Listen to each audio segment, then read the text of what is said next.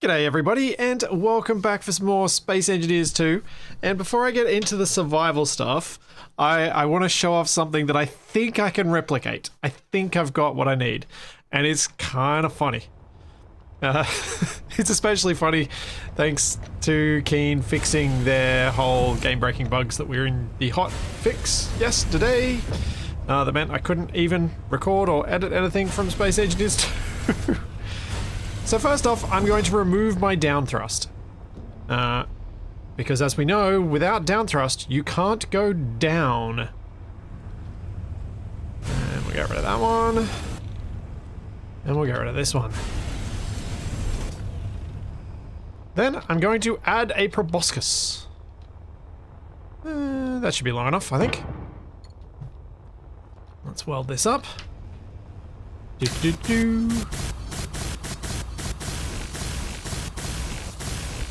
This is just to give myself some leverage.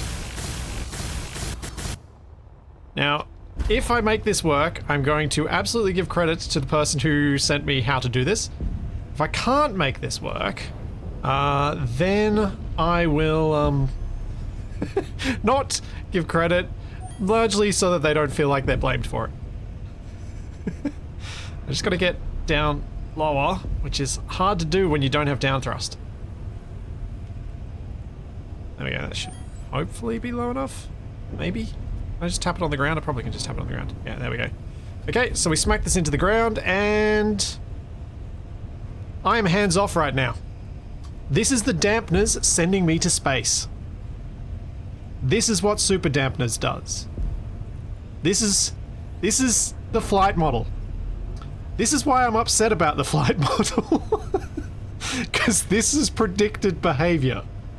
And Doom, well played. Thank you so much for sending me the video of you doing this, because that made it so easy.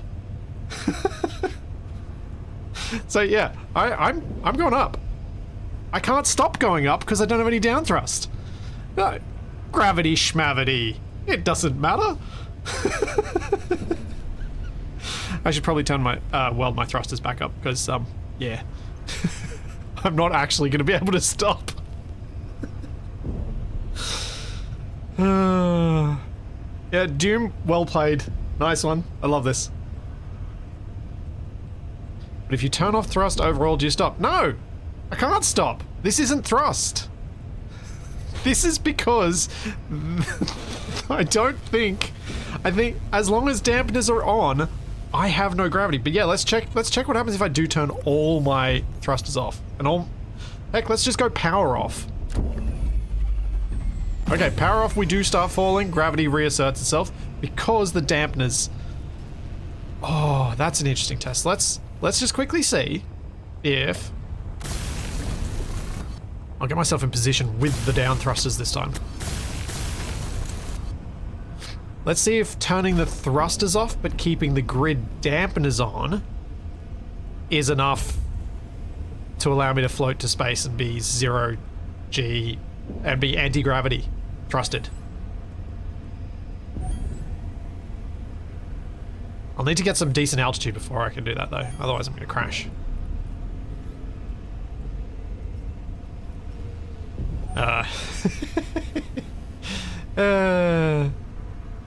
So silly. I don't know why they did this. It's so silly. Kitamuru, I was removing trees with drills on the very first day. Of course I knew how to remove trees. Okay, so now let's get rid of these down thrusters again. Save before doing this. Possibly a sensible idea. Possibly.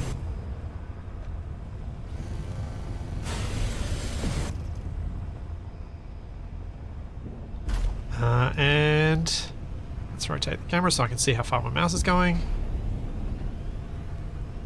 Whee! Off we go! To space!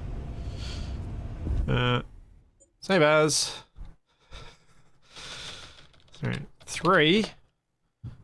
Floaty. McFloat face.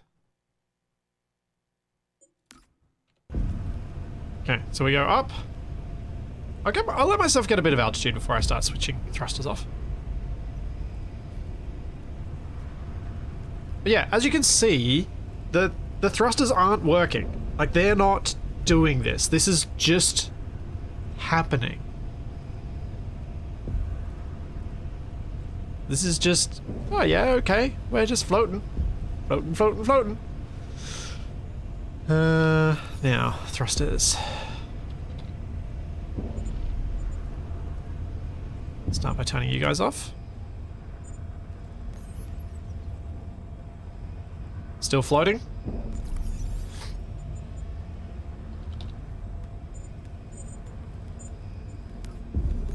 Oh, nope, now we're going down. Well, this is gonna be bad.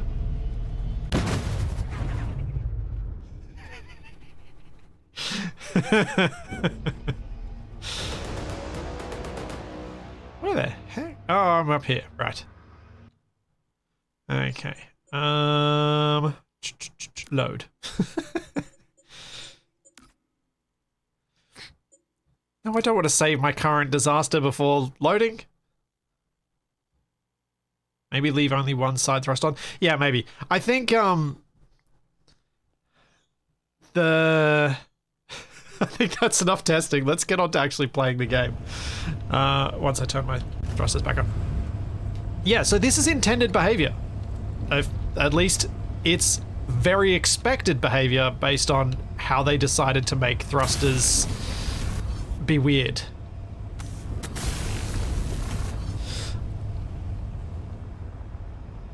Cool, so that's that back. Let's get these back.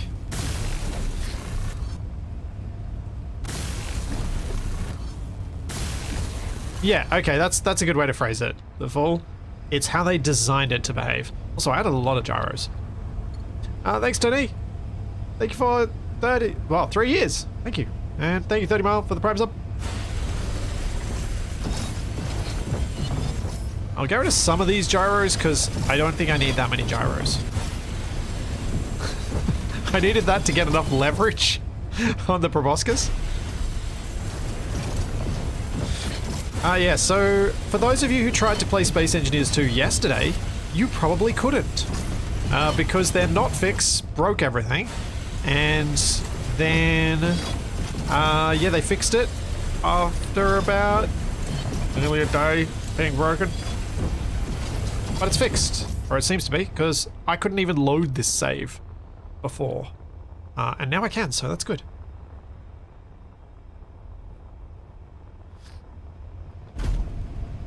And kind of what we expect of a game in early alpha.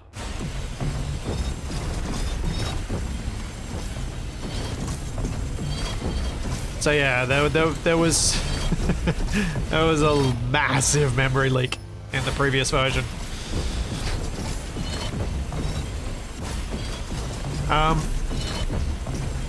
Something else I want to address just quickly is that Keen need to change something in their settings. This should not be phrased this way. This, adjust the scale of the world viewport resolution without changing the UI size, sounds like UI scaling to me. UI shouldn't be mentioned in that. This should be AI upscaling. That's what it should say on the right.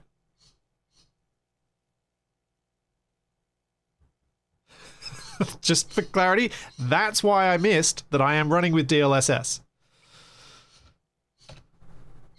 Which I have to run with because I can't run in native 4K. It don't work. It do not work. It's also downscaling if you have a potato. Yes. But it does mean I might get better results from changing to that. Less ghosty. No, that is... oof. Oh, that's ugly. No. No, that's jaggies everywhere. Aw, poop. You can see it instantly on all of the... oh, man. I'm gonna have to have Ghosty McGhostface. Oh, well. Here's what it is. But yeah, I think they need to change the wording on that because it was really unclear. I did not know what... I assumed their scaling thing because I saw UI, was UI scaling. Because they are stationeers. I shrink my UI down a lot for it.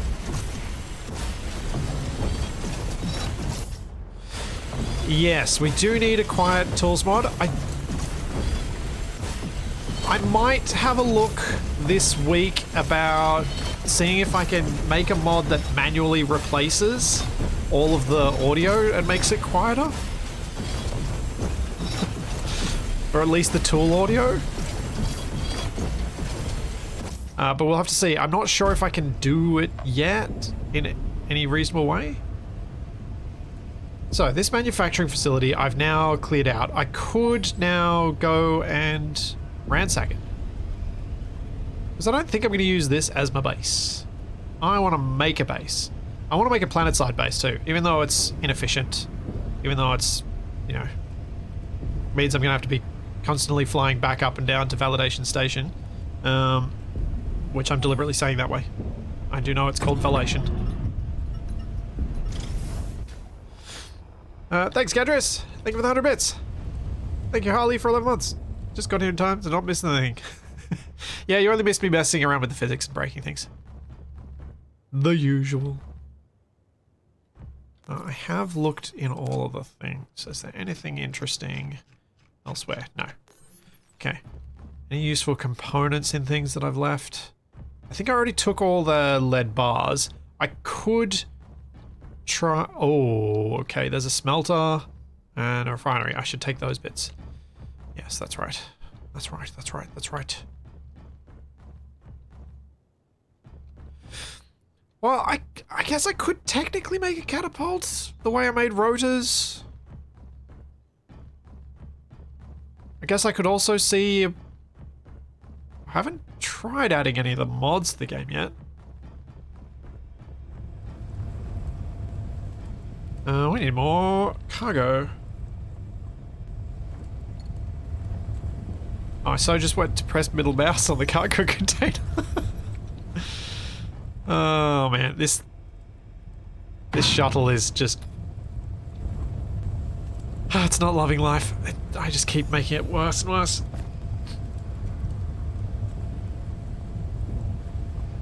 So I need a base to offload it at.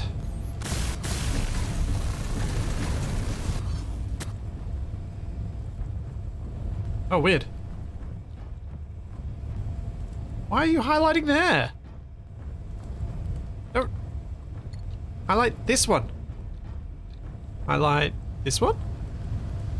Okay, that one highlights. Now you highlight. Okay. We just needed to occlude you for a moment. Okay, cool.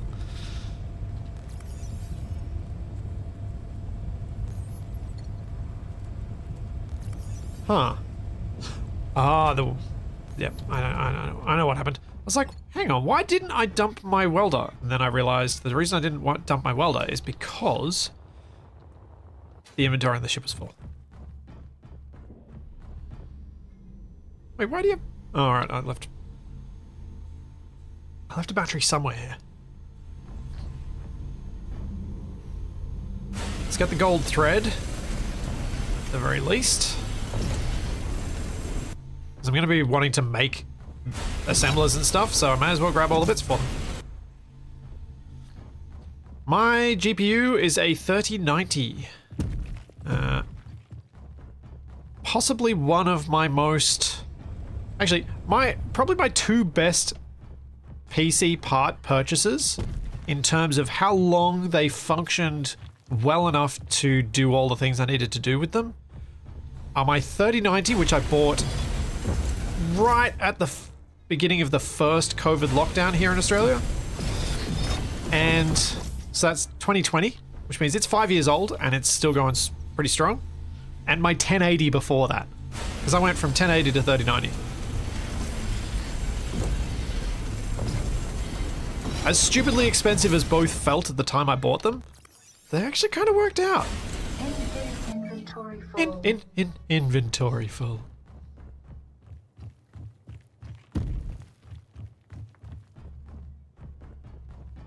And I think part of the reason that the 3090 has held up is because it's got a lot of VRAM.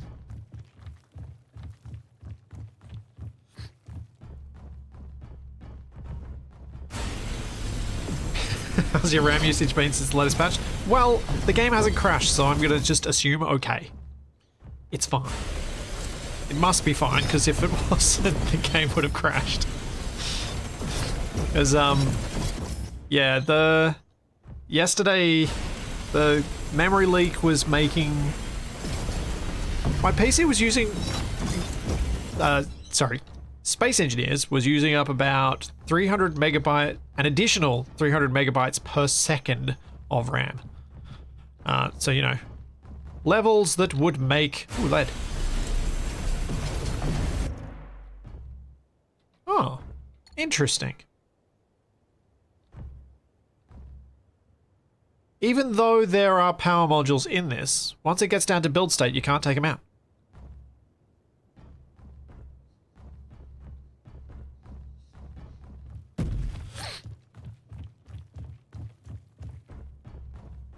Interesting.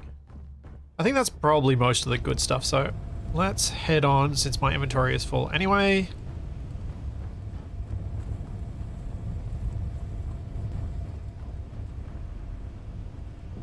The power modules get lost if you grind it down with them in. Let's see what happens with that actually. I imagine it keeps the state of what modules are in it, because SE1 does.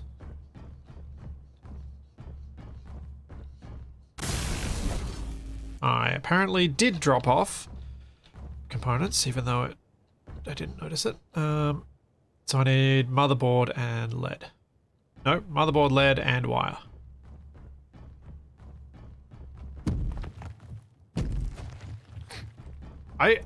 So these streams, I very much kind of want to do for science tests of things, so that I can learn stuff and understand things. While SE2 is a fairly guided experience, it's not a tutorial. I know it feels like a tutorial to those of us who've played Space Engineers, but it's actually not. It doesn't tell you how to build a ship. It doesn't tell you how to do a lot of things. So we've got 1, 2, 3, 4. If I take out 2 of them, and then I grind this down again. Inventory full. Oopsie. Inventory full. And I weld it back up. It's got 2 of them. Yeah. I figured this was gonna be fine. I figured they'd have worked that out.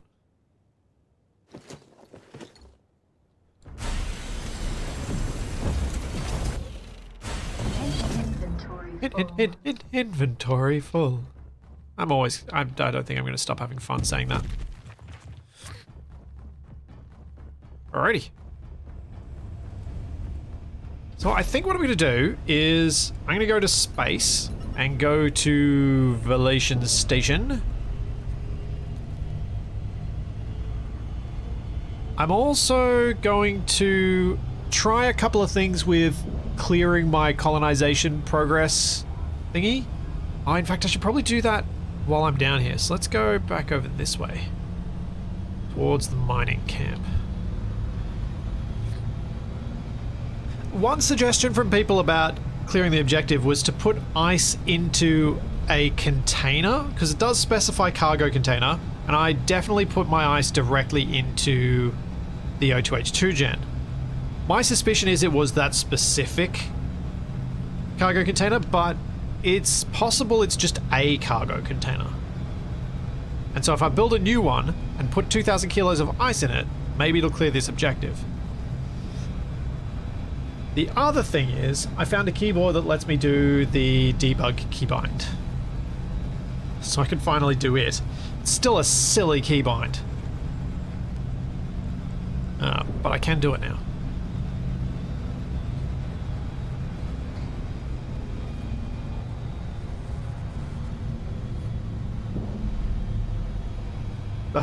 It's a super cheap Microsoft keyboard that I just have lying around as a spare keyboard. I went through a few to find one that worked, because I've got a few keyboards in my cupboard.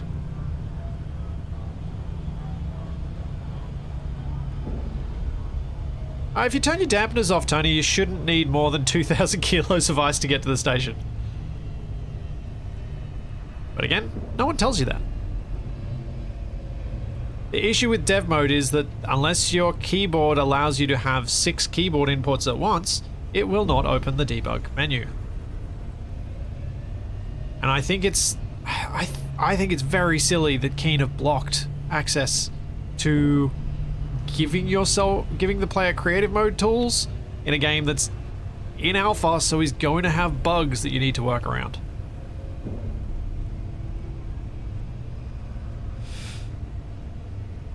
Johnny, I do have a mechanical keyboard. I don't like it. The one I have doesn't feel very nice.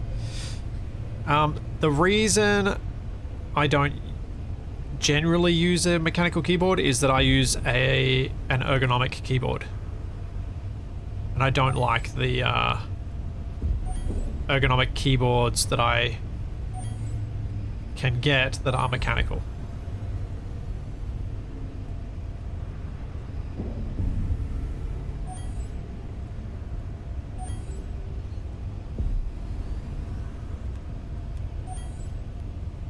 No, there's no connector on that base. There is more lead here I can steal from this one, but I think I might leave this intact until I've cleared the objective.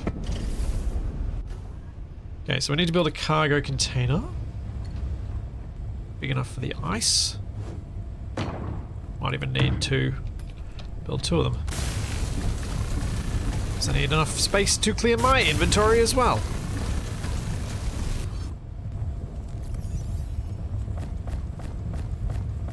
Although there should be enough room.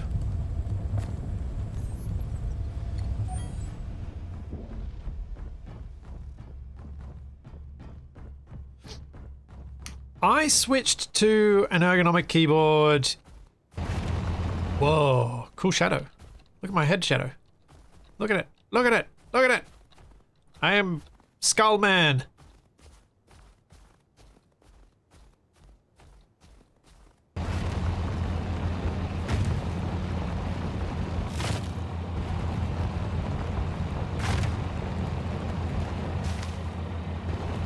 Yeah, so I switched to a mechanical keyboard, sorry, not mechanical, an ergonomic keyboard a long time ago. I was getting uncomfortable after longer gaming sessions, and so I was like, alright, I'm going to try and find something new. Got the Microsoft Natural keyboard that was available at the time, and found that I no longer got uncomfortable after long stretches playing games, so I was happy. It also helped my touch typing.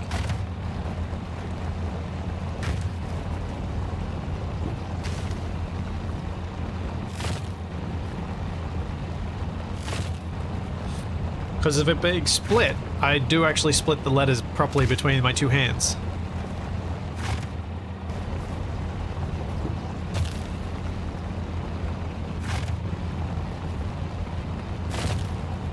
Come on. Should have gone to the ice mine. Snow is definitely slower.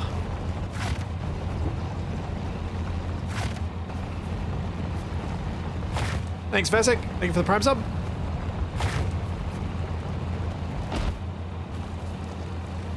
Found the auto run for character movement. I don't use auto run even when it is in auto, even when games intentionally have auto run.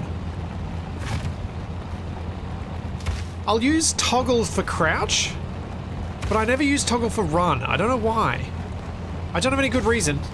I've always done it.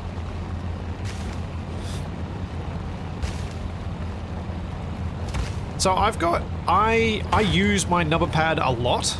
And I don't really want to spend the amount of money that the normal, like the fully custom split keyboards cost. And then also have to buy a number pad.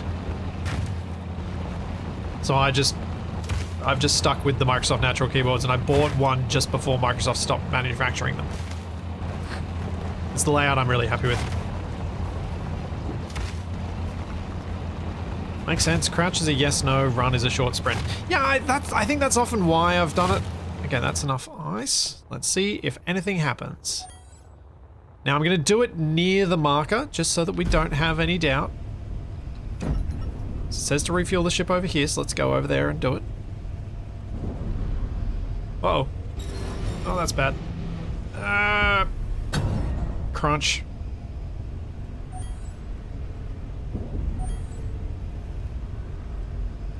Thank third-person camera. Always being off-centered when you're getting the ship.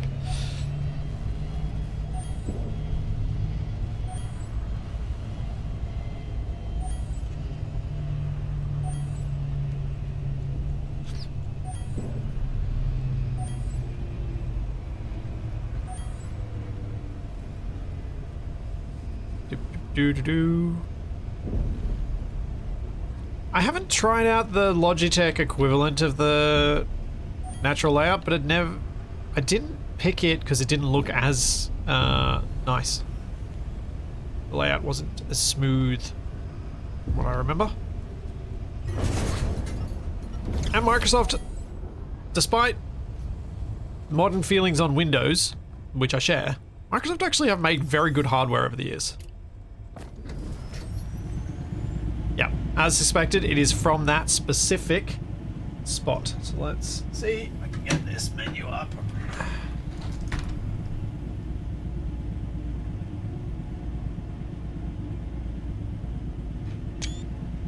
See if we can fix it. Gameplay. Weapon shakes. I have not looked through these menus yet. Survival spectator. Let's turn that on.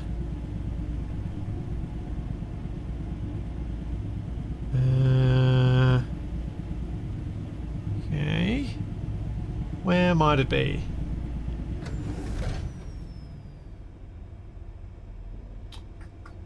Missions.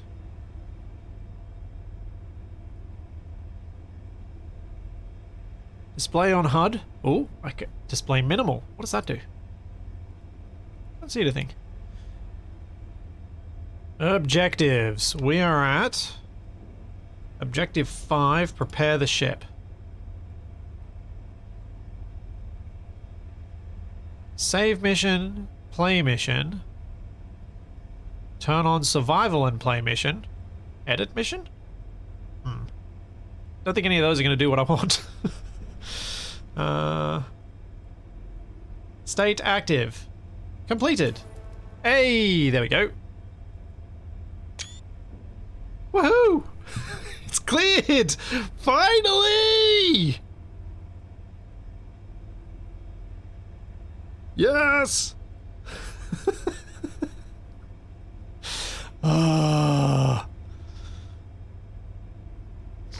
Can you please show us how to do this? Well, I think I can. I was told I probably shouldn't, but I think I can, since Marek retweeted a video of someone showing how to do this. To get this menu up, you need a keyboard that can do it, which my keyboard can't, but you need a keyboard which can do this. You press Control, plus Alt, plus Shift, plus comma, plus full stop or period, plus delete, release all of them, and then hit F12.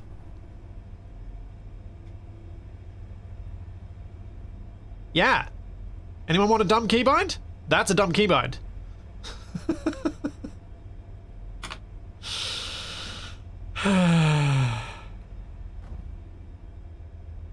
Anyway. Yes, contortionist fingers engage. Do you also have to chant in Latin and summon a spirit from bygone age? You have to chant something to summon a Capac. Which is, you have to describe a sandwich from bread at the bottom through the fillings to bread at the top. Yes, apply face to keyboard key binding.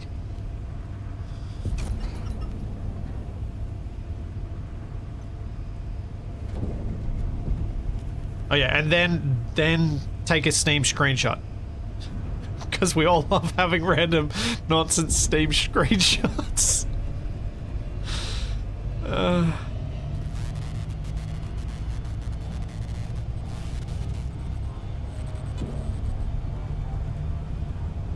I want a sandwich? Thanks. You're welcome. Still have the mission markers? I do.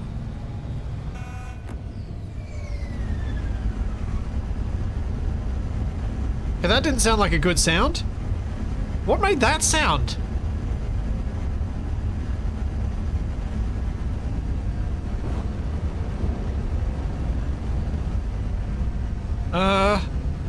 Something was a bad sound there.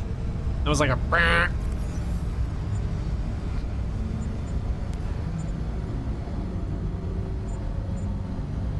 Huh.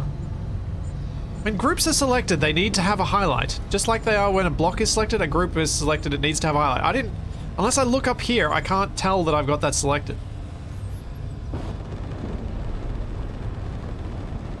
Just trying to notice the little things.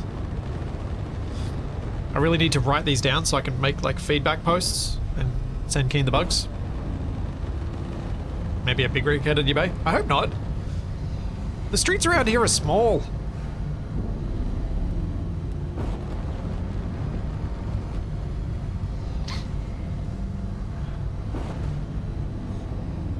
Let's see. Now that I've pressed the thing, can I remove the objective?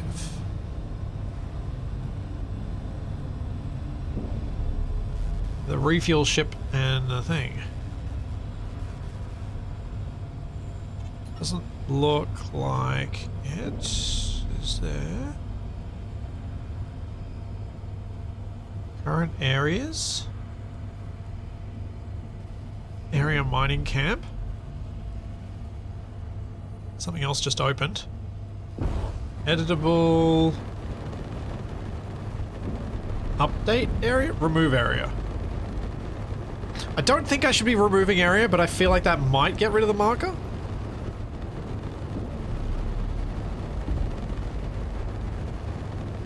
Huh.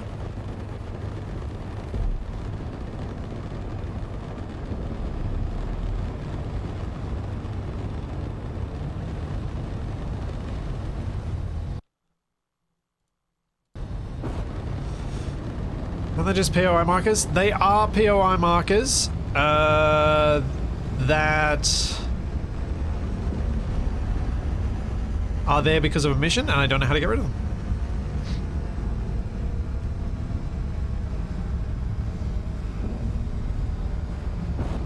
No, they're mission markers. They are actually mission markers, those. Because it's got the refuel ship mission marker. Mining camp. I think they're meant to go away. Yeah, the fool. I am inclined to agree that the volumes are just for triggering.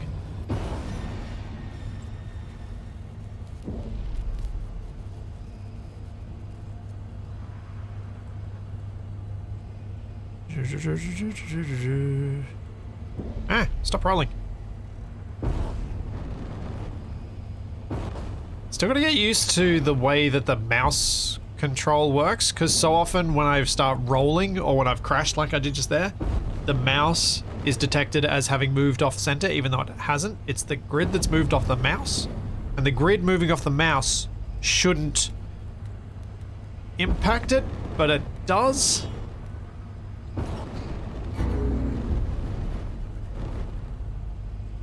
Like, if the grid gets moved but your mouse doesn't, then your mouse should remain fixed to the center. But if the mouse moves and the grid doesn't, then the grid should try to move. But it seems to work both ways. No idea how you would fix that. I think it's possibly one of the issues with this style of control.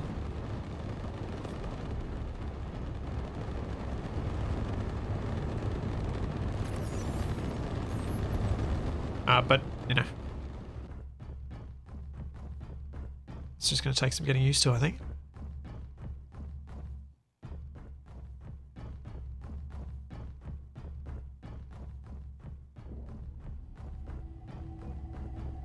That is the wrong side of the block. And we can complete the contract. Okay. Engineering excavations. This is going to take me back down to the surface again, so we might have a bit of a scan of the terrain and see where I might want to set up a fuel-based energy tier 2, so I get a reactor, I think.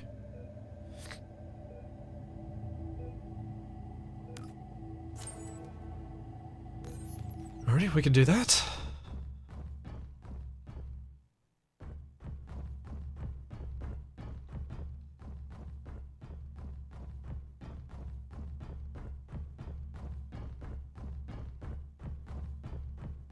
Makes it hard to land level on a surface without gravity, as you can't push yourself against a surface to adjust. Shift will just try and rotate back. Yes, it does. It does. And that's another thing that's annoying. Like, here, if I try and go down, because the ship's moved but my mouse hasn't, it's now going to try and rotate a bit up. You can see that it was slowly tilting.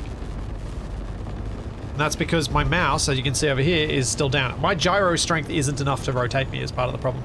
You can see that it's still trying to catch up to where the mouse was. So I need to move the mouse back up. I need to level off perfectly and then go down. So we can't use some of the tricks that we used to use, where we kind of bump against a surface and use that to make us level, and then just park. I hope the ship chases mouse is an option, not a forced thing, because it's not my preferred control method. I don't dislike it all the time, it's just there are a few situations like that where something that I feel would be intuitive, where my ship has bumped against something, doesn't react like I would expect. Like, especially when I came in crashing, I had no idea where my cursor was, and I had to waggle my mouse about to try and find where it was so that I could stop spinning, because otherwise the ship was just going to keep spinning. It does feel less accurate as well, yeah. Which kind of leans into the whole, it feels a bit arcade-ish. Which is fine, it may well be a good system for once people are using controllers. But with mouse and keyboard it does feel like, because I know something different, I like it less. Right now, Chuck, this is the only way to do progression. I think it would be cool if Keen took... Like, I think the colonization progression is perfectly fine. I don't have a problem with it. They've said, I think somewhere, that they're going to do a... what's the word I'm looking for? They're going to do a sandbox mode eventually, but this is what they want people to focus on testing at the moment. What I hope they do is a sandbox mode that's pure sandbox where you've got everything unlocked. A campaign story mode, which is what this is. And then something in the middle where there's sandbox colonization. So you don't have any of the story, you just have colonization and survival. Because I think for... let's go to that unknown signal. I think for replayability, not having to listen to Ivan would be a good thing. Or Ivan. Evelyn, I already did set the mission state to complete and it didn't clear them. It cleared the thing in the top left, but it didn't clear the HUD markers.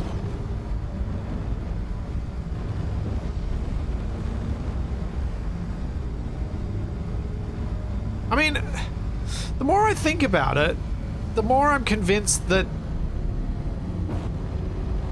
Ivan has got to be the bad guy.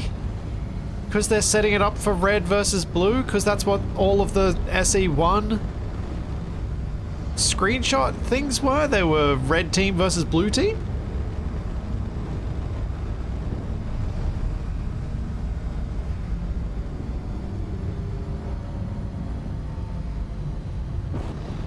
Those markers are not in the GPS menu, no.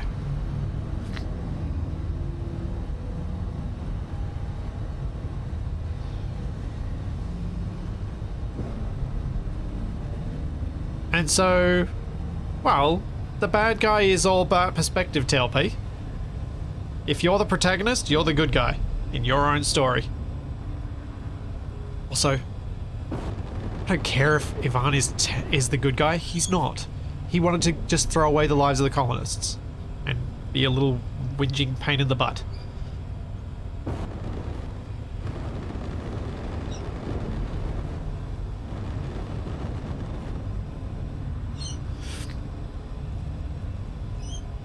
It's actually, I don't find it too hard to tell, at least at this altitude, how level I am, because you can just follow the curvature of the planet.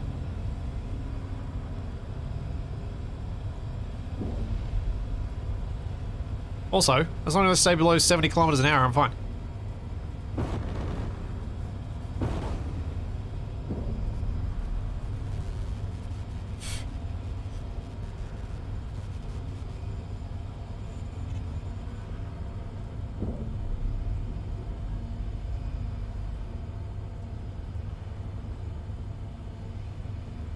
Dude, I'm so heavy and I still go down so slowly. Come on, let me go down! Don't make me spend fuel going down. I've got gravity for that.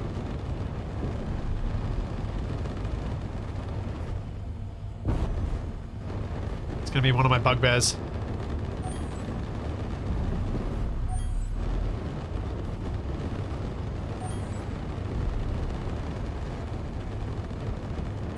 I could turn off dampeners, but as pointed out, it is nighttime and I don't know how far away the surface is. So it did seem unwise.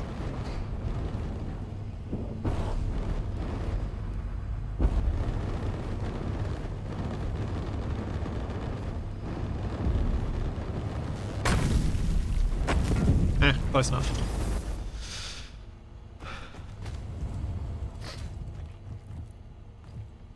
Okay. Oh. Not a bad little view from here. Look at that. Oh. Yes. Seen worse views. Oh, I did. Hang on. Hang on a second. Now I have to check something. Does that show the debug menu? No, it doesn't. Good.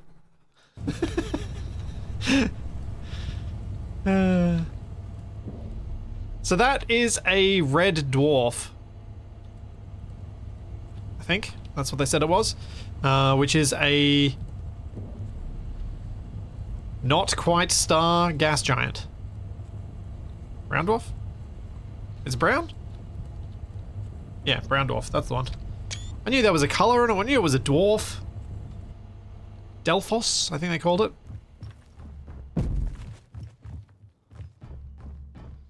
Oh, what have I got in here? Also, have I been to this particular unknown signal before? I've been to this exact layout, but the fact that the door was open, I'm suspicious I've been to this specific one. I think I have. Yeah. Yeah, I definitely have.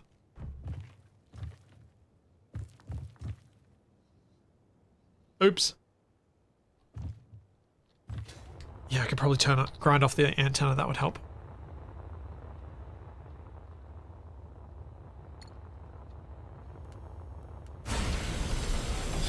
So I don't come back.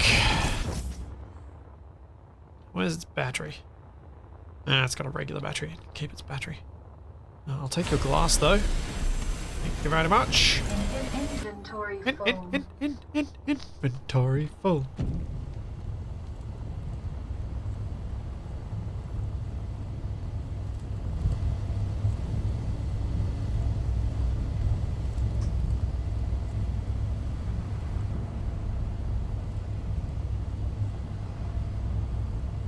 Why were my dampeners doing that?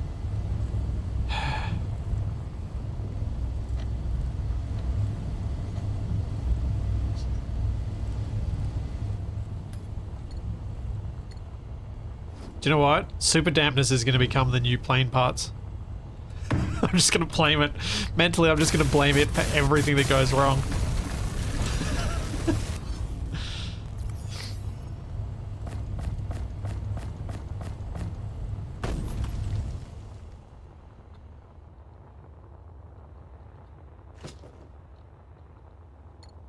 New plane parts or new Capac? New plane parts. Because sometimes it'll be done seriously. Whereas I don't feel like that's always true with Capac.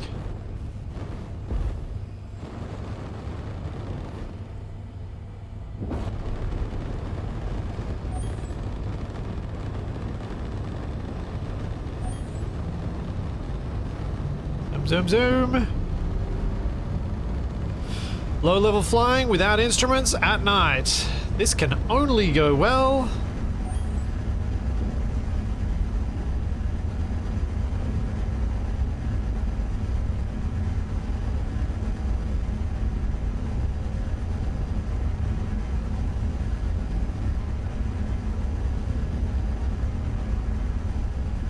But at least if I stay low, I might pick up another unknown signal.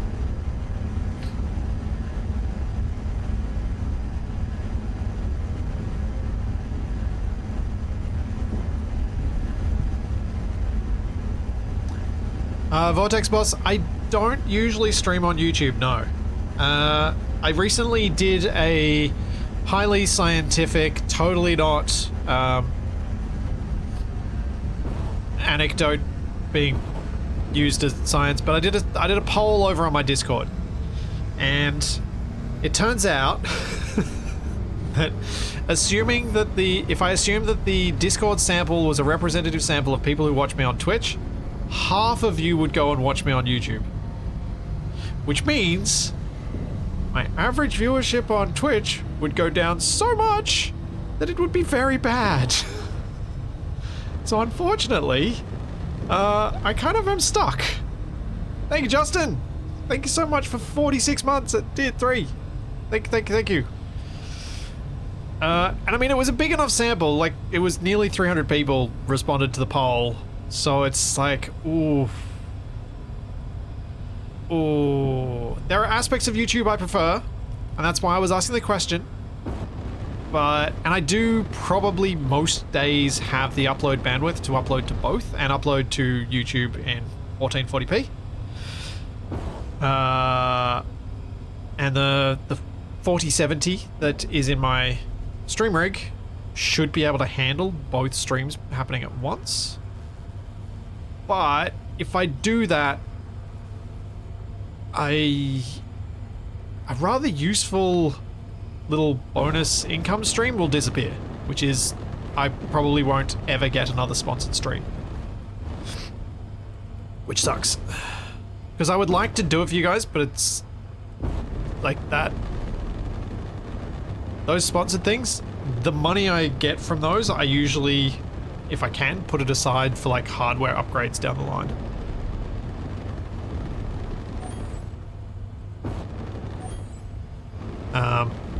So yeah, that's me being probably more honest about this than I need to be, but that's how it works, because your average concurrent viewership is one of the big factors that potential sponsors look at for whether they're going to actually sponsor you for something.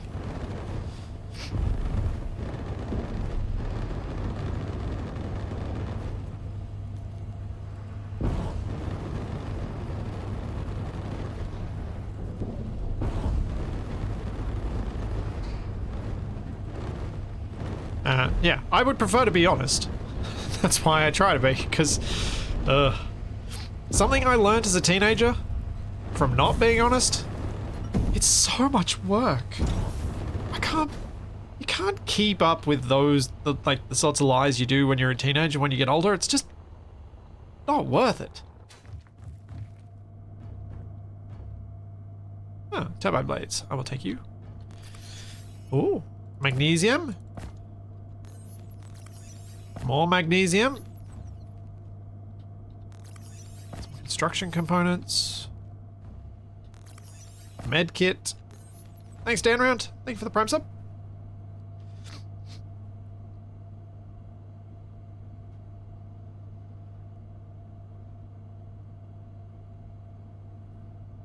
I know it's how the sausage is made, but do sponsors streams really pay that much?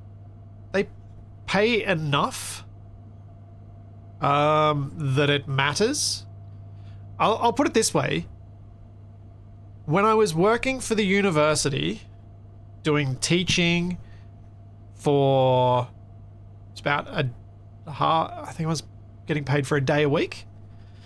My sponsored streams, so in the last 12 months, have earned about a similar amount of money to working at a university.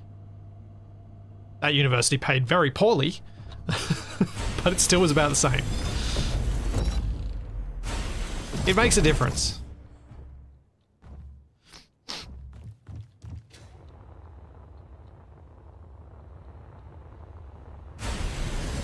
Like if I'm getting 1 or 2 per month, it adds up to something useful.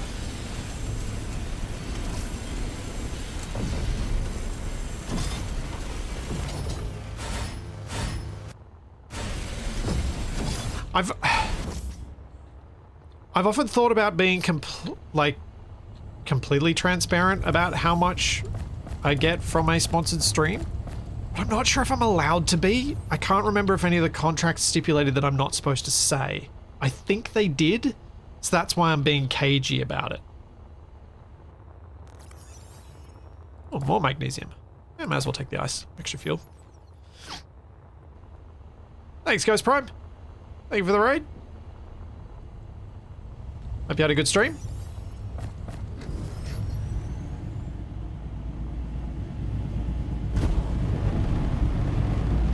I did have an interesting conversation with Nev and TFE maybe 2 months ago,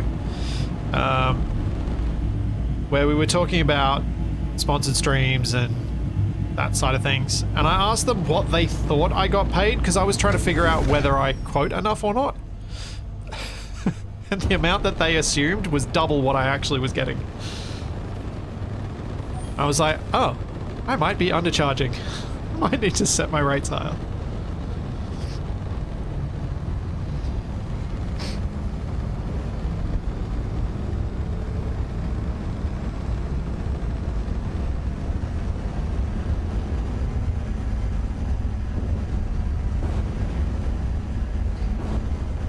Oh look, if I did a one of the many VPN sponsorships, or if I did one of those horrible ones, I would absolutely want to make it in my contract that I could tell you exactly how much I was getting paid and exactly what that money was going to, which is why I sold myself out. Because I've been getting a lot of chase up emails from one of those companies, and I'm like, how much? How much could I quote and see if they were willing to pay it, and then be to you guys like, this is how much. This is why I was willing to do it, and this is the new PC I'm buying for it.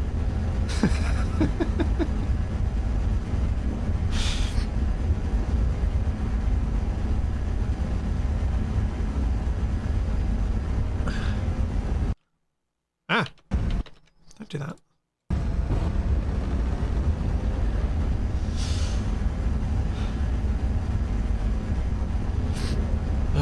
Boy.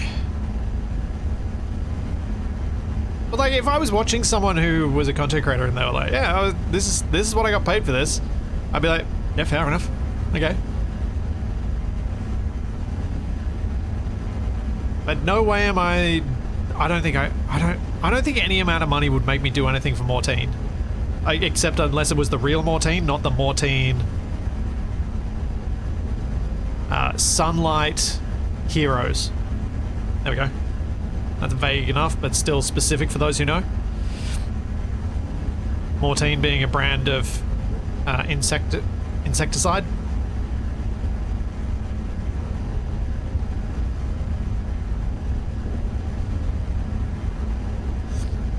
They must see returns on those ads, Johnny. They must.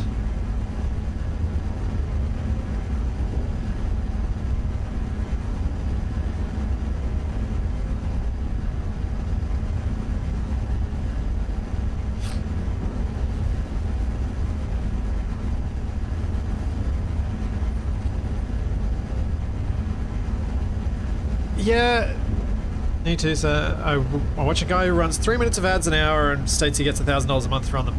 Is he just talking about Twitch ads? Like just the regular Twitch ads, or is that an extra ad read? The Twitch ads, oh man, must be getting a lot more viewership than I do, or has a lot fewer subs. Because, oh man, Twitch ads, whew. I get more from the ads on a single YouTube VOD than I do from the entire month of ads on Twitch.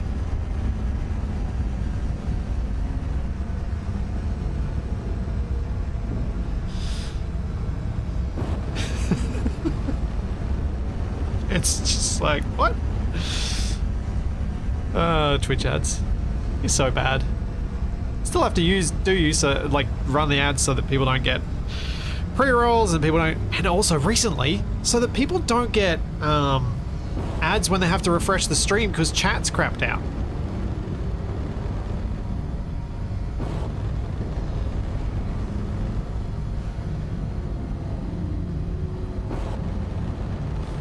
Now, do I go to the mission or the unknown signal first? I think I might go to the mission. We might have to do some...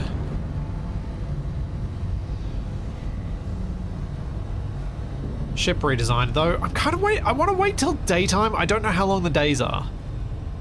There's a part of my brain that's going, don't assume they're 2 hours. That's old space engineers talking. They could be different.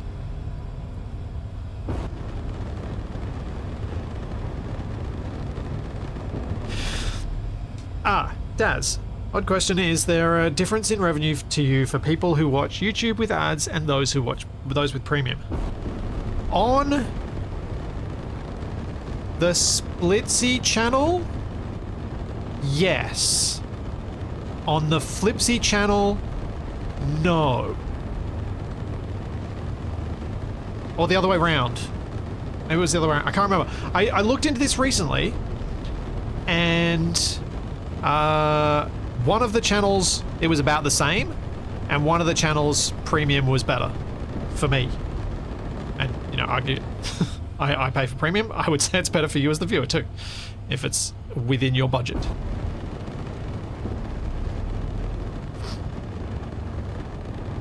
Does the sun move at all? Yes? Yeah, it definitely moves at Enra. It definitely does.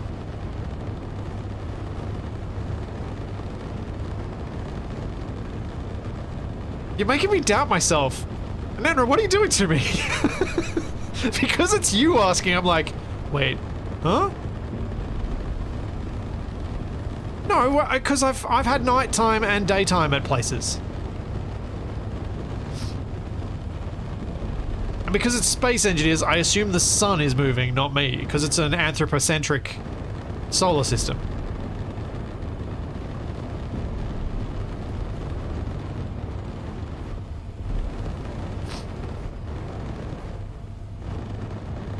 The thing with, as proven by my 2 channels having a different performance metric on this, the thing with a lot of this stuff is it is per channel, because your particular audience will have different ad viewing rates, different habits and things like that. So YouTube may have more people willing to pay for ads for you, for your viewers, than for other people's. As my audience skews a little bit older, I think my ad revenue tends to be on the slightly better side.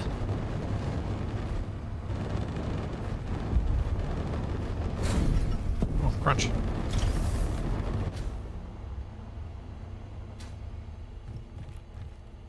Might want to place some downward-facing spotlights. Yeah, I might. Who am I calling old? Me. Me. I will be right back. I'm just gonna go and do a stretch before my back gets sore. See? Old.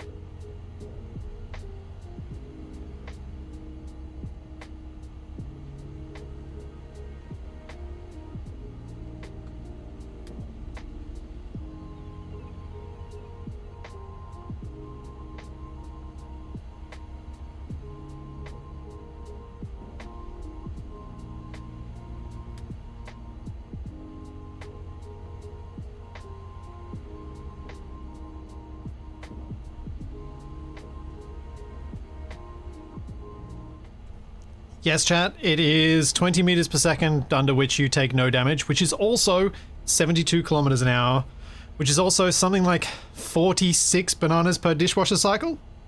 Someone corrected me in the comments, so I'm going to try and remember to add cycle at the end of that. Although it does feel right to say bananas per dishwasher, and it's like unit of thing versus unit of thing and not unit of time. Why? Because it's all nonsense anyway. But yeah, if we talk about it in those terms of kilometers an hour or the other one, you really appreciate how quick you're able to move without taking damage.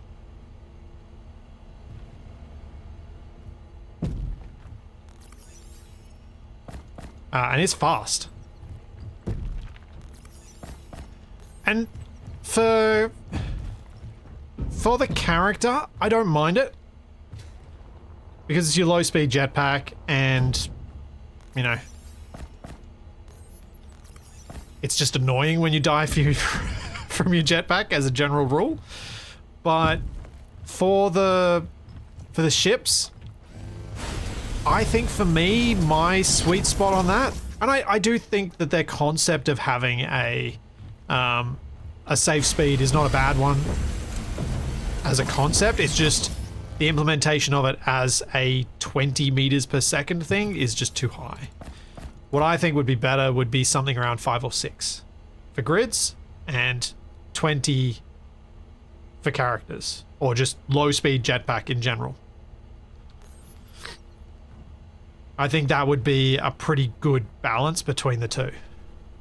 It'd mean that grids feel like they can take damage and you have to take a little bit of care, but those things like the connector magnets destroying your connectors that happens in SE1 wouldn't happen. And so I think finding that sweet spot is hopefully something they will tweak, even though they haven't mentioned it. I'm hoping that enough pressure will mean that they'll be like, all right, shut up, fine, we're taking our ball and going home, but we'll change it first. But we'll see.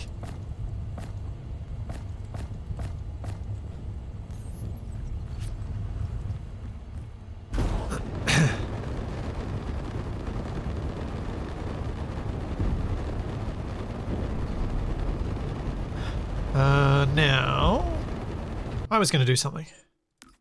Which is, I was actually going to change this to meters per second. Until we have rovers, I'm going back to meters per second. I'm not bothering looting those batteries anymore. I feel like I've overloaded with them. And I also haven't had to change my batteries, so it felt like I was doing too much. Oh, weird. My top speed didn't change. It's stuck at 1080. Huh.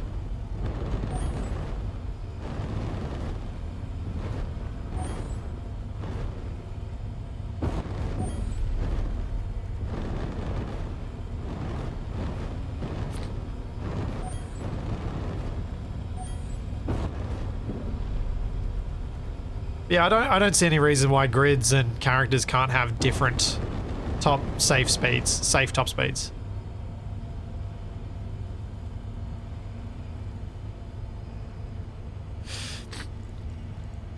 Yeah, it does. I reckon, and I said this the other day, I reckon it wouldn't, assuming we get script mods with good capabilities via this mod API, script mods that are able to detect whether your grid has a wheel or a wheel suspension, however it's going to be set up. We'll just use SE1 setup for sake of example. If it detects that, it switches you to your preferred measurement, and if it doesn't have those, then it switches you back to meters per second. Because I really liked that when that was how Space Engineers 1 operated.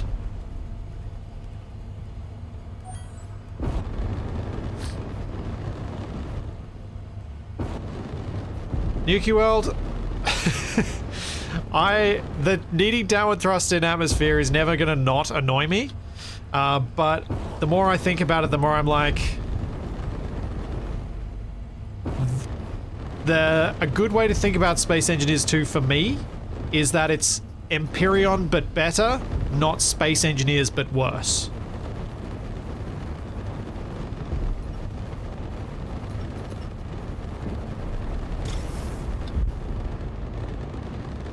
And if I think about it that way, I'm like, yeah, okay, I'm fine.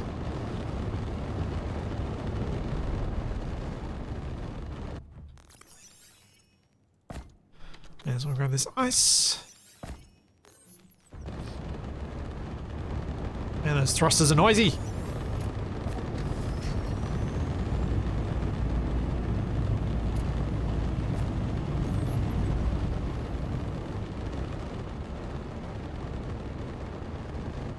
Yes, I found their cooler. No food though. I could shut them off, yes. Or I could just walk away from them. Both work.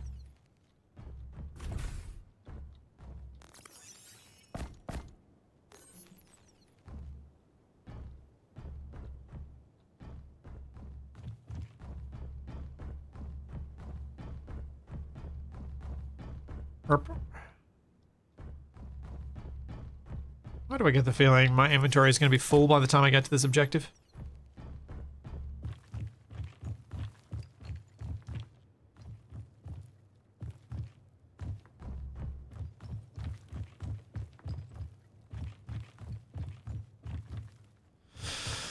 Finish construction of the batteries, drill, and gear forge. Alright. Assembler and a thingy.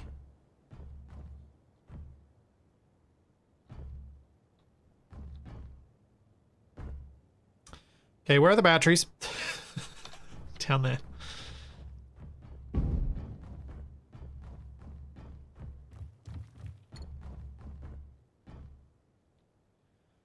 Iron and silicon, eh?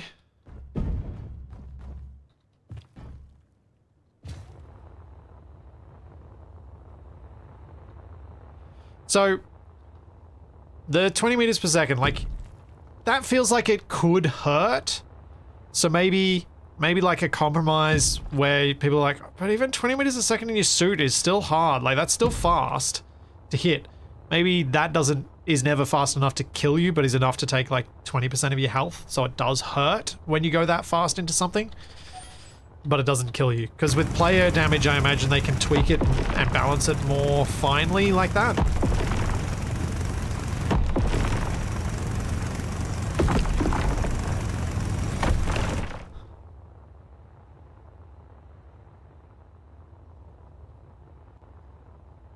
I feel like the character going ow would help even if it doesn't do any damage. Yeah, probably.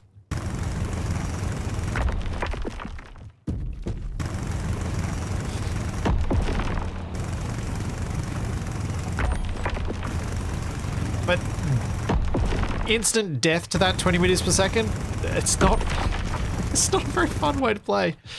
I don't enjoy dying on with my jetpack in SE1. So I totally get where they were coming from with it.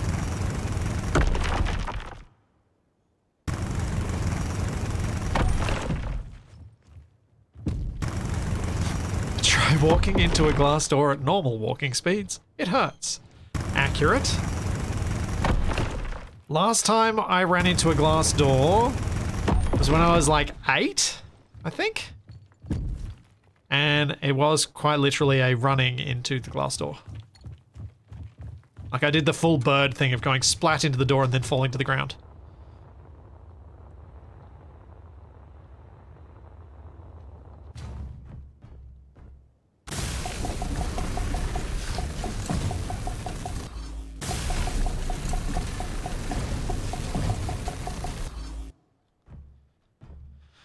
Battery's done. What does the drill want from me? Copper.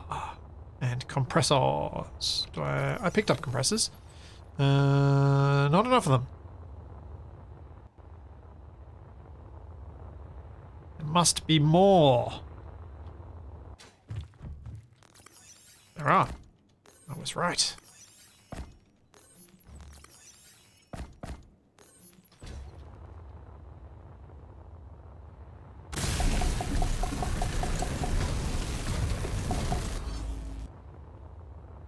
Hooray! Drill's complete. Now Gearforge.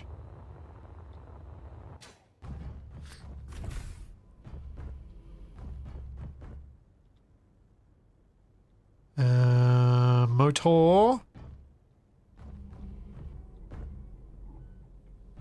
Motor. Is there any around here? There's another battery to repair, so I'm guessing that's going to be my next objective. Or not.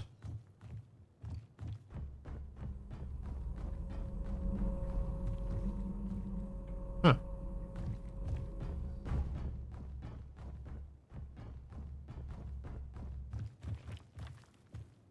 There's just copper in there.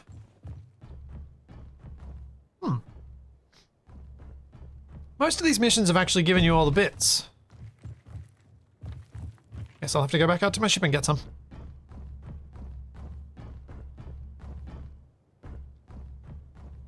How many do I need? I need 2 metal grid and 8 motors.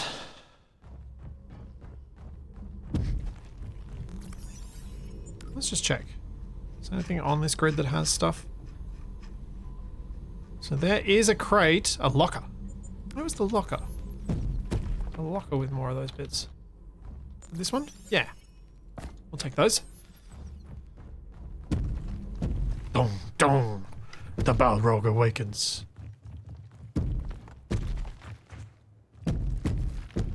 Can you imagine having this guy as your upstairs neighbor in an apartment block?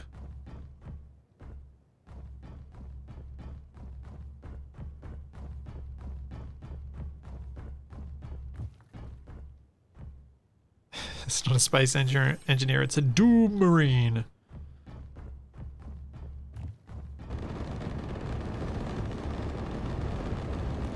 Alright, so we needed motors, I needed 8 of those, and I needed 2. Uh-oh. That's not enough cobalt. Or it might just be enough, I can't remember. It's one of the two. It's on the borderline. Is there cobalt around here? There is.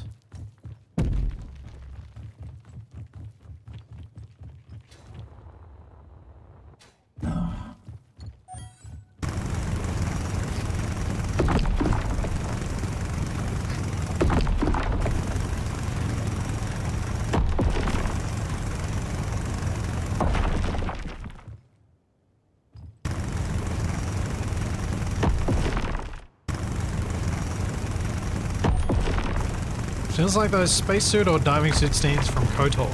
I don't remember those in Enron. Why don't I remember those? You would think I would remember those. Actually, if you know me, maybe you wouldn't. It has been a long time since I played KOTOR.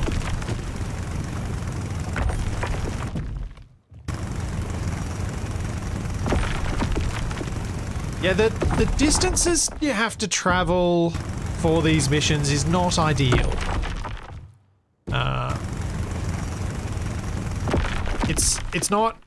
It's also not ideal that you can't pick up more than one mission at a time.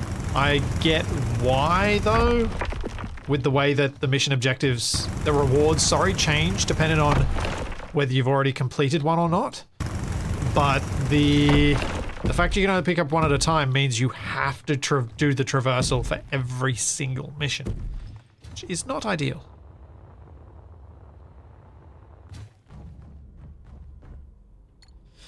One would imagine you could remember simple directions too, but there we are.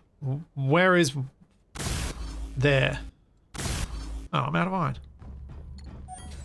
Thought I had more.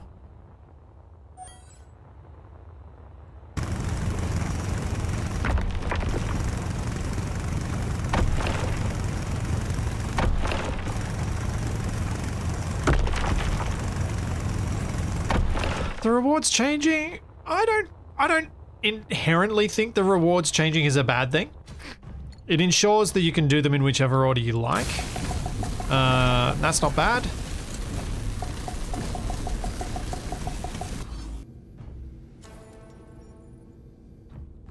And yes, I was correct. The next battery.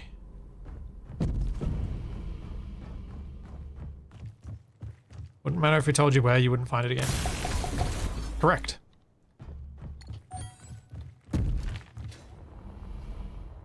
I would not.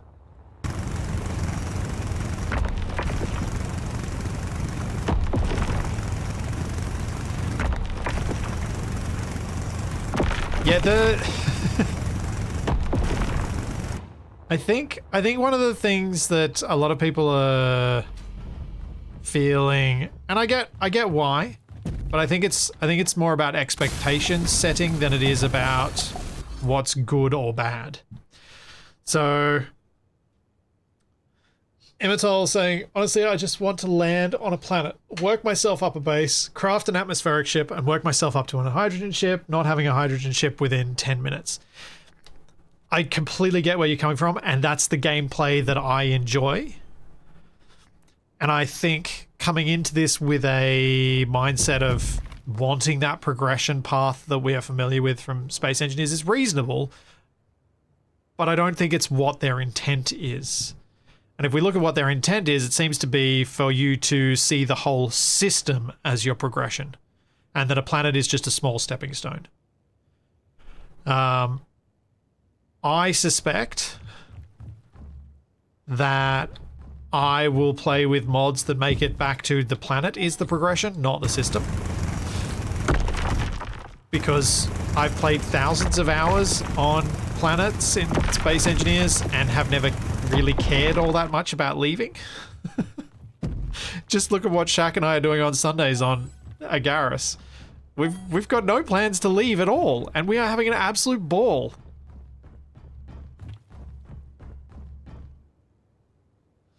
Yeah, no, links are permitted. I don't have any blocks on links. I just have the auto mod set up to auto mod.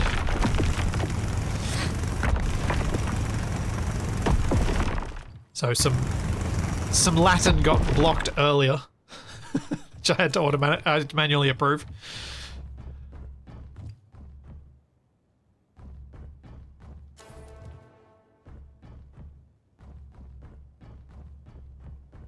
Finish the construction of the unfinished blocks. 2 more batteries and a drill. Yes. The runway decapitation scene. I should not have phrased that way. That came out wrong. Whatever.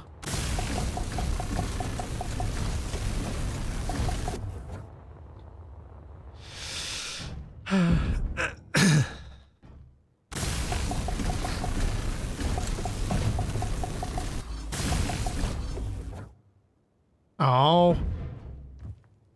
What do I need? Iron. Just iron.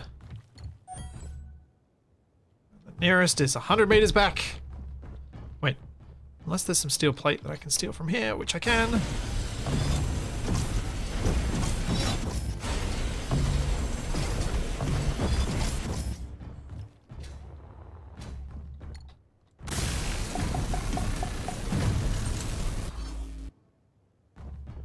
Hooray! Contract finished. Now we're gonna get daylight already. Tired of being in the dark.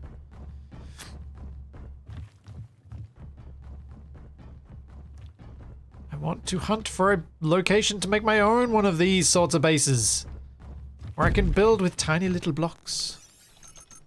I think I already knew this, but... Oh no, it's detailing. Oh, phew. Wait a second. I need to check something. It's like decoration? No, detailing cube. I haven't actually looked to see how the detailing cubes get welded up. And if it is one by one, and if I'm going to make my life a living hell. There we go, daytime! Yay! Go away.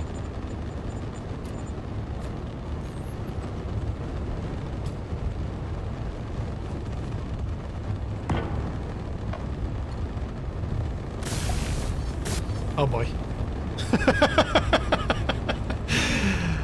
Oh boy.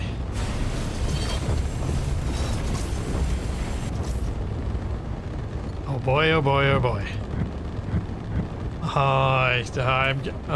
I'm gonna so badly need to wait for area welding before I do too much messing around with that. Oh no!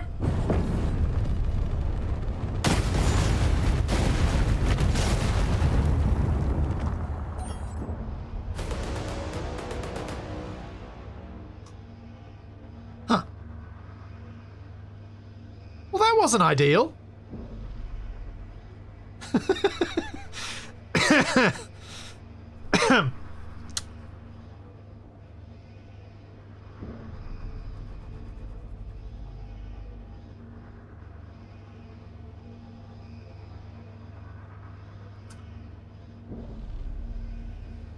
So, two things. One. Whoops. Two. Oh man, I hate how hard it is to roll ships.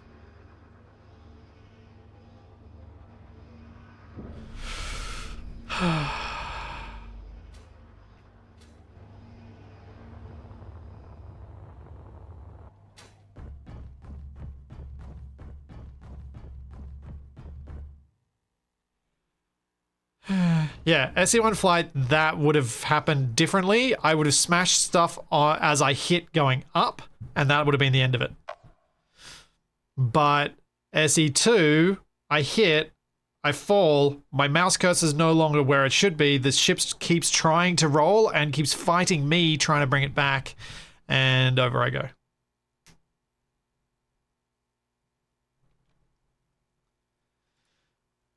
Let's see. Does it feel that way? I don't watch it. Too much messing around with that. Because see, I hit. Can we see? I can't even see my cursor anymore.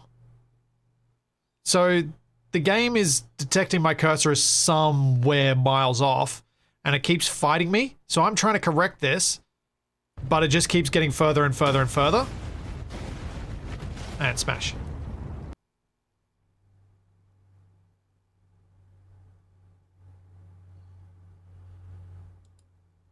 I mean, don't get me wrong. I'm still the idiot who hit the overhang because I didn't look up. Too much messing around with that. Oh no! Oh man! I was only going 24. Oh, I was only going slightly over the no damage speed as well.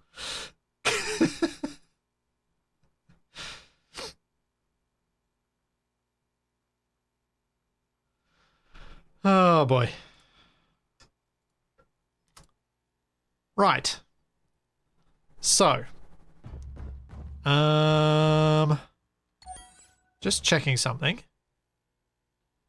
There is iron on this asteroid. I am within range of the contract terminal. So in theory, I can build a ship.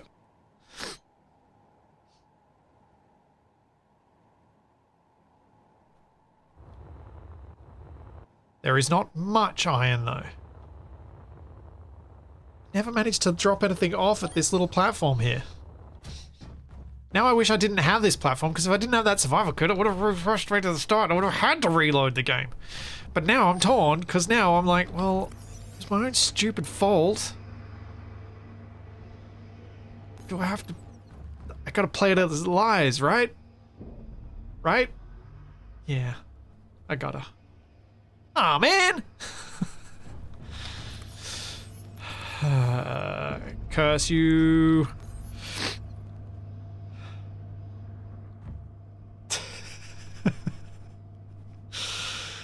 I think I'm gonna just choose to there is an autosave, isn't there? Huh, let's check.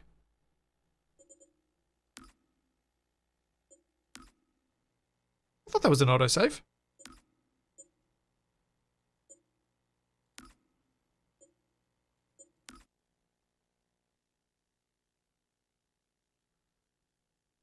think there was an autosave. Let's see.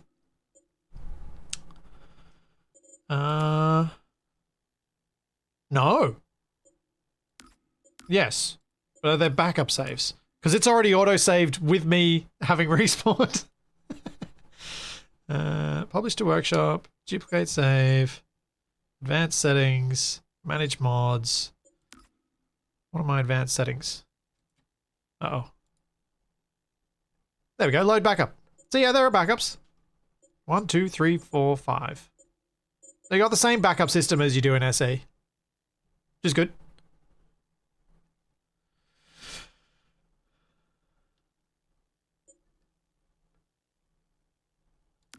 But yeah. I didn't like that craft anyway. Let's make a new one.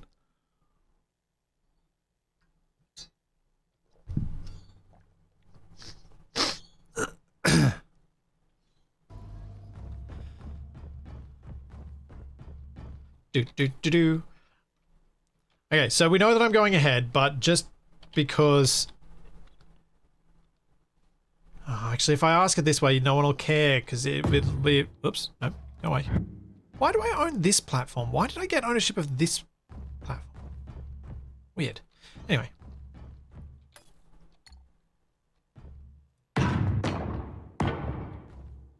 Is the tutorial one gives me ownership of this one? Yeah.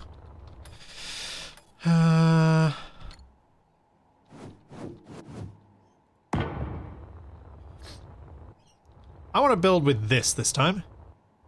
Yeah, it was given to me. That's right.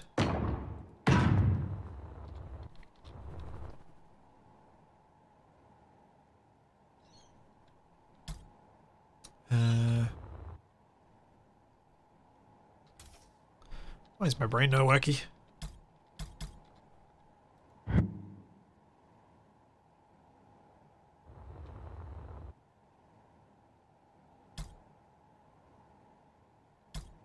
Why?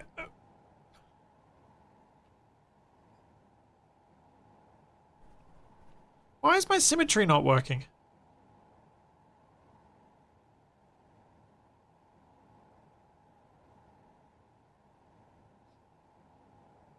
What am I forgetting? I know the mirror mode's on the platform. Wait, do I have to...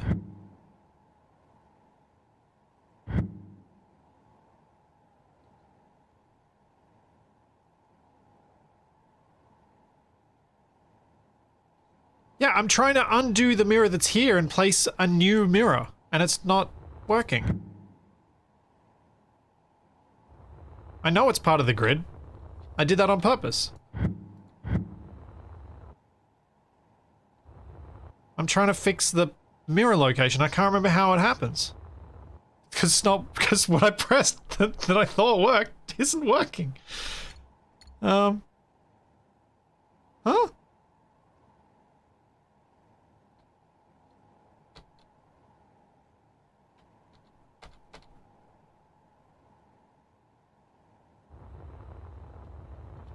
Hey, Robob! Thank you so much for the tier 2 for 56 months.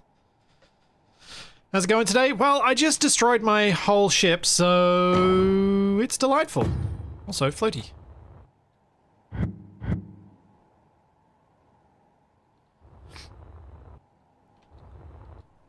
Ah, Control T. Wait, what?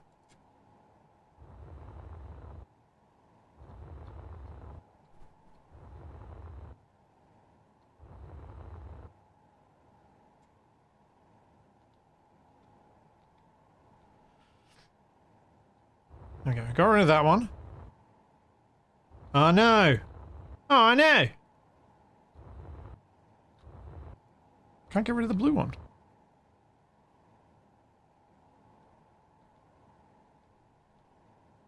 Okay. Okay, now I've got the symmetry I was after. Thank you. I was forgetting about Control T. I felt like I was forgetting something, or I'd done something. So appreciate it.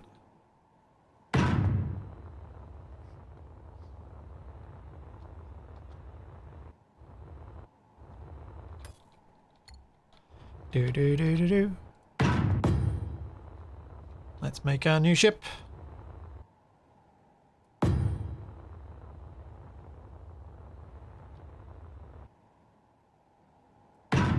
So, I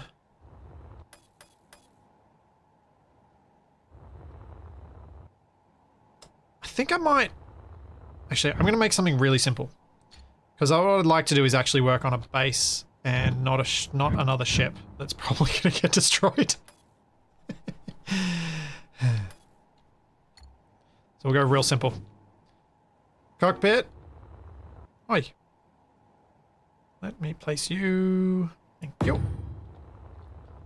Now we need cargo container. Then we're going to need a survival kit. Actually, maybe no cargo container. Maybe just survival kit. Make this thing lightweight so that I'm actually forced to go to a base to offload it.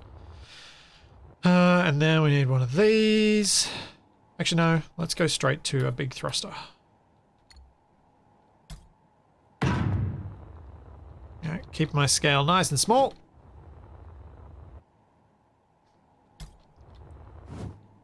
Oh. I can't place that sideways. It's like the DLC thrusters.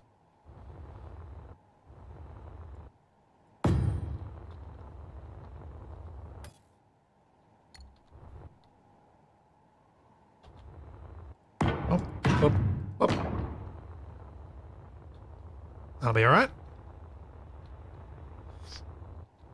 Aren't you going to want to bring Luke back? Well, so my thought with this is that I want to take this to somewhere on the planet, pick a spot for a base, build a base, and then fly to and from that base to drop off loot at that base. Not this constant flying around with something and never actually doing anything with it that I was doing before.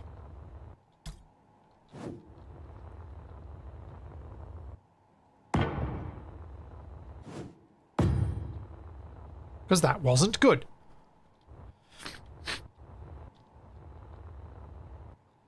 Now, where do I want to put the O2H2 gen and the hydrogen tank, which I've forgotten about? So we probably want to put that in.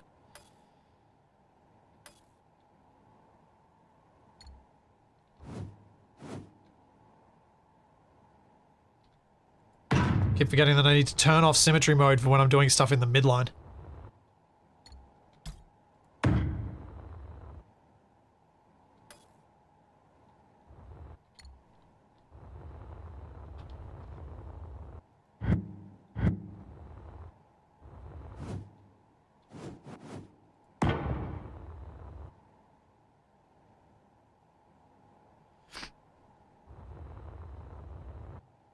Are you holding a key down to drag that many blocks at a time? No. That's just how building works in SE2. You don't have to hold down anything to drag it out. You just click and drag. Oh, delightful. And now it hates me. Fine. I will have to build up what is here, and then I will be able to place the next blocks.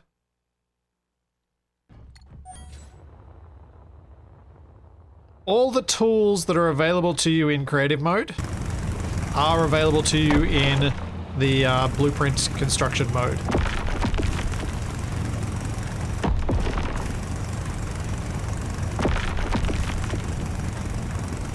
You can drag a plane out by holding down shift.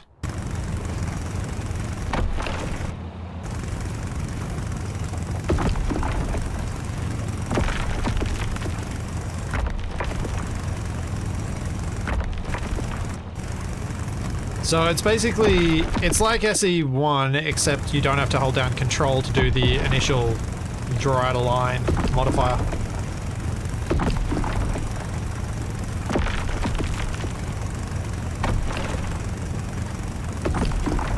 But SE1 you do control and shift to do a plane, this you just do shift.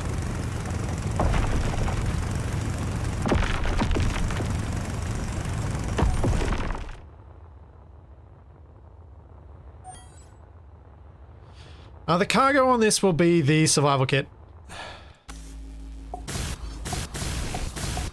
It'll make me be more selective. Motor, electronic parts, and glass. Do I have some? For the second ship I've had to build up here. Oh.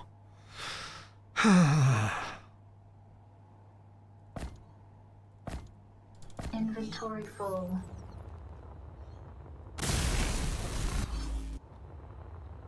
Oh man, I'm gonna have to get more silicon.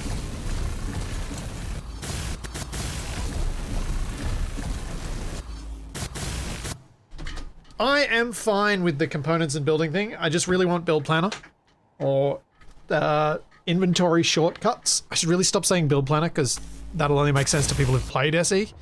But I really want inventory shortcuts. That's what I want. Because otherwise the component building is a pain in the backside.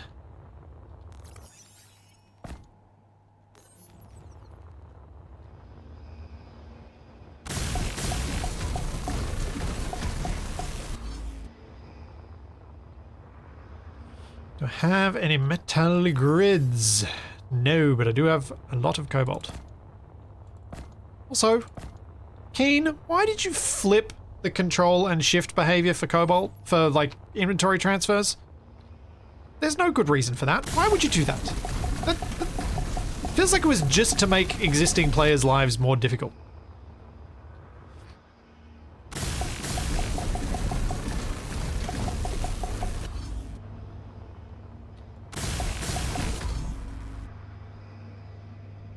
More irons. Energy low.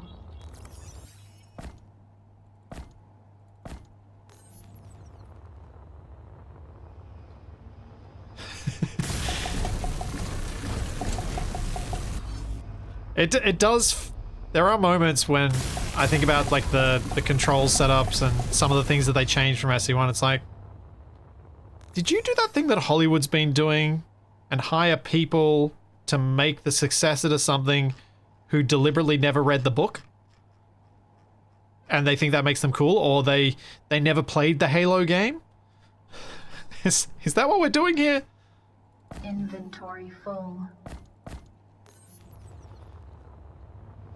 Well, some of the bits do feel a little bit that way. I won't lie.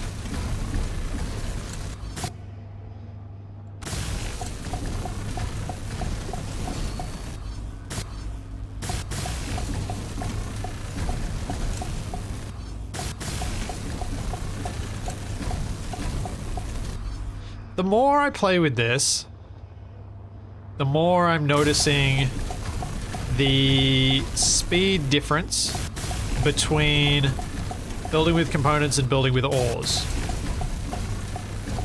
And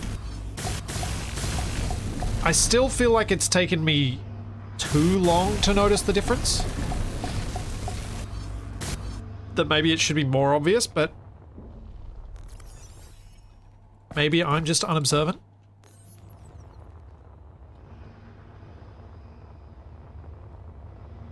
Oh, The Witcher. Was that another example of it? I just knew the Halo one.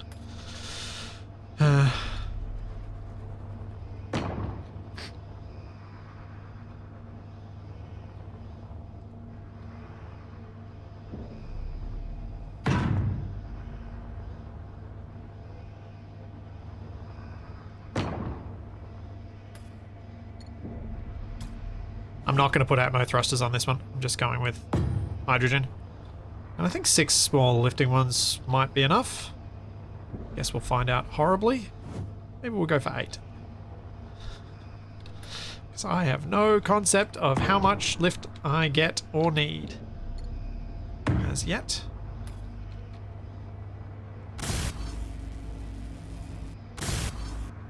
Uh-oh. Don't tell me I'm going to run out of iron. No suit energy. No, I'm just going to die. Because I can't even use my jetpack boost. Oh, I'm dead. Why does she warn you at 20%, but never again until you got none? We need a 5% warning. Low health.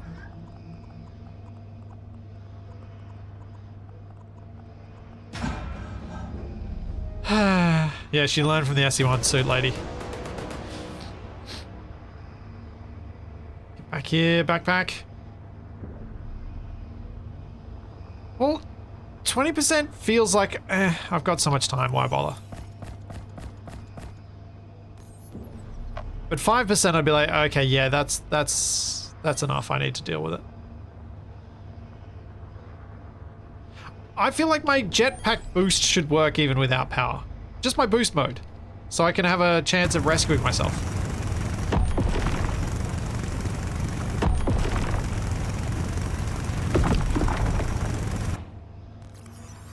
Huh. I respawned with the tier 2 tool. You're right.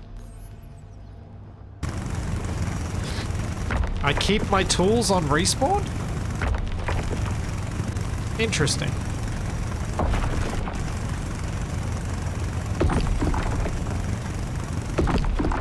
Yeah, the trouble with crafting a spare battery is that it gets dumped with the auto dump command that I was using. Not that it mattered because I died and I left that down on the planet, but yeah.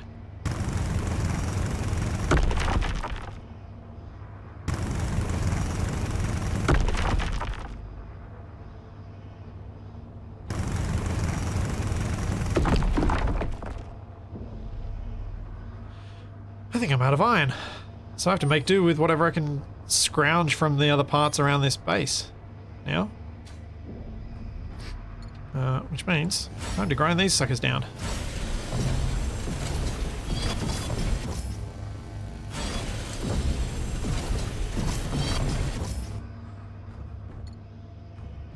Oh, would you get a second one if you put it away and then died? You're gonna make me test that, aren't you? You're gonna make me test that.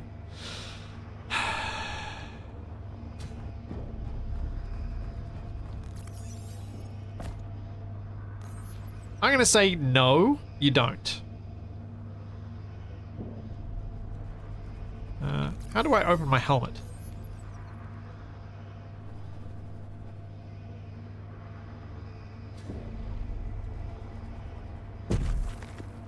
Doesn't matter, this is another way to go. Oh, what?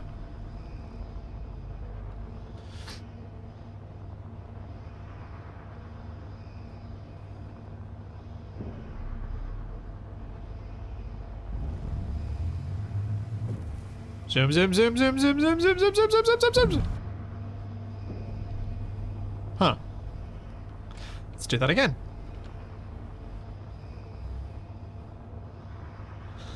I'm only down to 45% health. Oh, man. This should be far enough. Zoom, zoom, zoom, zoom, zoom. I said zoom. And then... there we go. Goodbye, former corpse. Goodbye, former me. Whee! Donk.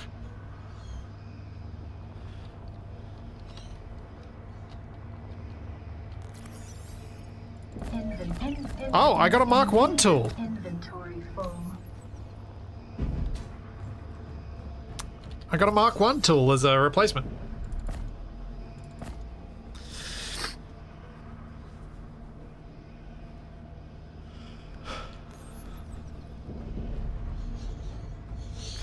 There we go. Answer achieved. Achieved.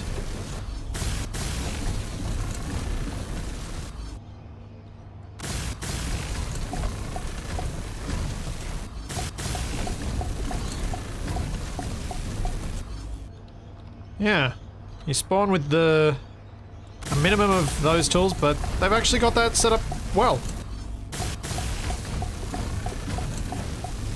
Ah, no. I had a feeling that one was going to be a double.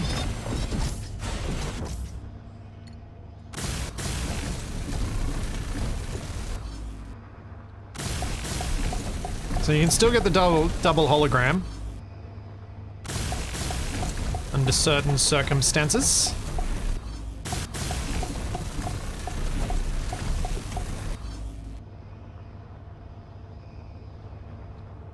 Alright, what else do we need on this? We need some lateral thrust, we need some down thrust, and we need some reverse thrust.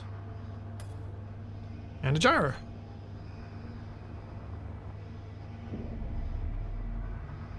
Hmm?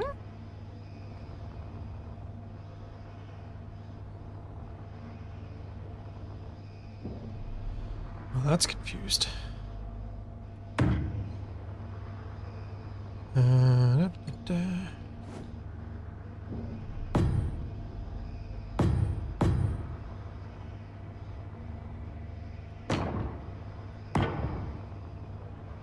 That should do the trick. An antenna is probably smart.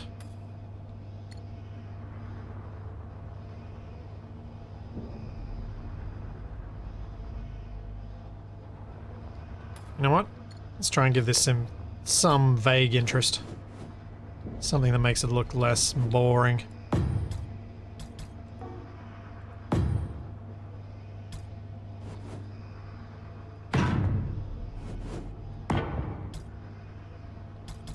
Oops. Went too far. I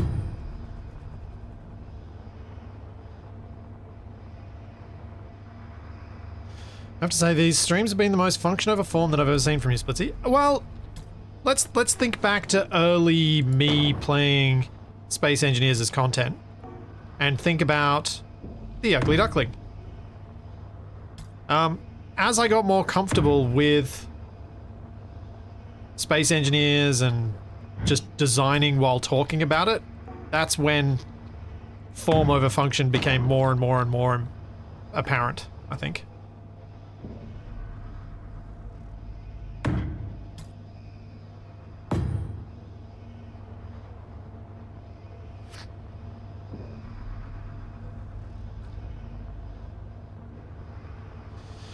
Which was a long, long time ago.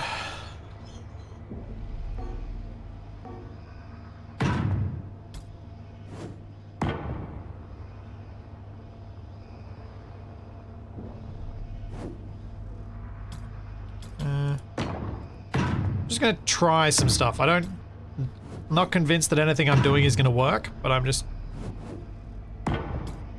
curious to try some different shapes here.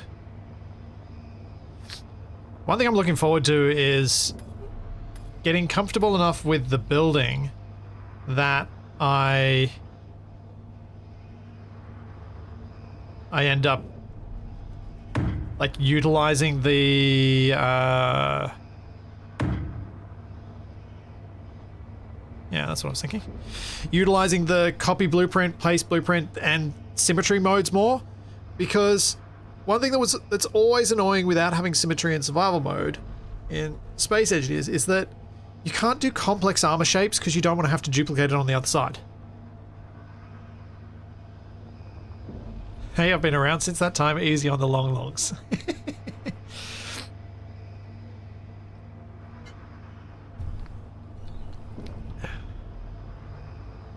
Short on iron, so now he starts scribbling his ship. Yep. That checks out. Thanks, Throlland. Thank you for just shy of 2 years. Thank you very much.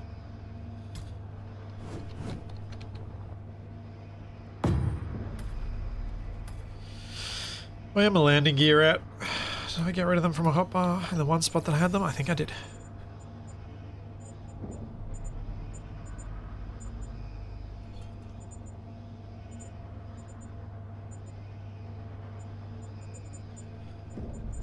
There they are.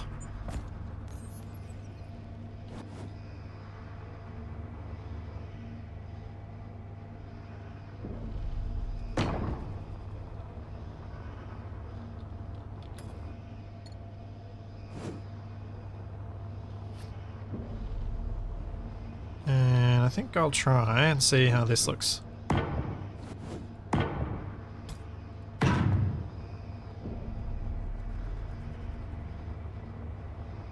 Just so we got something a little bit different. Best part is, I don't even have to build it. I can just leave it on as style. Style. Stones are sacred in SE2 and cannot be picked up. I like that.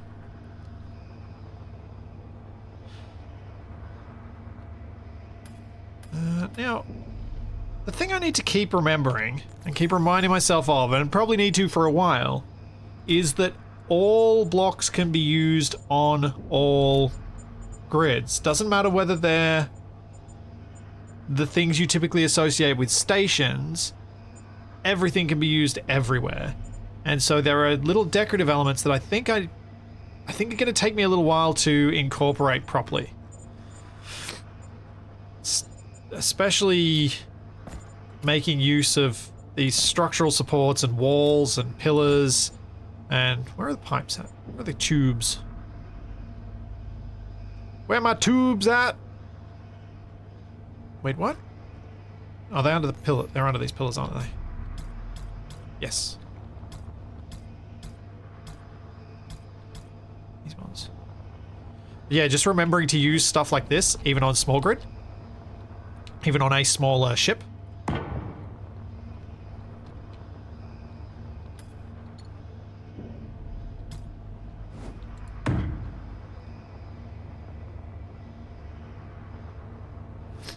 And then similarly trying out where these might work to give extra interest.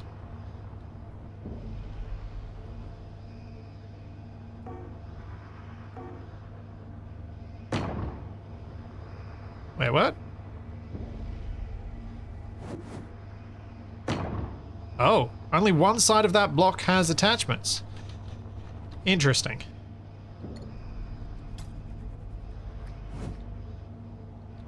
Interesting.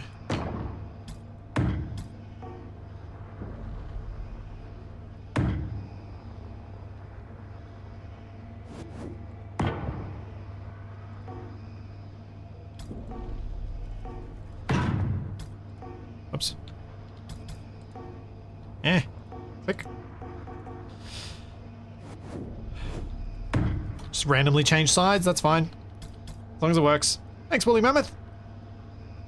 I've caught you live for once. Cheers from Hobart. Hey! Thank you for the 31 months. Yeah. I can imagine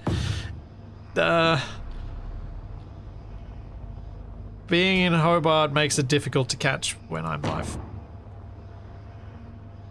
TFE's not too far from there, and he usually shows up in the next hour or so. I think he's from the other side of the island, but still. Close compared to being on the mainland.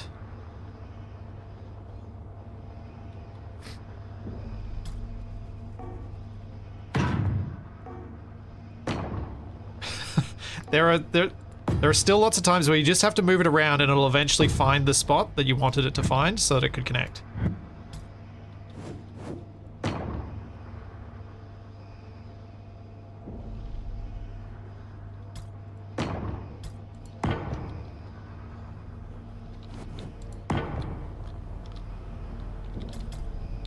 Ah.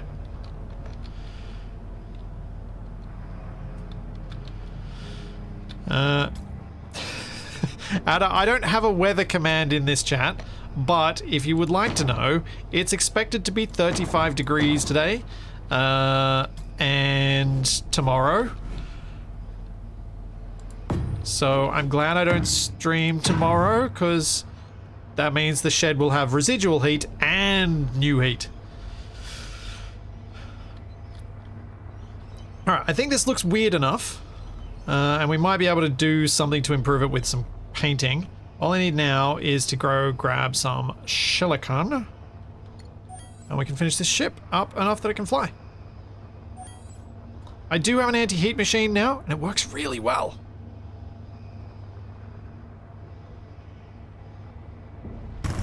It is so quick at making the room tolerable. Because the room is really small. Oh yeah, battery. Battery would help, wouldn't it? Yep. Batteries. I did not put batteries.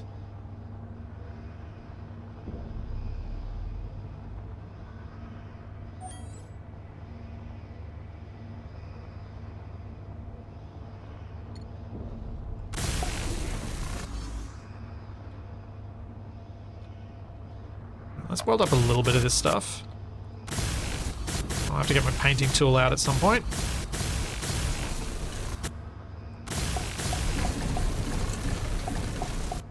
Oh. Let's get some more steel tubes.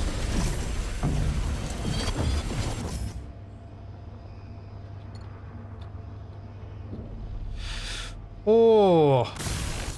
Have not checked if the air conditioning helps when Charlie's trying to commit chemical warfare on me. Haven't checked that.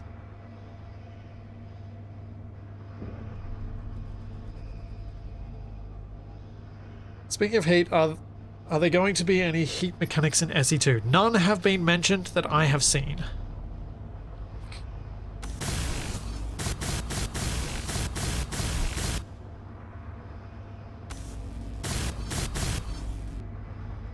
Poor Charlie.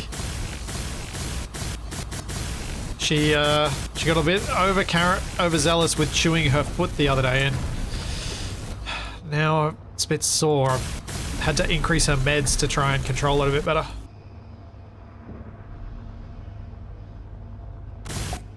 Poor thing.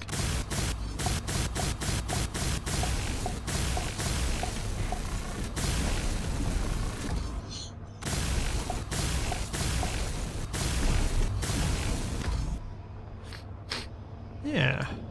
I don't know that I'm happy with how these bits wrap around the sides, but I'm just trying things because this is new. I haven't messed around with this in a while. It's been a while since I did the large amount of messing around in creative mode. So I'm having to refresh my knowledge.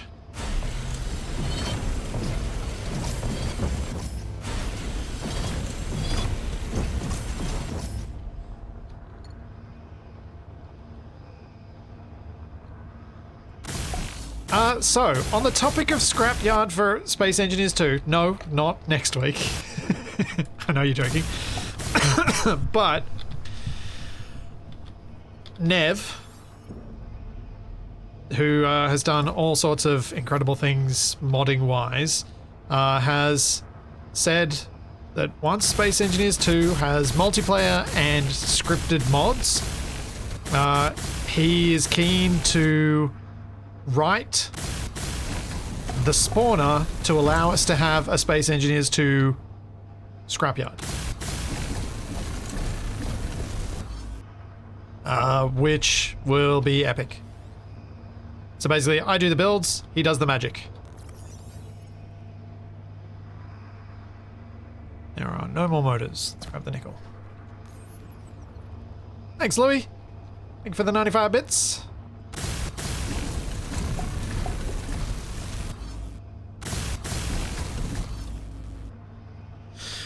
No, he's not. He didn't say he was going to write a new MES. He said he was going to write a scrapyard focused spawner.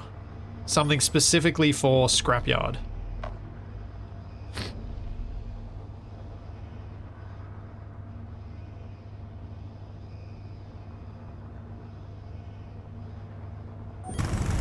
So we'll see.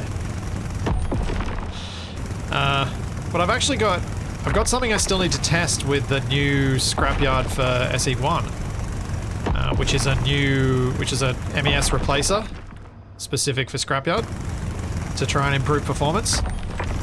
SE2's update just kind of came along and pushed that down the line of things I'm doing, but I'm going to be testing that out soon with the new scrapyard and my new planet that I've made and all that sort of stuff.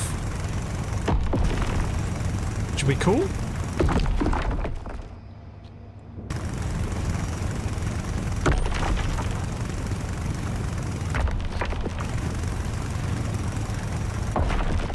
Yeah, Sean, when you alt right click, it puts away your fancy tools.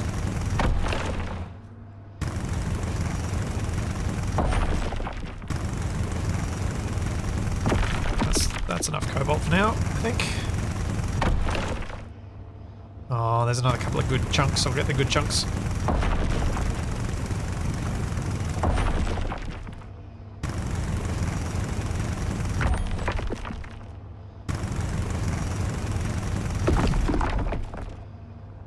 Yes, there are still plans for a new SE1 Scrapyard series. So, the way my process works of what I'm going to do next is typically something like I have ideas, I think about ideas, I start doing things for ideas, and then a new game comes along and distracts me from those ideas.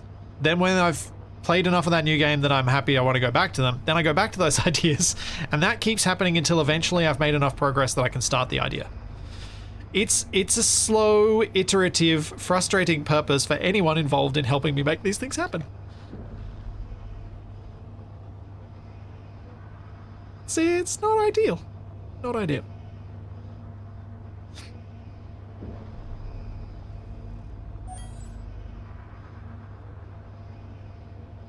Yeah, exactly, like Survival Impossible. Exactly like that.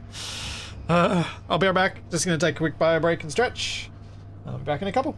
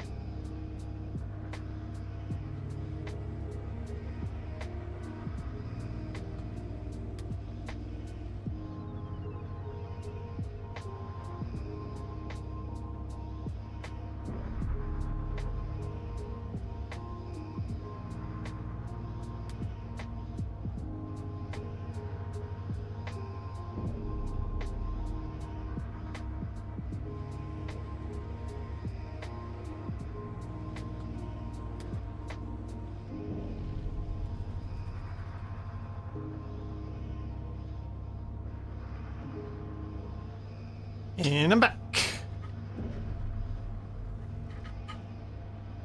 Oh, Mr. Vengeance, why would you do that? Slow boating from one sector to the other. I mean, maybe if you did it overnight? Like leave your PC on? Maybe? Oh. It's like the people I've heard who've slow boated to Mars in SE1.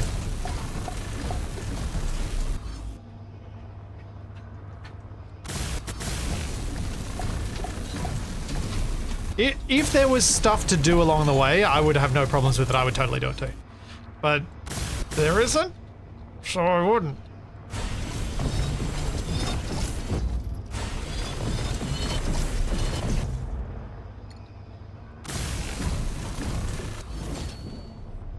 This is actually welding to, like, coming together quicker than I thought it might.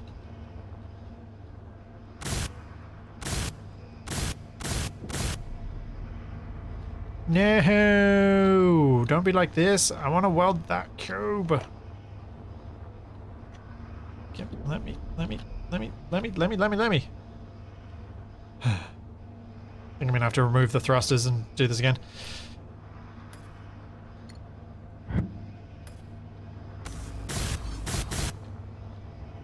Oh man, I already built this one.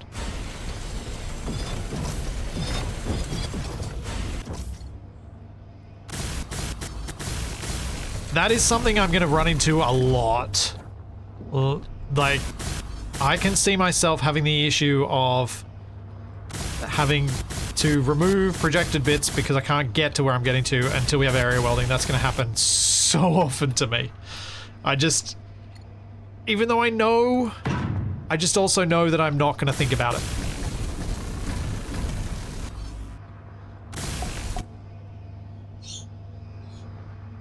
Oh. Huh. Uh-oh.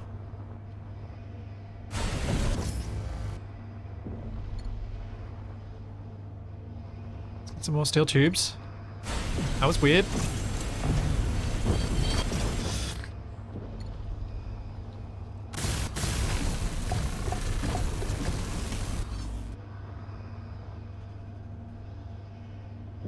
Yep, the station does fill you up with hydrogen, which is nice. Which I only found out towards the end of the first stream I did. Oh, am I going to have enough nickel for this? I don't know.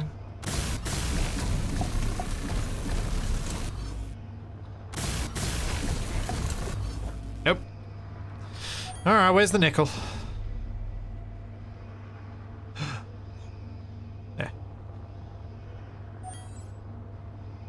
Let's get some charge before I do this. That seems like a good idea.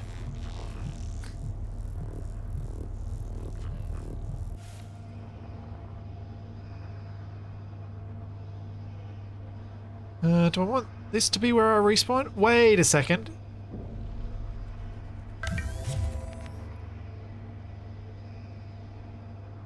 Does it always respawn you at your home base? Does that mean my ship could be intact? I just respawned at the wrong survival kit?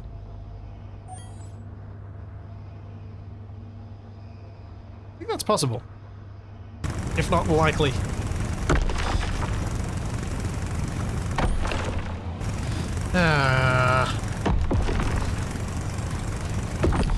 Yep.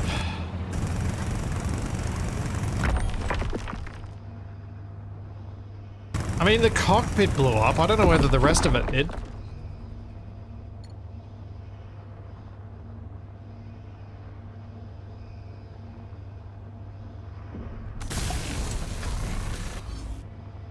Okay.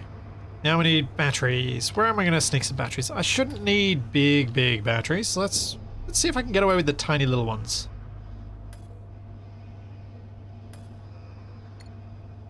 Nope, that's cargo container. That's the O2H2 gen. I apparently do not have batteries on my hotbars.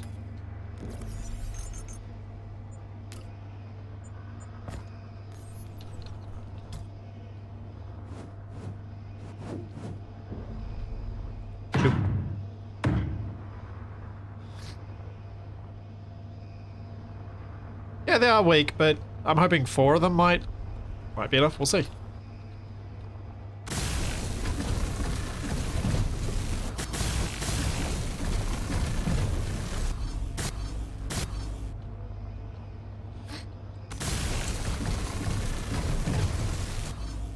Yep, respawns you at the one you register at. Okay, and I know people were telling me about that. I just completely was distracted by other things.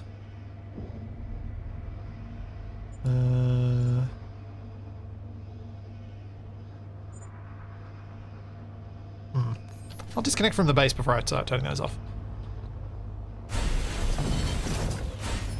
Oh wait, no, before I disconnect from the base, let's get the ice. Need to bring some ice with me.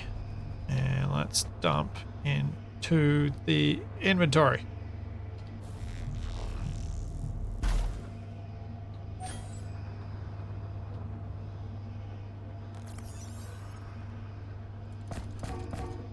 Cockpit's full. Did I not connect the survival kit? Wait, is my piping stuffed? Did I mess up my piping? No.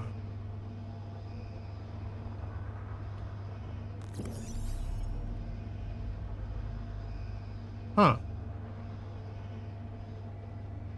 Huh?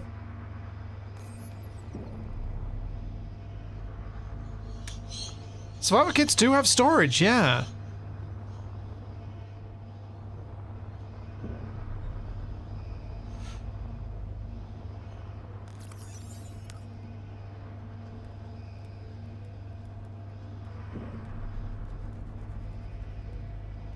But it's not actually showing up at all.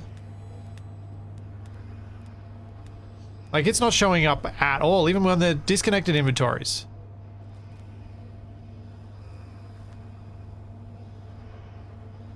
We just got cargo containers, crates.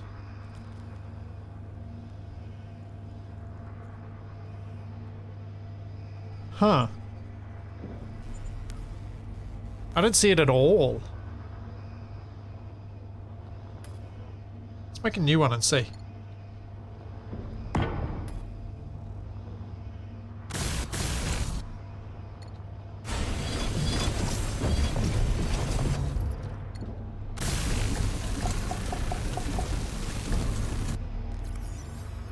Have they removed the inventory from survival kits? They had it the last time I streamed. They had inventory. They don't have inventory anymore.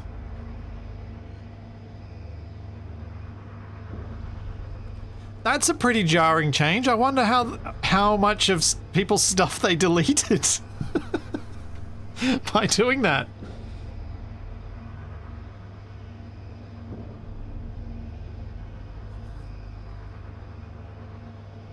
Go watch Capac's stream and you can see him use his stream VOD and you can see him use the survival kit inventory.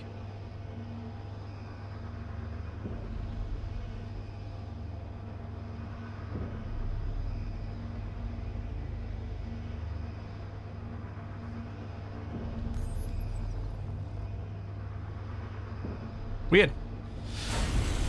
Yeah. Alpha game. Things prone to change.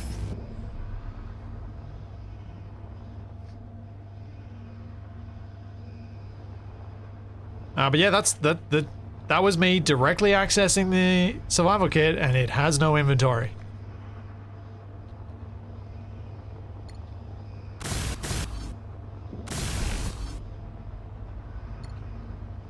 Also, no. Not running mods. Would not run mods in a game this early on. That, yeah. I mean, I as in this early on in my playing of it, because I need to learn what's what before I start modding anything.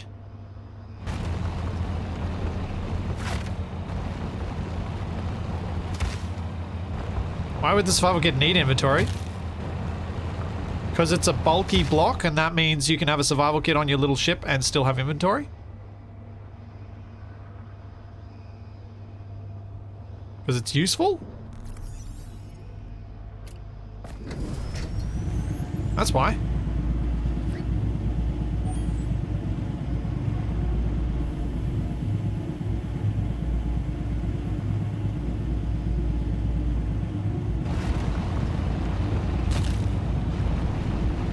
Just wanted to know if this is the dev intended look of the game. Well, yes. Yes. I don't tend to do too much. There aren't many games where I do much that changes the look overly. The last game I played where I really changed the look in any meaningful way was Vintage Story. I haven't streamed it yet, but yeah, I did change it because I wanted it to be more colourful, more saturated, less sepia toned.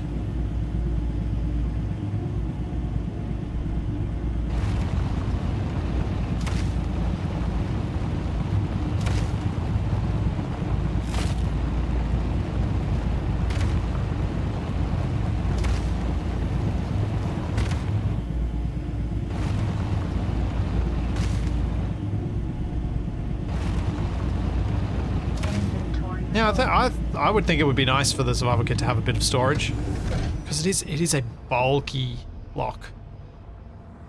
Inventory Whoops. full. Pressed the wrong thing. Okay, seems like my tank is full, so we've got our ice. Let's cut. Yeah, Louis, I would agree that Vintage Story color-wise is pretty bland. Gameplay, I enjoy, but color-wise, yes, bland. I'm pretty sure you would agree, because I think you've said positive things about it in the past too. If I'm remembering correctly.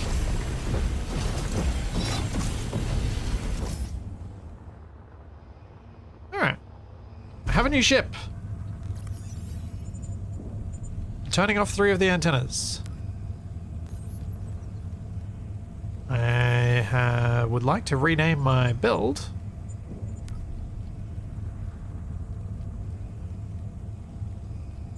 Oh yeah, my kitchen module. Heh. That was fun to design.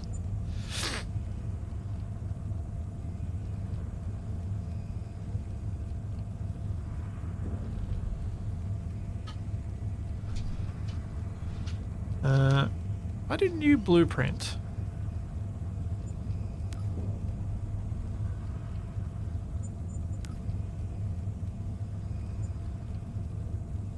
How do I name the grid? I can't remember now.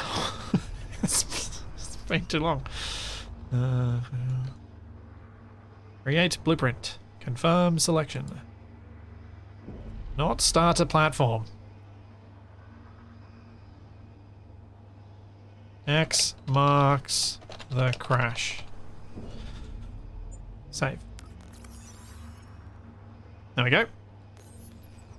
Now, how do I rename the actual grid, though? I've renamed the blueprint. How do I rename the grid?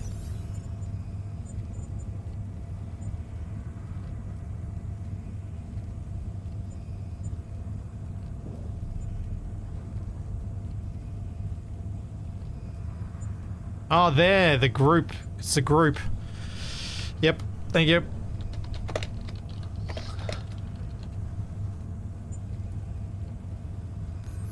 Yeah, there we go. Ooh. It's zippy, but it is maxing on power right now. Can I fit more little batteries on?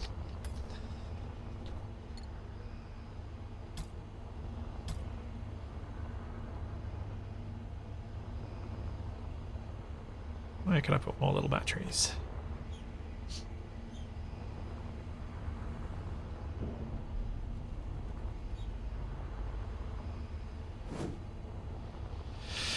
I guess back here works. I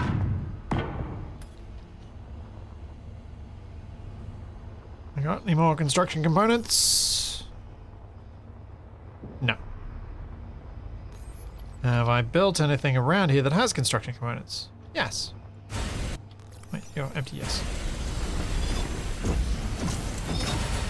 So a little bit of, at least a couple of them. So I'm really, really short on iron.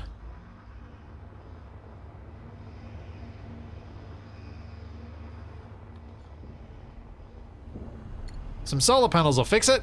Yep. There's the Capac Spirit. Actually, I'm completely out of stuff. Oh, are these made with construction components? No.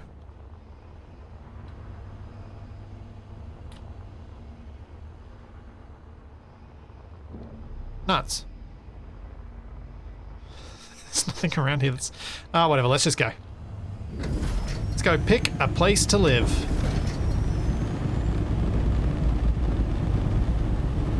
And I may as well grab a mission while I'm at it.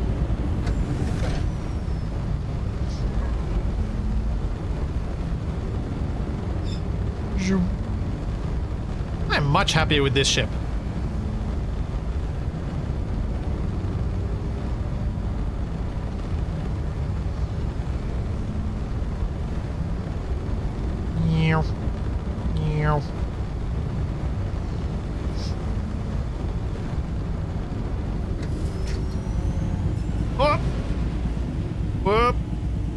Where's my mouse pointer? Where is my cursor?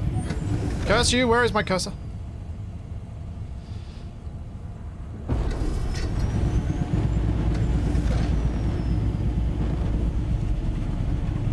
Oh, I forgot to build a connector on it. Oh well. I'll have to deal with that later. No parking and refueling for me.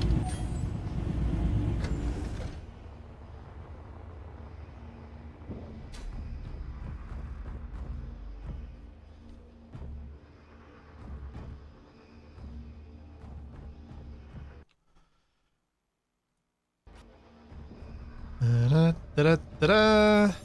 Complete! Hooray! I'm up to 7%.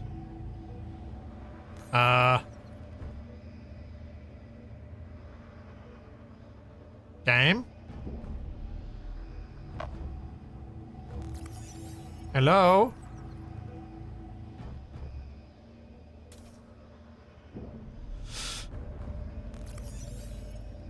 Is there nothing more to do here? I must have to fast travel to the other sector.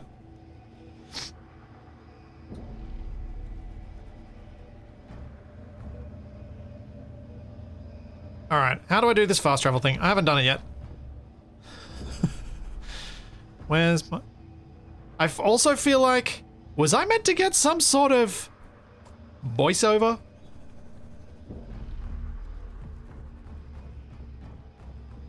Something that perhaps explained some of what I was able to do? Nope, there's nothing. Okay. So I go map. I go Kamek. Or I go Kamek Station, and I click fast travel. And I go... blink. We are now at Kamek Station, almost 4,000 kilometers away. Oh, do I want to make a base on Kamek? Kamek is kind of... not deserty, but deserty.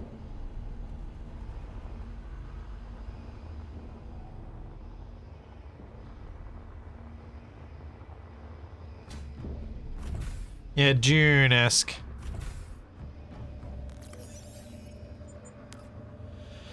Asteroid Expedition, Renegade Hideout. I think I'll come back to those. I want to build my own base. And I think there should be enough stuff from bits and pieces I've found around the place to do that. We'll come back here if we run into a roadblock where I need something that I don't have.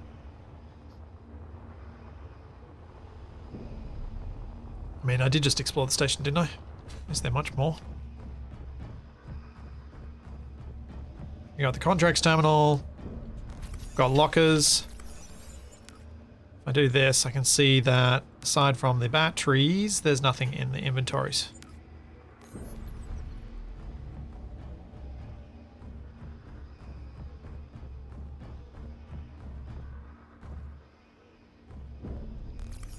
Yep, all empty.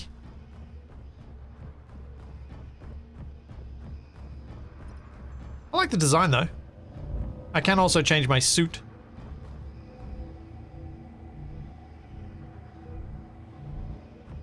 Huh.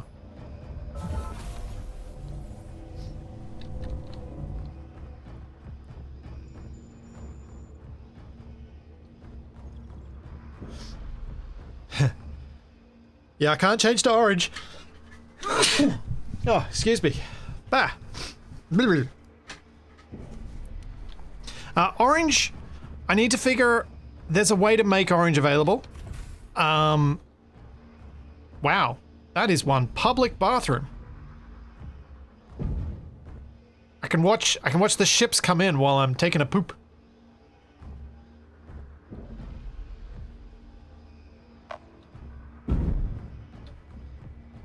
Capac has been here. Public bathroom. Yep. Capac has definitely been involved in this. Don't know what it is with him. He always wants to have a public poop on the builds that he does. I had to specify there because that came out very awkwardly otherwise.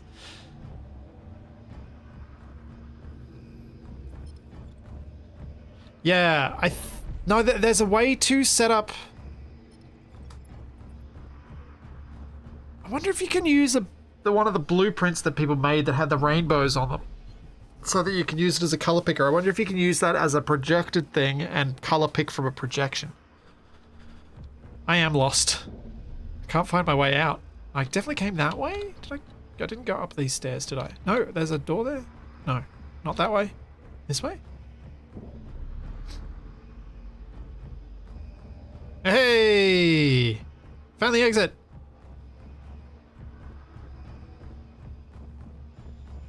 I won't judge what Capac does on the toilet is between him, the toilet, and apparently half of Australia. Yeah.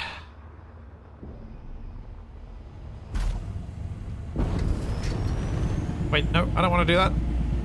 Stop. Stop. Apparently I didn't build the thruster on the other side. Good to know. Oblivara. Let's go back to Verdure.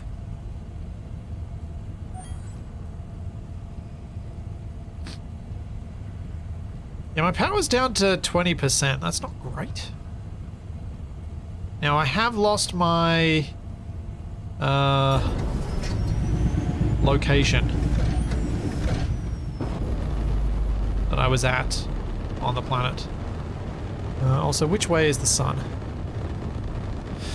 Also, annoyingly, the sun's gone again.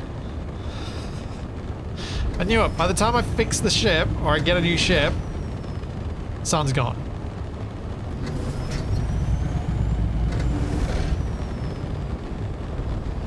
I probably don't want to build my base away from Velation Station, because then I can't fast travel quickly. So let's go down. You know what? That mountain looks like it could have an interesting view. Off we go.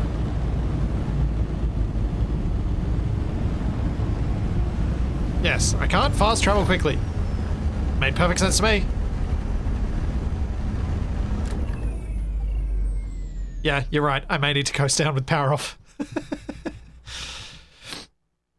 I am down to 15%. There is not much battery remaining. Why are there incomplete boxes on the back of it? Because I didn't have the resources to build them.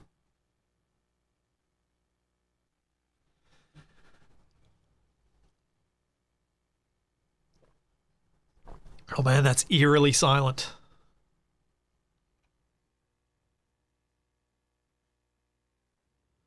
Also, a lack of altimeter makes this concerning.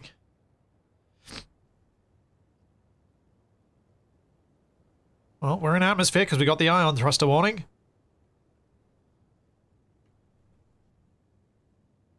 No altimeter, doing this at night. This is great.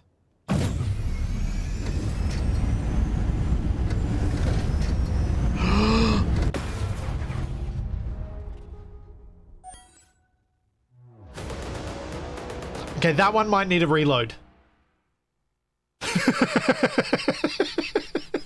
That one's gonna need a reload. Yeah. Yeah. Yeah, we're gonna do a reload.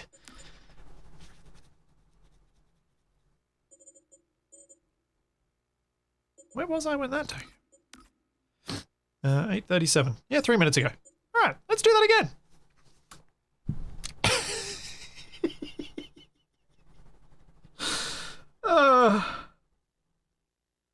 No, you don't have an altimeter because there is no altimeter. But I also forgot that I turned my dampeners off as well as my power off. So I went, oh, I'll turn my power back on. Nothing happened. Oh, my dampeners! I need my dampeners!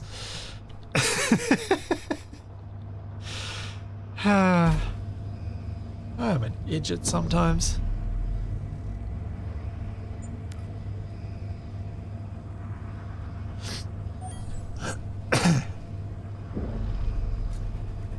Oh! Let's try that again.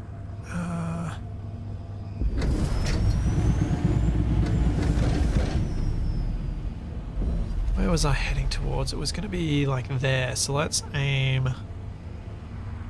up like that, maybe, for ballistic.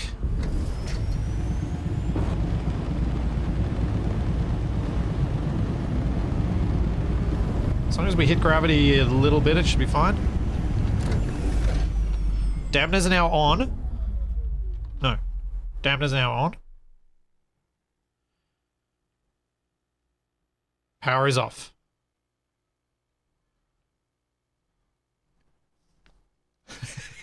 The ship lives up to its name. Yep, X marks the crash. I do have downward facing thrusters, yes. I don't have the ability to charge. I should have stolen my, taken my solar panels, but I even once I get down to the ground, I don't have the ability to charge. I'm gonna have to build a battery on a new grid, drain it into these batteries to recharge this ship, I think.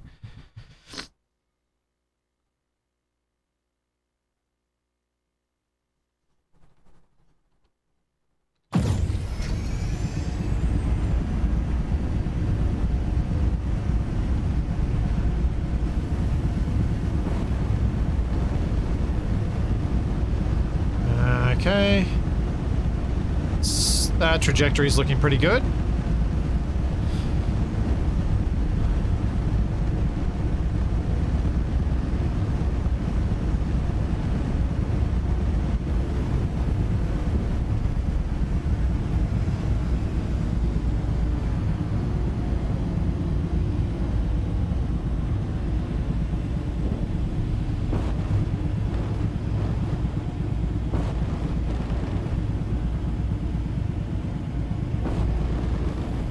Okay, now I've just got 15% of power before I have to land. You can see trees, just.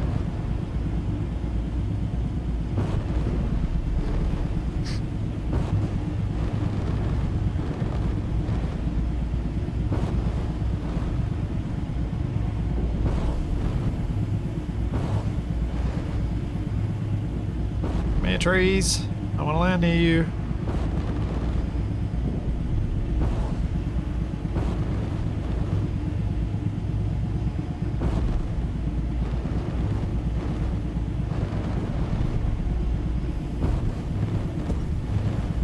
Park.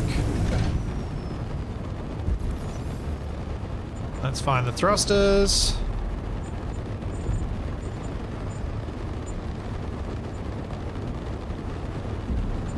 Create a group.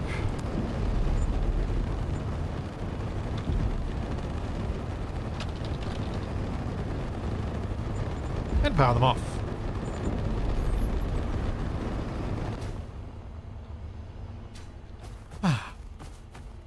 Blissful quiet. Now, what do we have around here? And what do I need to make a battery? So I want to make a base.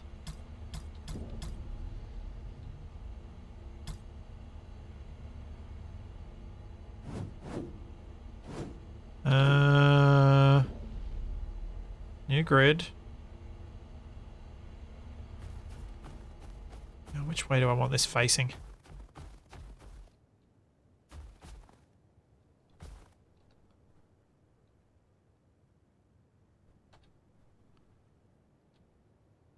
Gravity aligned.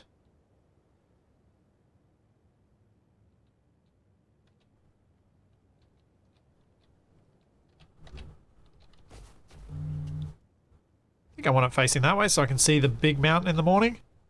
At least I think that's east.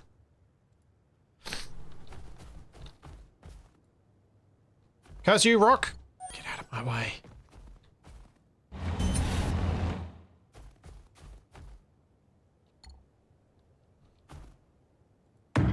That's better.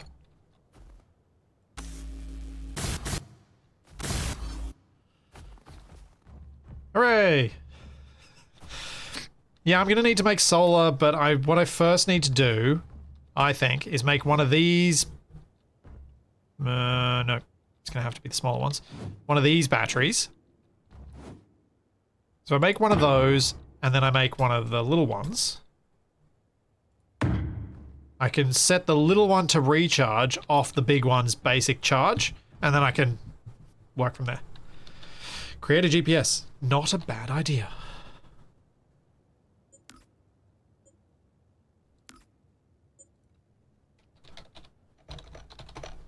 Home on the range. Yes. Temporary home. I might keep that marker because I can go back in there and steal some stuff. So, I need iron and silicon. Let's go find some iron and silicon. There's silicon that way, iron up that way, and iron also over this way.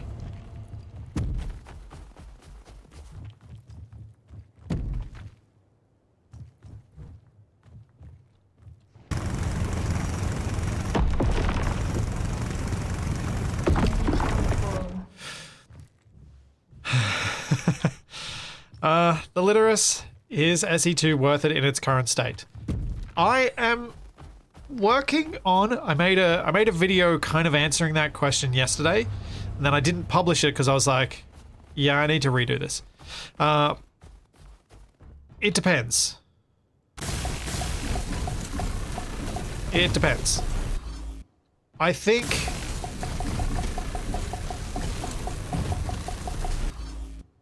for some people, yes. For others, no.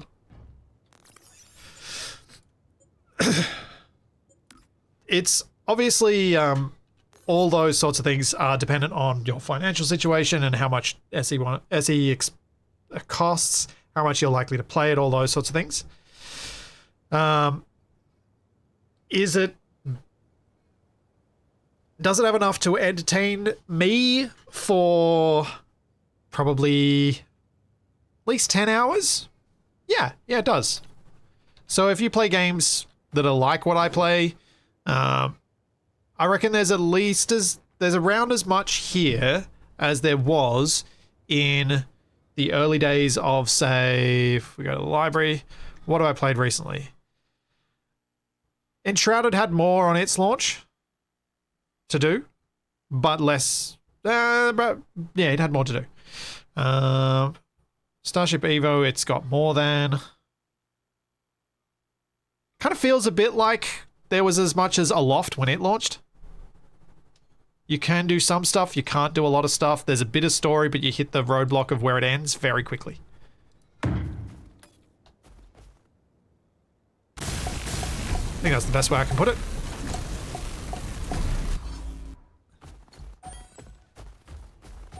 I actually don't mind Aloft. Just for something chill. It's got a bit more to it now, but when it first launched it didn't have a lot.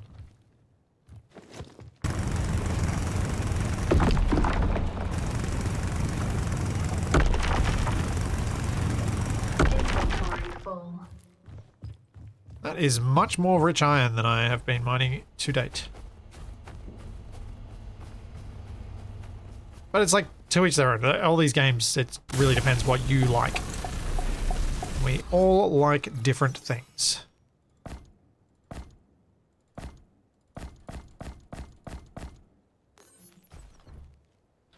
Now, how charged is that? 36%. Wow, that is slow to charge. And how much charge has that got? Still 30. All right. Let's make some more of the little ones.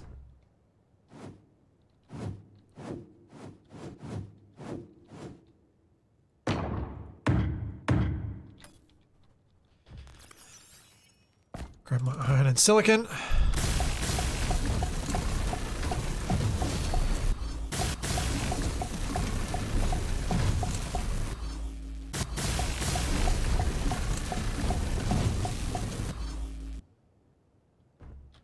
And now all of these set to charge.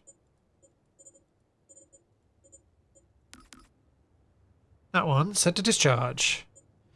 Time until empty, 33 minutes. Time until full, 15 minutes. Yeah, okay. Definitely need a lot of these. Max input is just 199 kilowatts. Current input is 133. Oh, okay, so I've got too many of them. For that one battery as well. So let's make it slowed down even more.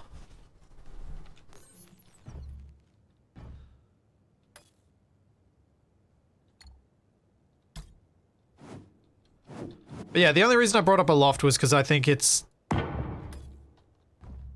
actually like this, the early launch of it and this, do kind of have something in common.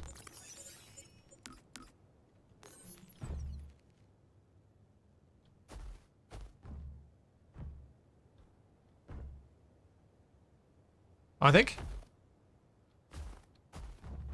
No, we don't have wind turbines. We have solar and we have reactors. I don't know where I would find uranium.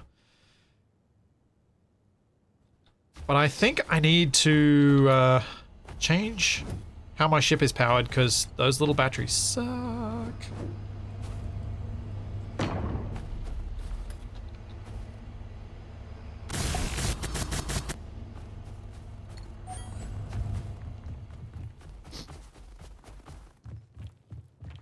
Sarian, you just lost track of time. No schedule change. I try my best not to change my schedule very much, other than adding extra streams occasionally. Especially when I get a sponsored stream, because I do like to, if I can, do those as an extra rather than a replacement. Sometimes it doesn't work out, but my preferred way.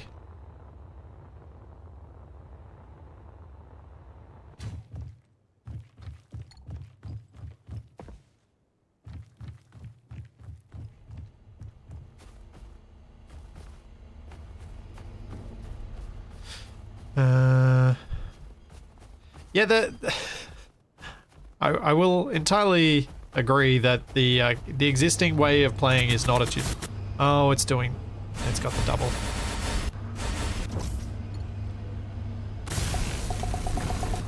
That's why that was being weird.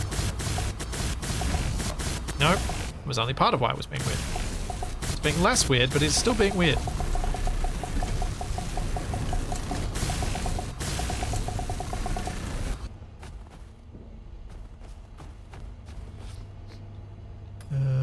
Battery, we're gonna go for a big battery because otherwise I just can't fly unless I make a separate scout ship that's Atmo and leave this one as my hydrogen based ship that takes me to space. Could do that. That could work. Because I do need a mining ship as well.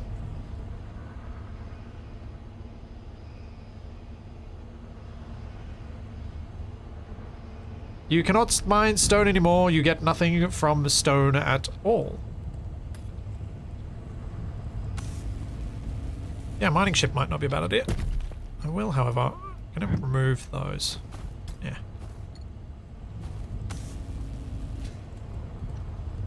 Add this battery. Welding it.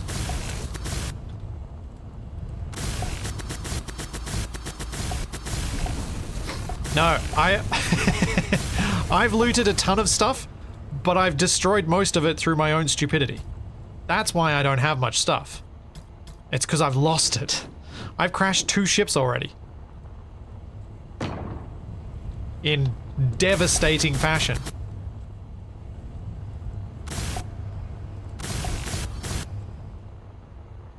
Total. I mean, whoa, wait.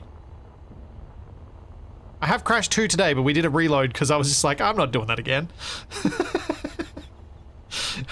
Yeah, it's 3 ships, but a reload. I save scummed. I am not ashamed of it. It was the right decision in that moment. Because I'd made terrible decisions leading up to that moment.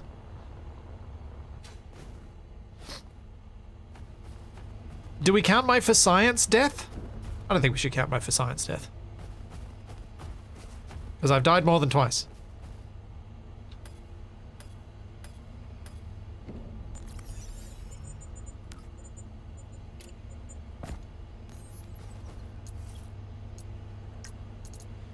Let's get something going on this. Let's go with...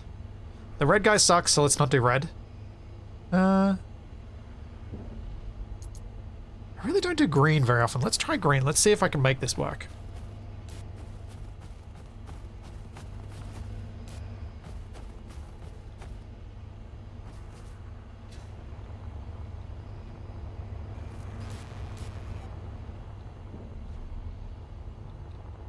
See, it does. Who is the red guy? So there's a story mode that begins your play in Space Engineers 2 at the moment. And the red guy is just so whiny and annoying. He's just the worst. You know what? I don't think I'm going to like green at all. I'm going to go yellow.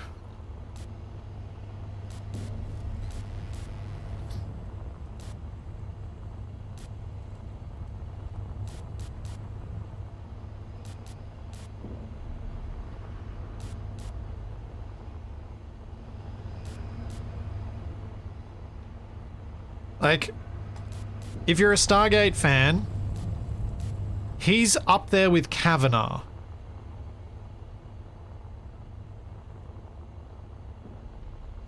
Like, in terms of punchable characters, he's right up there with Kavanaugh.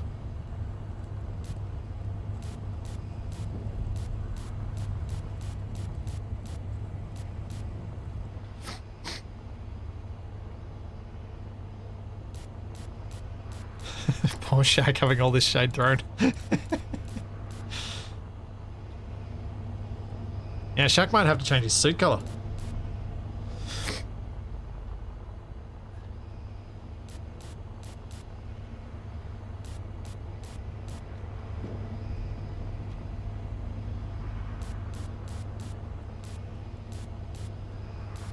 He'll have to pick a different shade of red. Maybe he could go pink.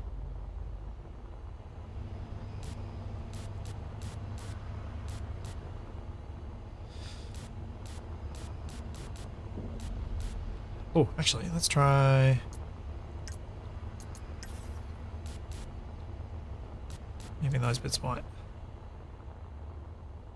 This might be too much, but I reckon if I then also go and add some darker grey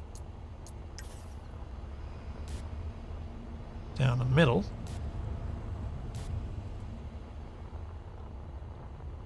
we could start getting something that looks a bit more interesting.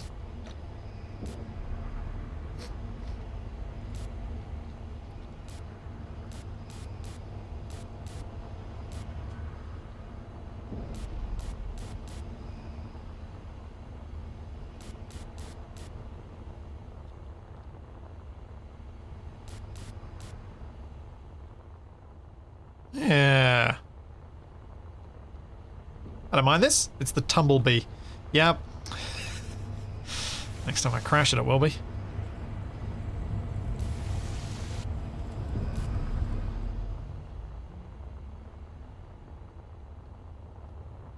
Yeah, you know what? I'm fine with that. That's good enough.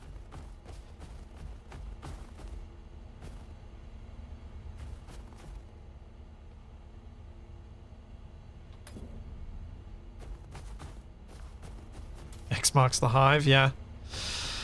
Okay, how are the batteries going on this? What does it say? 20 hours remaining. Ugh.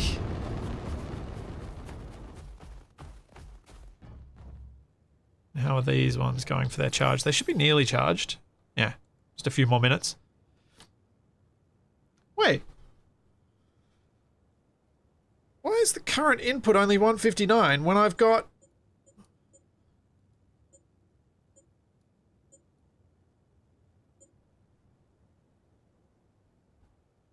Huh? Kane? Why? Why is my current output below my max, yet these are not at their maximum input? Why is my battery not stealing its maximum capacity?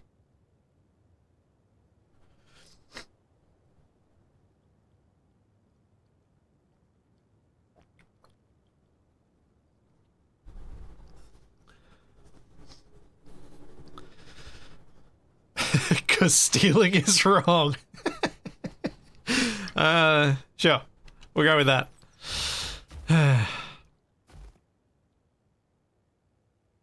So what do I need for a base? I need a landing pad for my ship. I need 2 landing pads because I need 1 for each ship because I'm going to need an atmospheric miner so I can stop hand whining. I'll need a little house to live in.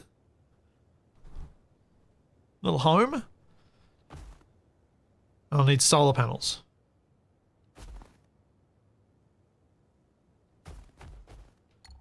Alright. Well, better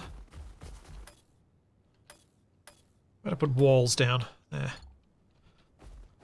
I might make landing pads out of walls instead of making them out of things that are more expensive, like full steel plate. Steel blocks.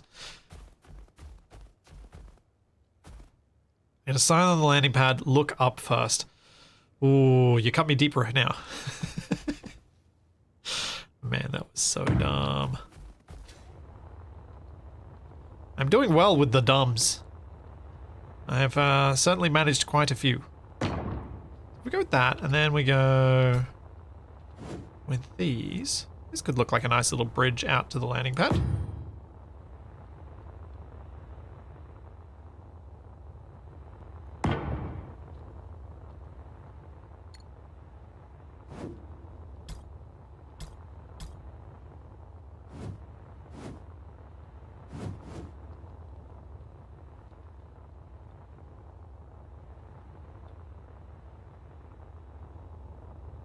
Can't call out Ivan for being a whiny defeatist without also calling out Miro for running from all his problems. I did call out Miro because I called him Capac.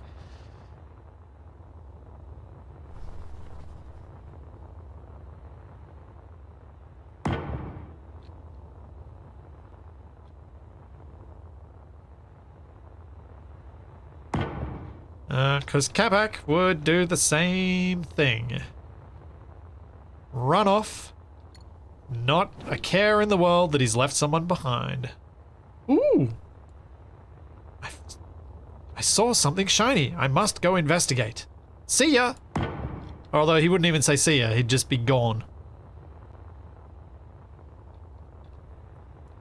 So while I can somewhat understand where Ivan was coming from, he's still really annoying. And he's especially annoying because he wanted to ditch the colonists. Like he was like, I just, my job doesn't matter. These people who I was supposed to protect until they arrived here, not my problem. Let's ditch the ship. We gotta go. Ditch everything. Throw it all away. It's like, dude, have some standards, man. So yeah, he's a jerk. And then he's whiny about it too. It's like, ugh, you're the worst.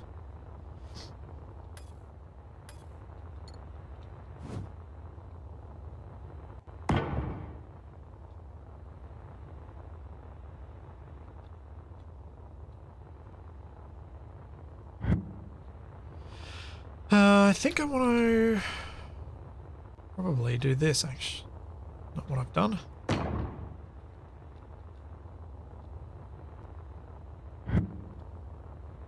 Just trying to figure out how I want to do these connectors so they're inset.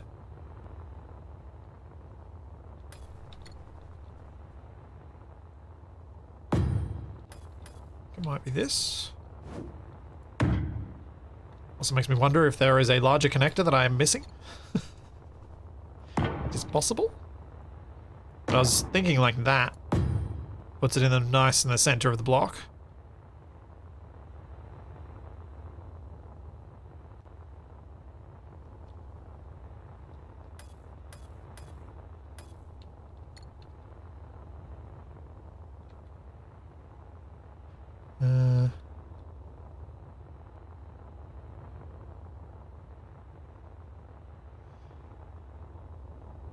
He just wants to live his life, not take care of others. Yeah, that makes him a jerk. This setting makes him a jerk.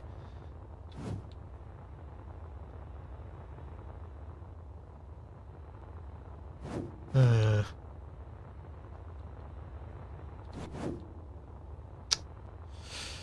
know if I still want to use walls for this bit. And which rotation I want to give them.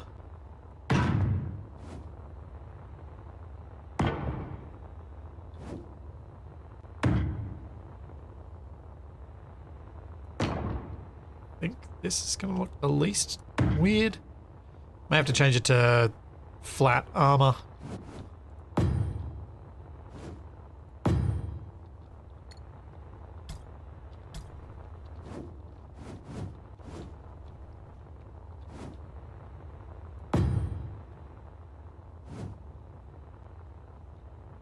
Nope.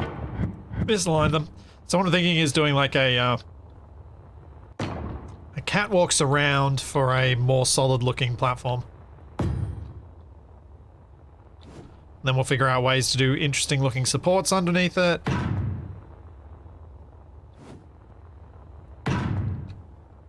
Something like that. With the corner pieces being these ones.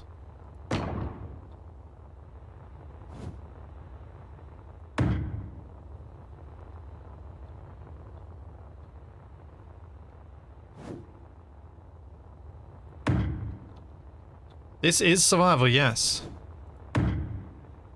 Yes, it is.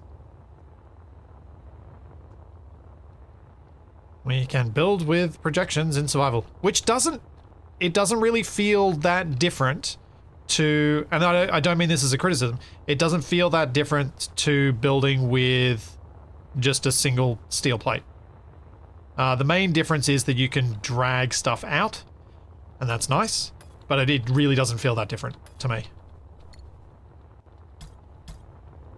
To me, it feels the same. At least until I realize that I have to weld something up because something won't place. Then it feels different. Then it's like, aw, man!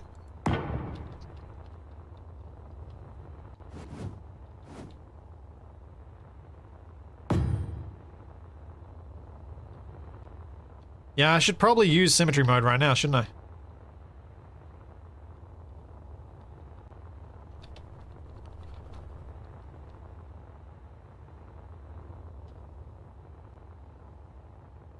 Yo, what are you doing, plane? Why are you not placing where I want you to? Is that... Oh, I can't tell what block this is on. I think we're gonna need to weld something up before I do this.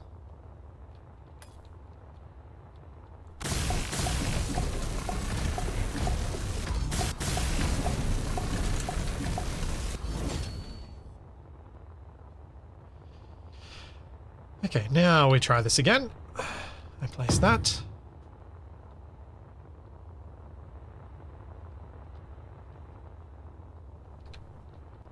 Now I can... No! Why?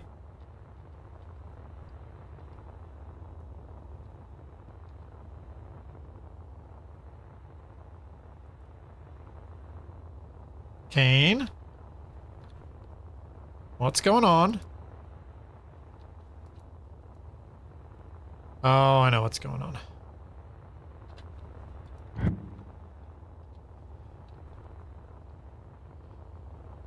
Arrgh!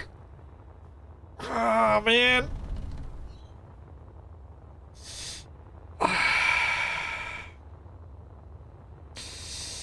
So, there's a thing with the symmetry mode at the moment where your actually built part has a different plane of symmetry to your projected part. They are independent. Completely. Although not completely. It's weird. I haven't figured it out yet, but it's confusing.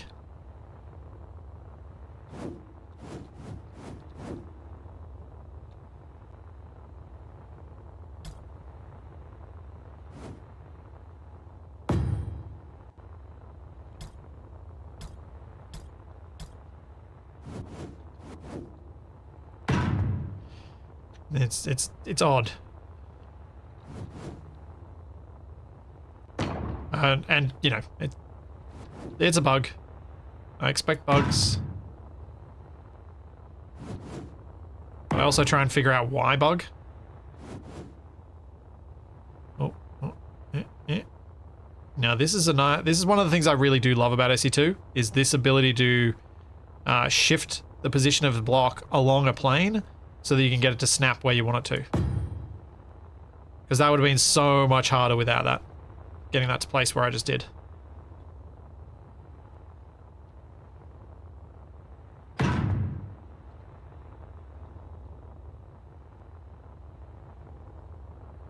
Oh, the layers are getting confusing.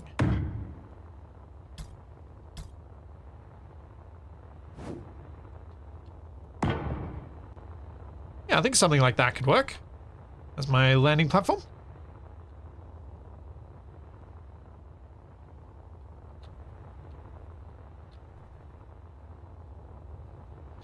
Yeah, area welding, you really feel how needed that is as a feature. Which is something we were all aware of before they'd even announced, before the game had even released. We're like, oh, for those tiny little blocks, they're going to need area welding. Welders should work in a sphere.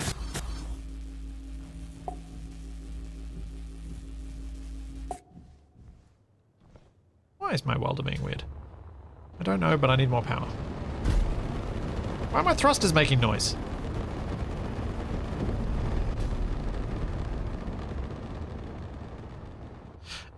Thrusters do not cause damage. Possibly yet, possibly ever. I don't know.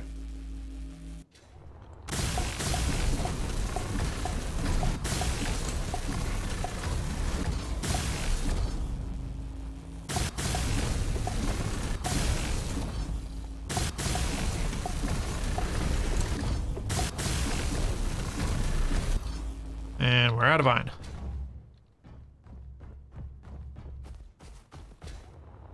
Right, where's my iron? Over here.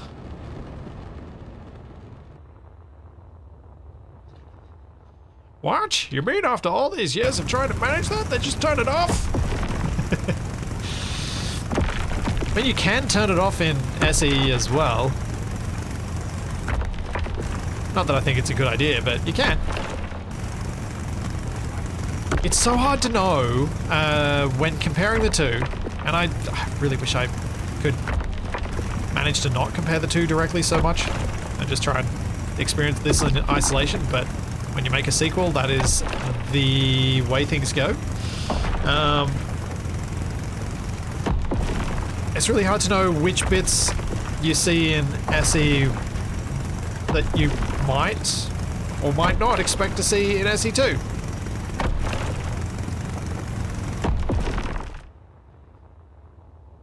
Both bugs and features. Yeah. Because it's so early, it's like, what is bug? What is not coded yet? What is changed? I don't know.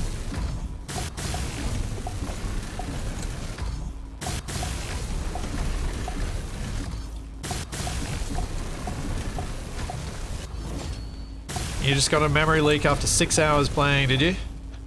Well, that's better than the 30 seconds I got yesterday, so, you know, baby steps, I guess.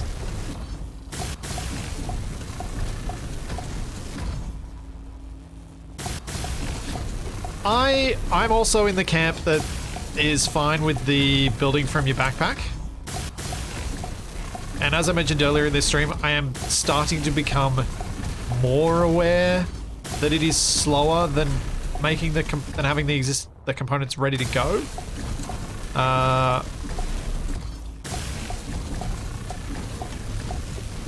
So I am noticing it. I don't know if they've tweaked it or if it's just that I've now played long enough that I notice because I'm not distracted by so many other things. My gut feeling from the previous two streams was that it should be slower. And I think that's still correct. I think it probably, oh dear. I think it probably does still need to be slower. Okay. I want to do a test, so we're going to save as. Actually, we're going to save. And we're going to save as Folly. Bye.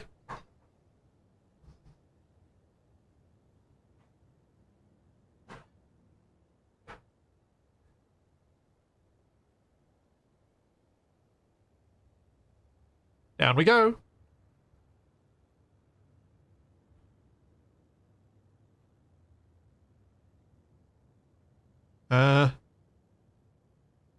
So what I'm curious about right now is, does the gravity behave like it does in SE, where it gets down to lower gravity as we get to the middle? As well as what happens when I drill in the middle?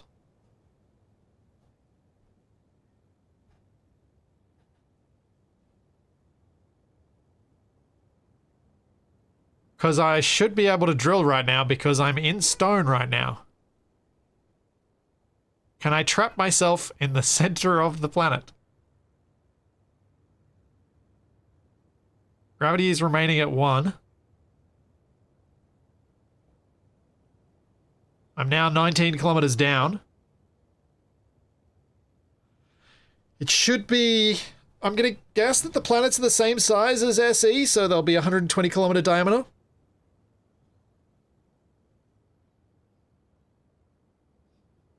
Yeah, there don't appear to be any ores when you go down deep.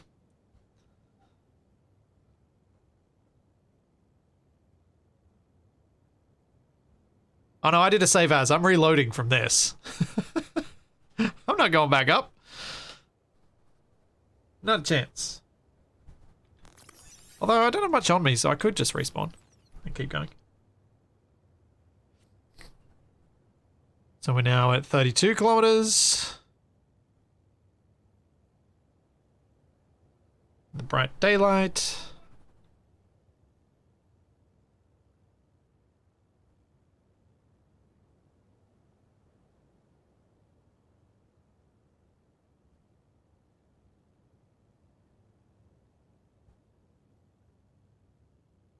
What have you? All right, while this is going, I'm going to take a quick stretch break and I'm just going to leave it. So we'll see what happens. I will be right back.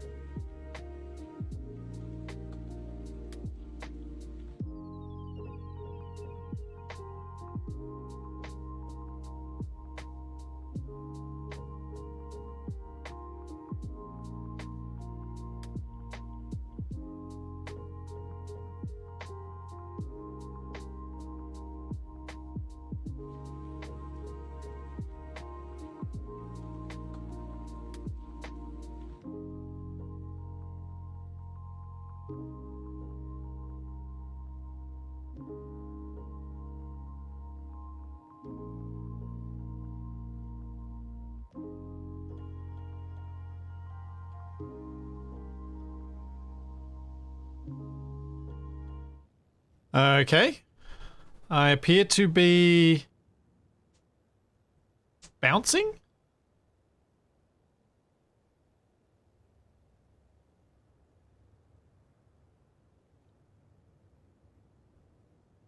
Oh, what the? Has that been happening the whole time? Or it goes like bright to dark to bright to dark? Okay, interesting. Alright, so... I need to probably turn on my jetpack for a little bit, slow down. So, fall a bit more. Slow down. Fall a bit more. I mean, this is close enough to the center, right? Let's see what happens when I drill. Ah, that's disappointing. I can't make myself a hole. Nor can I place a block. Oh, maybe I can. Supports could not be generated. Well, I have been to the center of the planet already.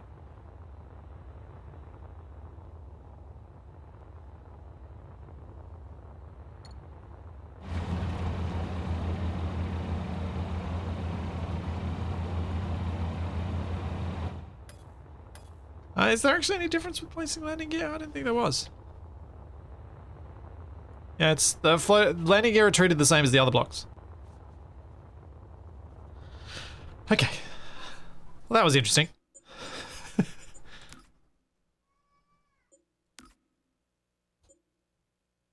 Yeah, it's that. You just need a lava tube to take you back up to the surface. Yes.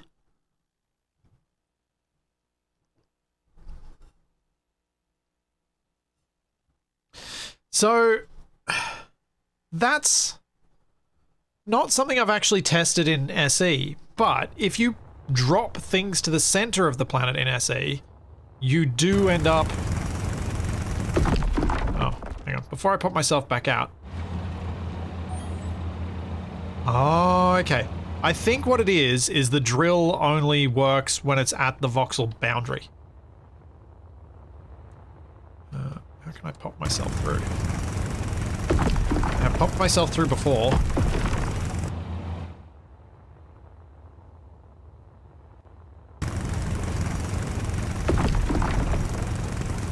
Uh-oh.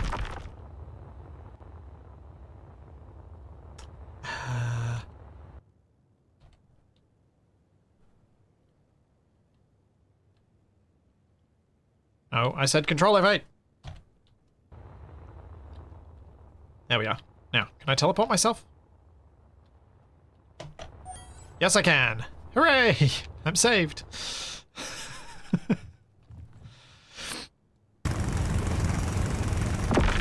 There doesn't appear to be any size difference between excavation and mining modes. Which is great. But thankfully, I have, as I said at the start of the stream, found a keyboard that I own that can actually do the DevTools thing, so now I can enable spectator cam in survival. Which means I can also teleport.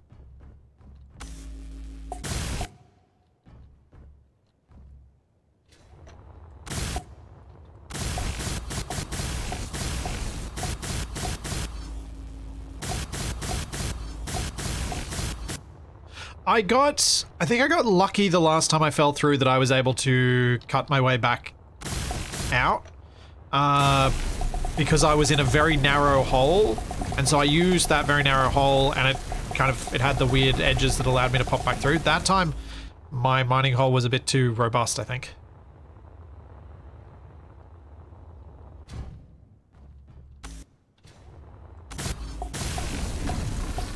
Oh, I am quite elevated. That's right, I didn't notice that my gravity was lower. Well, it makes it cheaper to get to space, I guess.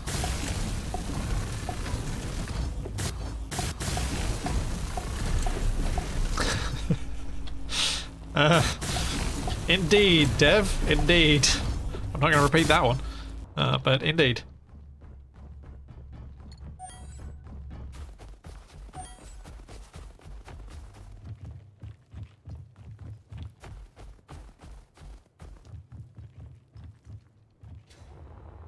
Our Atmos the same efficiency everywhere on the planet. They should be. Because it's all dependent on your elevation. So I may be so high up that I'll struggle to get back here with Atmos, which is potentially an issue.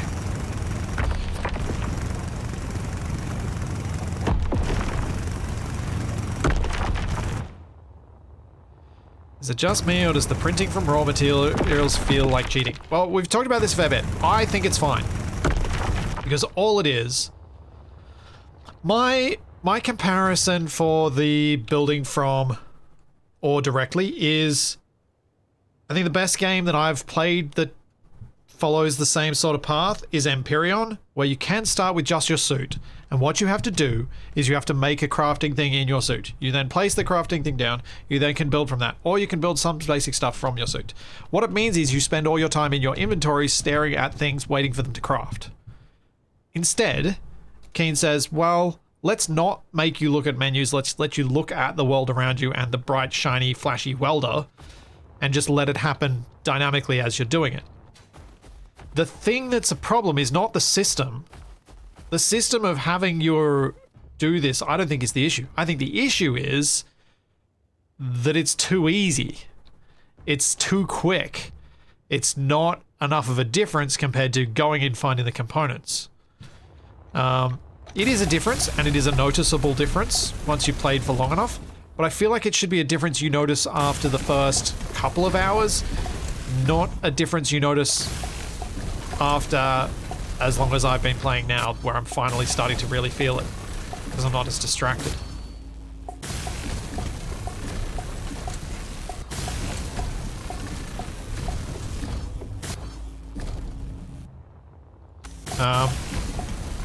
So I feel like it needs to be tweaked, not removed. It's probably the way I want to say that.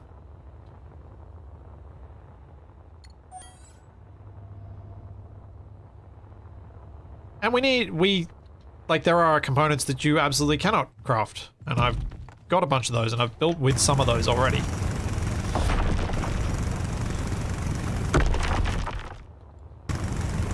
J-Rock, No Man's Sky's been so unstable every time I played it, I can't use it as a good example, because I don't actually remember how it works. The last time I played with Capac, and it was just so broken we gave up. So I don't actually know whether that example is correct or not.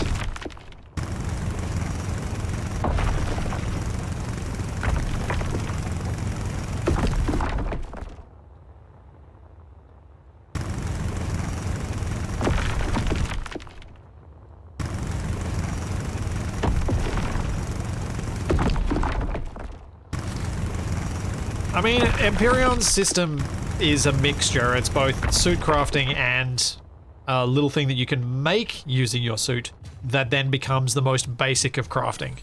And I think some of the people who dislike this just weld from the raw materials thing would probably prefer it if you had to place that thing. That thing being something that's separate to the grid building, which to me makes it also feel really awkward. It's like, why do we have this thing that's... Why is there this one type of thing that's different?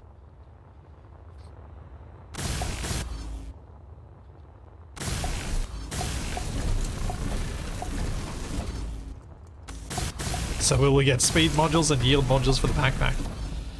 Maybe. I can see someone doing that as a mod.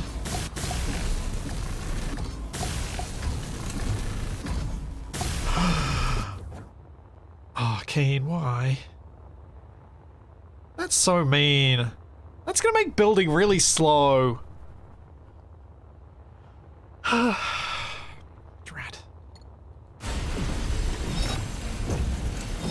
You'll see it in a second.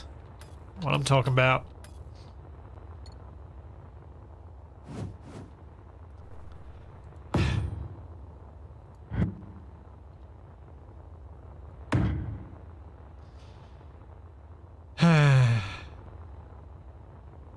No, it mirrors the blocks. It's just because there's an odd number of frames in this. We end up with this situation.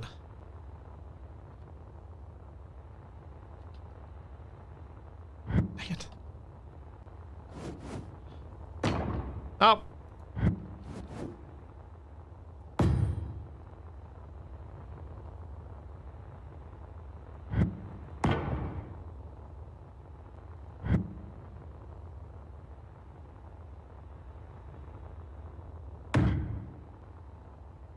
Do I try and fix this last one? Yes, because I know it'll upset me. Suit energy low. Oh. Can't get in there. Yeah, it is the same with the scaffolds in SE1, but when it's only one, it feels less... I mean, this isn't actually something I'm annoyed about. It's something that I'm like, oh, I annoyed at myself because I didn't notice.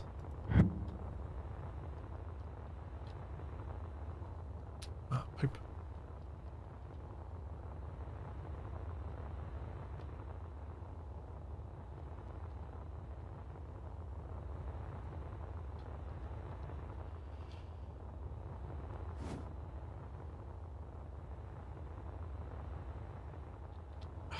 This is an awkward spot to build this.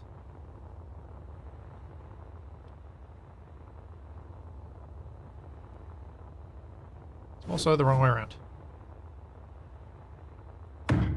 There we go.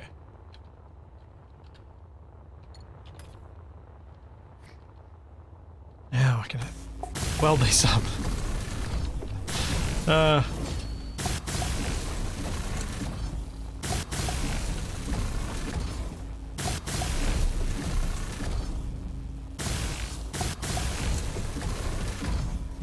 One of the nice things about the projector mode is, yes, you can map out a build a lot before actually putting down any materials. One of the downsides of it that I've experienced so far is until we get the ability to weld something that's underneath something else, you have to do it in layers and you have to build up as you go.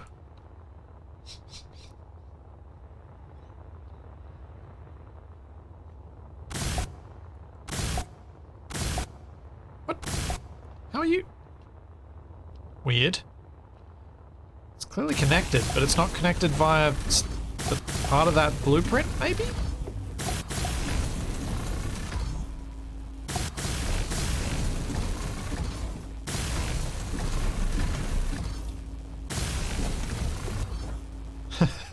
Ah, Cappy. You got the right name for catching Icon Capax first, though. Thanks, Glimmer. Thank you for the Prime sub.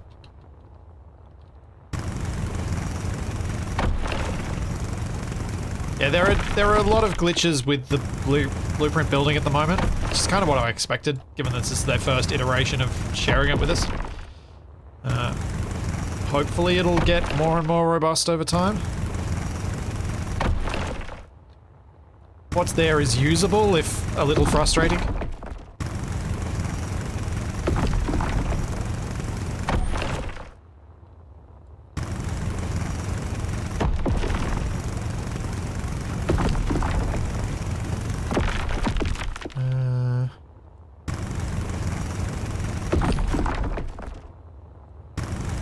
I'm gonna run out of this iron deposit soon.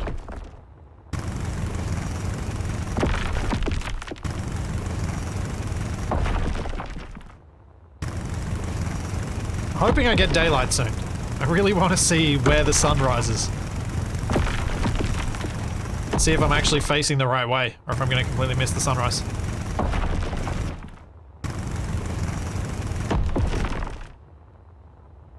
Are the deposits you find now bigger than the ones in the tutorial start area? Not really. This one's a little bit bigger than some of the other ones I've found, but not by much. Prioritize ship drill over platform.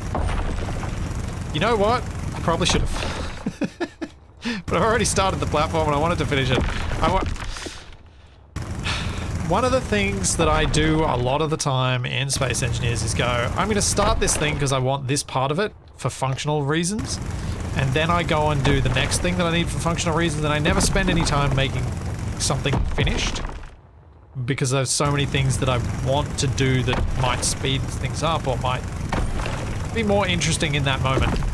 I'm trying to at least have something of a base that looks like it is a base, and not just, hey, I landed here and threw a few blocks on the ground.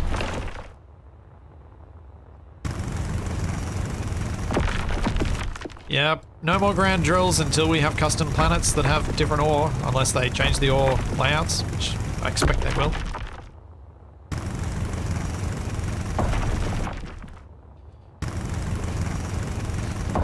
I think these small deposits are fine, but we need deeper, big deposits for ship drills and stuff. We need the combination of the two. So once you get grid drills, you're using the big deposits, not these little ones.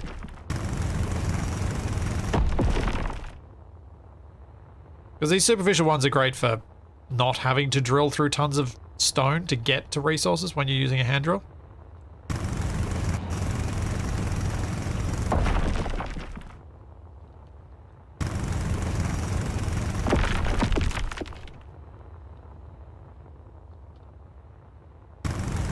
I think that, to me, that seems like a fairly easy fix.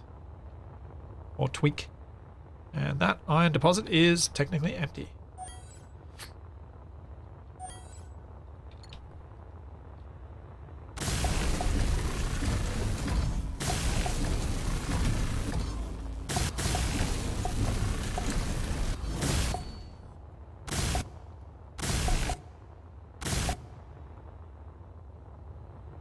Huh? Obstruction detected.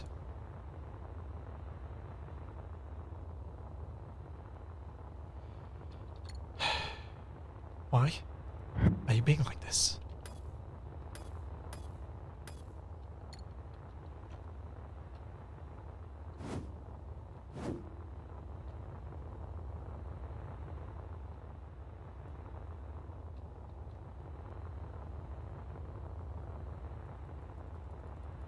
Huh?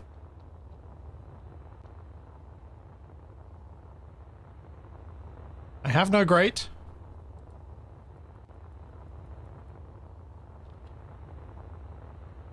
I turned mirror off just now. Okay, weird. We'll see if we can fix that later, because that's busted right now.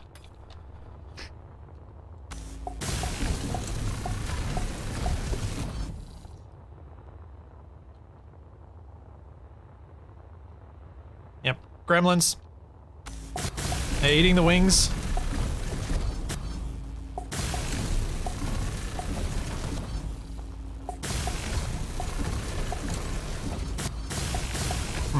I could use spectator cam to have an idea of where the sun is. How close it is to daylight.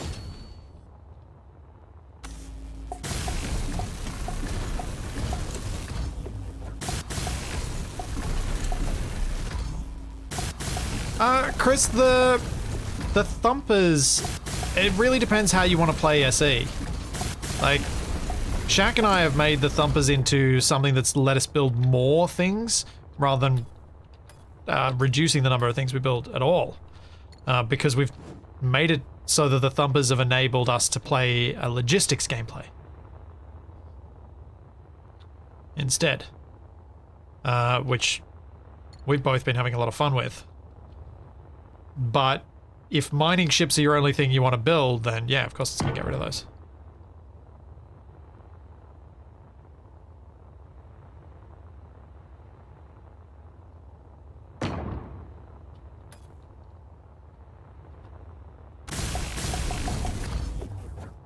Alright, I'll get these railings on, and then I need to decide on where my path is going to go to my production manufacturing room, I think.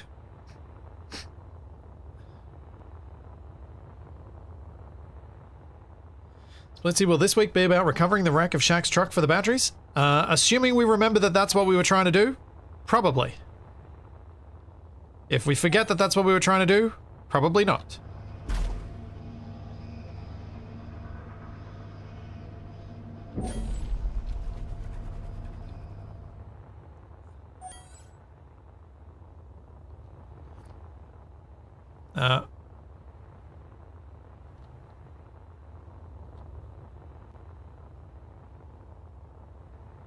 Mr. Vengeance, I don't know where you've gotten any information about Keen wanting to do Thumper bases, but if that's the direction they're headed, I would love, if that's what you found, I would love to see where you saw that.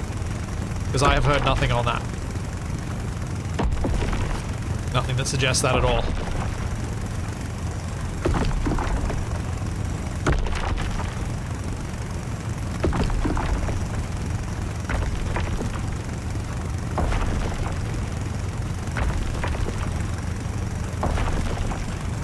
And ease up on the caps, because that's a quick way to get yourself banned.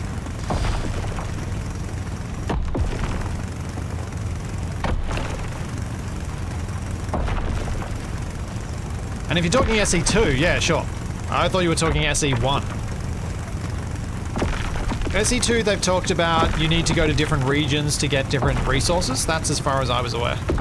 But I will wholly admit that I have not been bothered to watch all of the various different things that Keen have put out there, because I'm just, yeah, it's not how I like to find out information.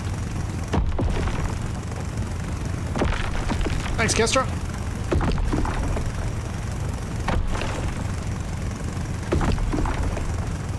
Thank you for the 200 bits. On a loading screen, they mentioned a drill goes on the surface and extracts ores. What that sound like? Well, it sounds like pistons on a drill.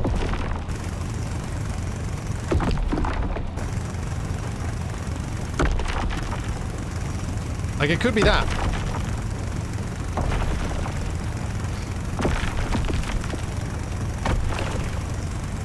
Thanks, Beldenick. Thank you for the rainbow unicorns. I did find some sun. Yeah, where is the sun? Where is it? Sun. Clippy, clippy. Sun is there. So I think the sun is going to come up that way. And that way is, assuming I haven't completely messed my rotation up while I try and get out of this hole. Not good. That way is not good. That means I'm going to see the sunset, not the sunrise. Poop.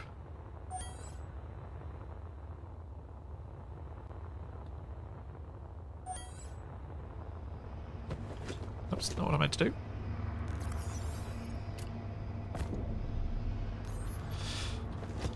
Let's swap over a couple of these.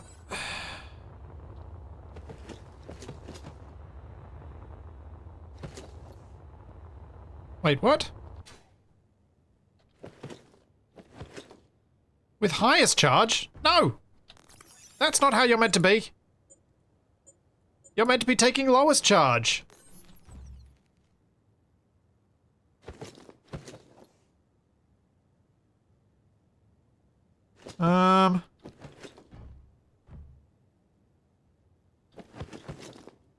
That's not good.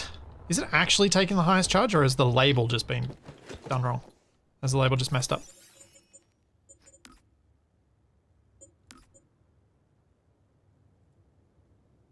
How can I...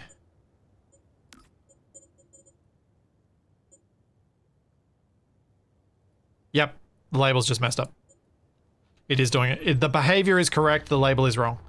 Because I literally recorded some footage yesterday that showed that the label was doing what it was meant to, but the label's wrong. Good, good.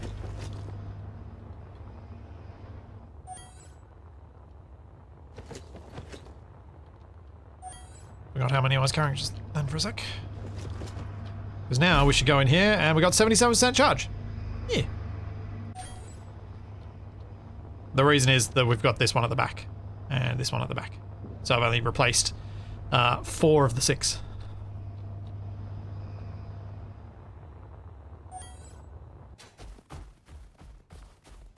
The mode to swap to lowest is actually on the battery itself. So if it's set to discharge, if it's set to recharge or charge, it will take the lowest charged battery cell. If it's set to discharge or auto, it will take the highest. Hey, I got railings, sort of.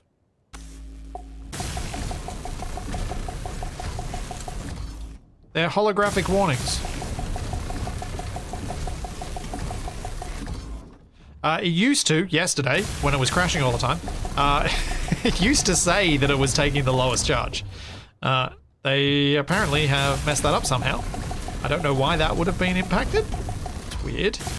But yeah, it's meant to say it will take the one with the lowest charge.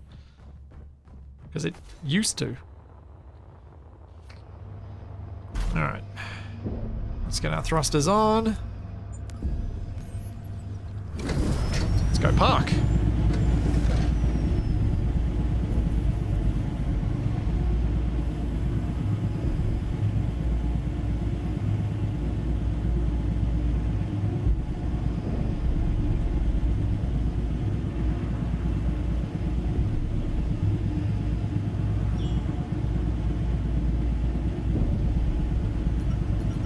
Or anyone says, I know I can auto lock, I don't want to, I want to get this nice and neat.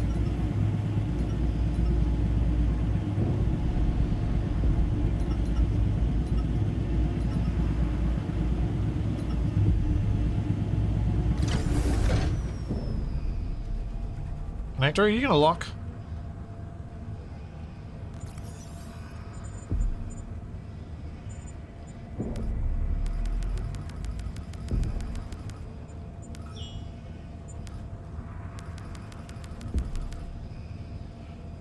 Oh. Why? Why?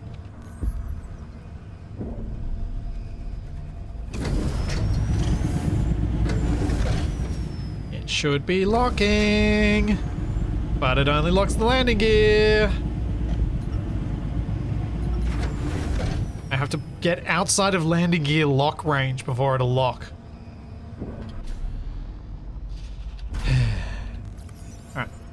Batteries.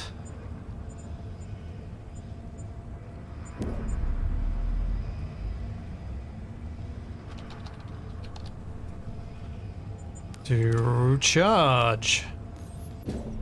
Okay. So that's sorted.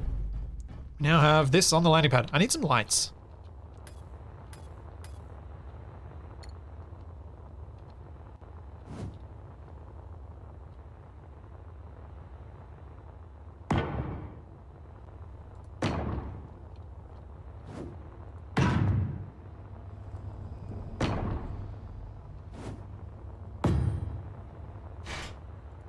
Oops, not there. Yeah.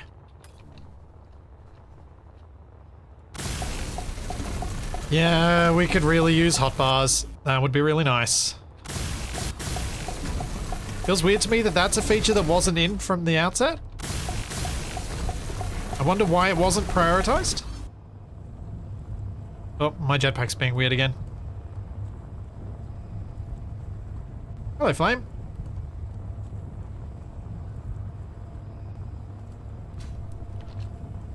Oh, I even turned the jetpack off and it still does it. To reset my dampness.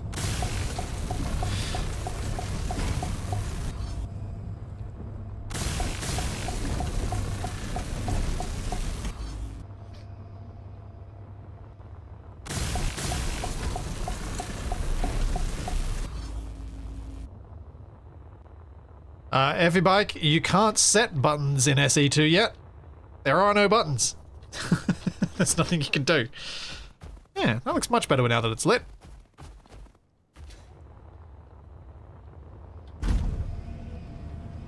Turn those off though.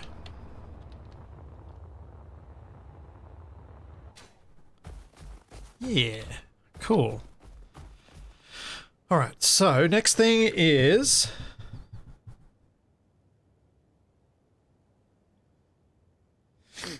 It's amazing Keen made a whole new game just to get Splitsy to press P.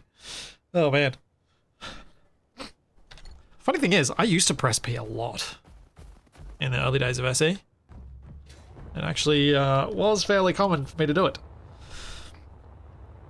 I think the last time I did it regularly was when I was regularly using the goose. Because I definitely used to park the butterball with P. This is a mistake. I should be using bigger blocks for this. So I have fewer to place down to get this connected as a grid. It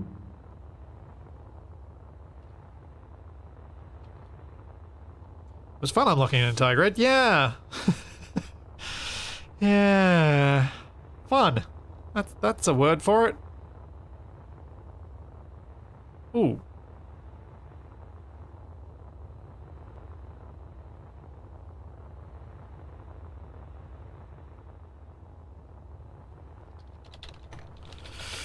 How do we do this?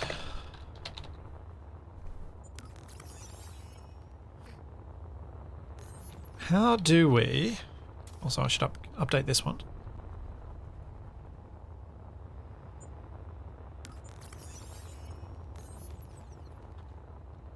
How do I get a blueprint in?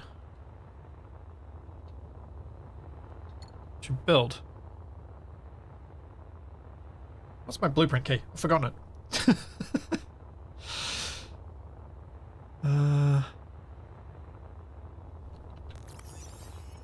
Oh, that's right. I can add it through here. Blueprints. I remember now.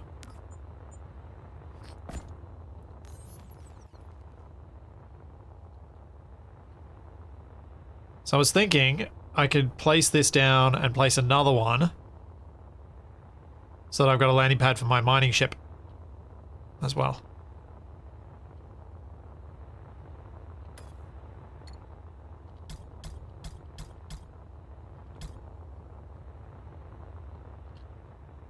Especially if I find the right spot to start.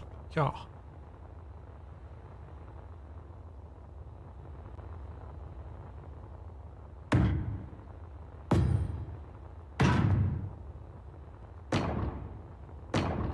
Included the ship in the BP, yeah. I mean, it is connected. Wait a second. If it includes the ship in the BP, that means we have subgrid projections.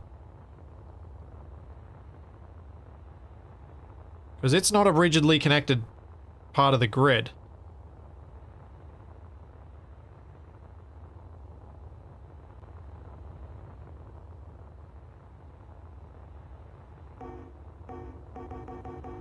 Oh.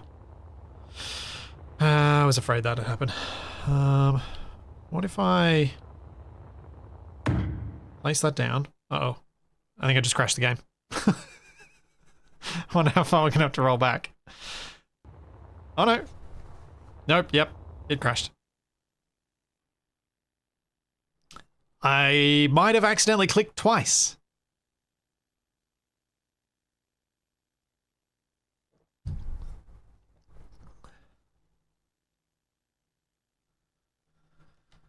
Whoopsie.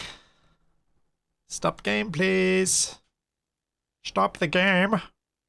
Yeah, stop. Oh, starting download. Uh-oh, hotfix.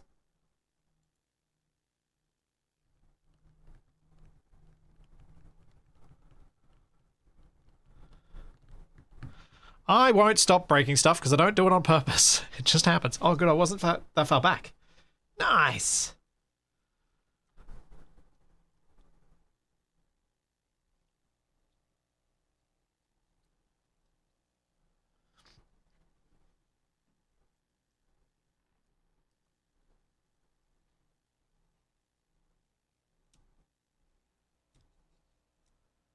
Just in time did I break the game again? Yep.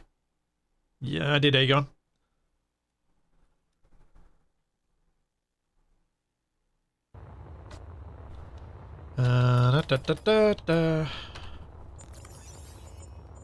Blueprints. I have an idea of how I can make this better. So if I place this like so, then I go back and we should be able to dismantle But yep, that is a workable blueprint. I don't know how you'd weld it. I don't know where it'd count as supported.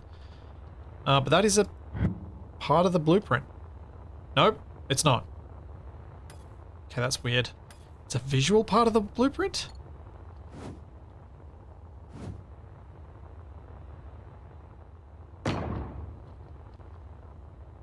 Yeah, my plan was to do this. Remove these from here. Oops, not that bit. Make this blueprint a bit bigger. Can I get rid of any of this at all? Okay, this doesn't exist properly because I just clicked there and removed there.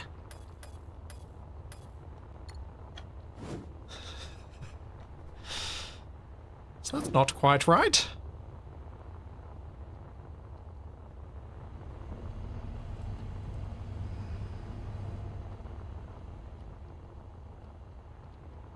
Exactly how that's supposed to work.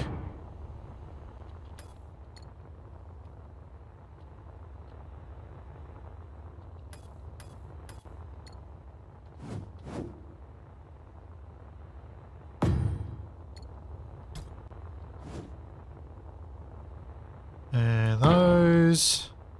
And now I should be able to blueprint this again.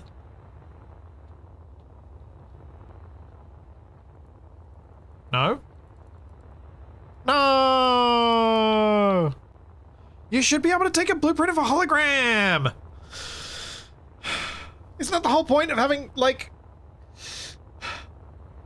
undo redo does work, yes. I forgot. Forgot that it exists. How do I... Can I do a partial blueprint? Now I can't remember how to do partial blueprints either.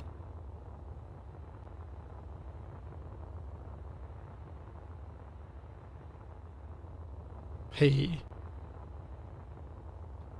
Control. P. Click. Nope.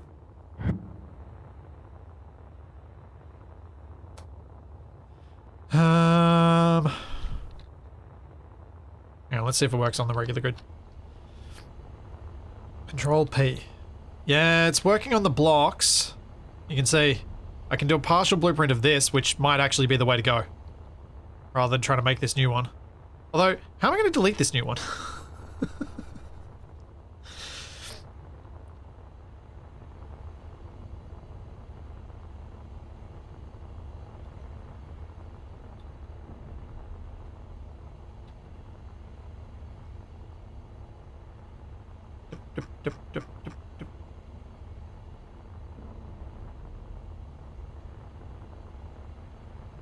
Nope, not that one. That one.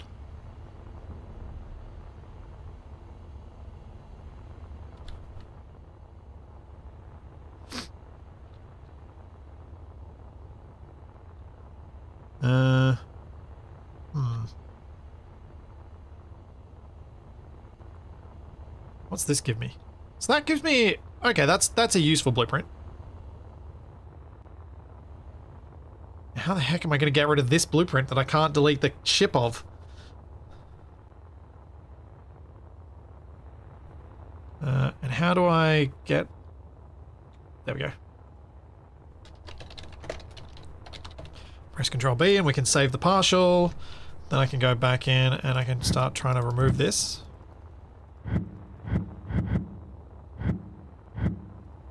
I might need to roll back my save because I'm not sure what's going to happen with this blueprint once I get rid of all these bits.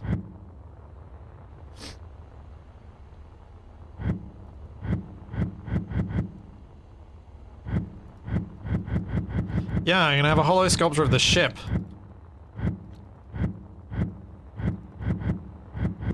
Because there's nothing connecting that anymore.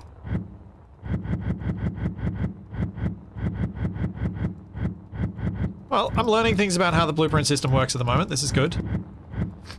This is useful limitations discovery. It is sad that we can't blueprint holograms, though. We should be able to blueprint holograms, I think. Because then then especially partials, because then you can use the partial blueprinting thing is like the most epic part of the blueprint setup that they've got. They need to have that in survival.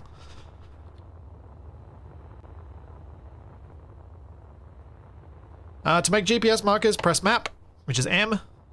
Go to GPS, and you can create one where you are by hitting this add GPS marker, or you can create ones in the world space by right-clicking.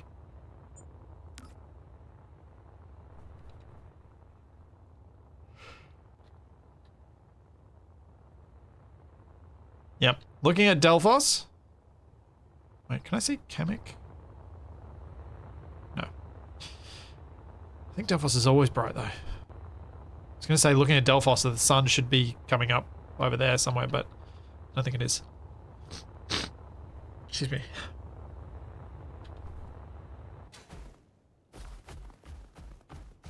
Alright. I'm going to save my game. And I'm going to reload it, the same save, and see if that blueprint's gone.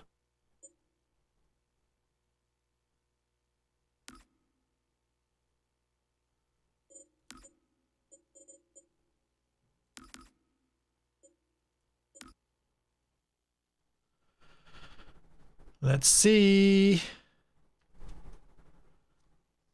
Or am I going to have to roll back so I don't have the floaty thing? Or am I just going to leave it? Because it's sort of funny, but kind of annoying. It's kind of annoying.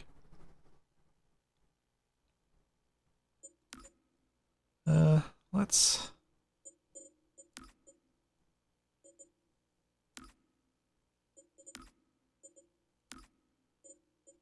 Wait, where's my backup? Oh, because I'm in the game. Main menu. Admin tools to delete it? Maybe? No.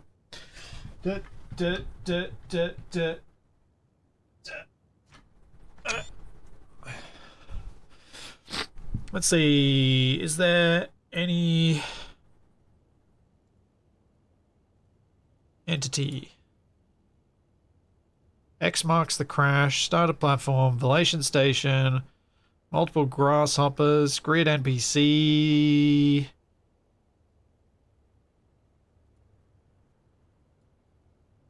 I'm gonna say no.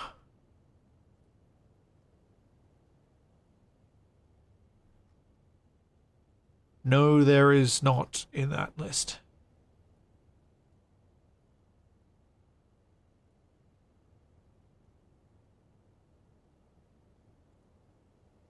Yeah, because there's grid and characters here. There's nothing else at this stage.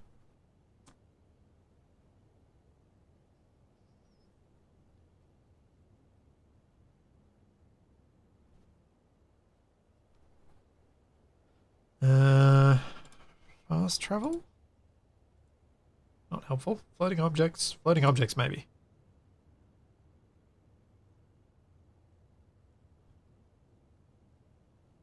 There's a Mark IV drill floating somewhere? Oh no, I think this is spawning them. So you can spawn one. Not the ones that exist. Spawn as floating objects, spawn in inventory. Okay. Gameplay, heat maps, missions, prefabs, procedural generation, progression, projectiles.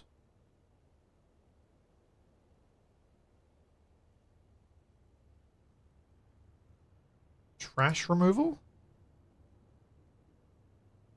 Oh, nice. PCU. Clean up budget time.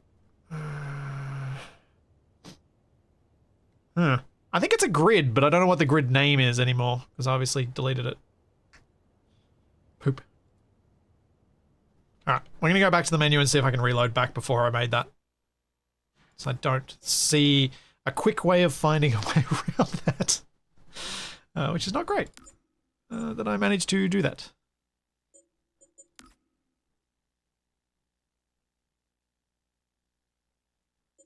So that looks like I've placed it. That looks like where I want to go.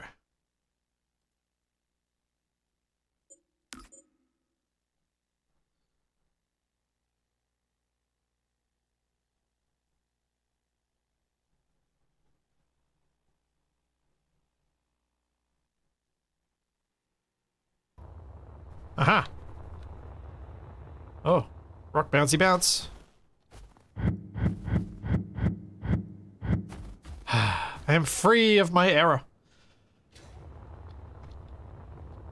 So, now, I can attempt to place this blueprint.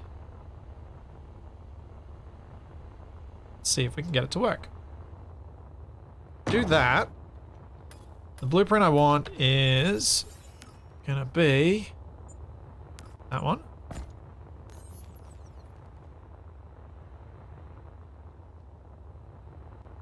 It looks like I should have the right bits.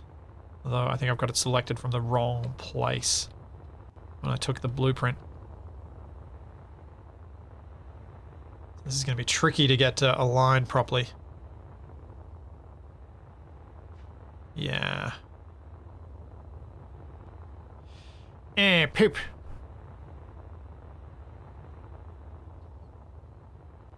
Align it that way, maybe?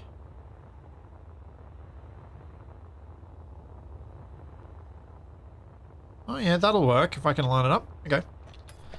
So if I go to this and go down to the 50 centimeter size, put that along there. So that should be, I've got this correct. No, I've not. Okay, it needs to be one block above that.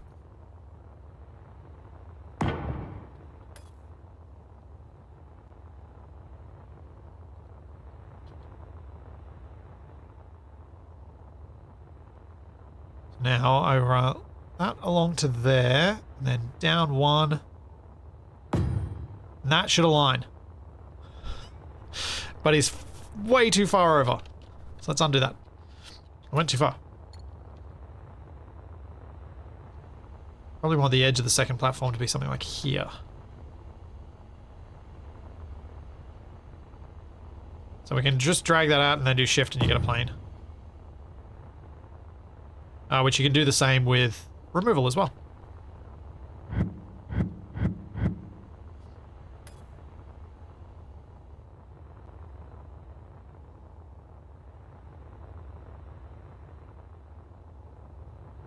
I wonder if you would have been added to the BP if it would have updated it and then been able to delete it.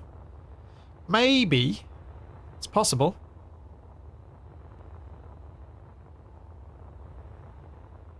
I think that's right. Is that right? No, one block off. Let's try that again. Yeah, there we go. Yeah, I think that can work as a second landing platform for my mining ship.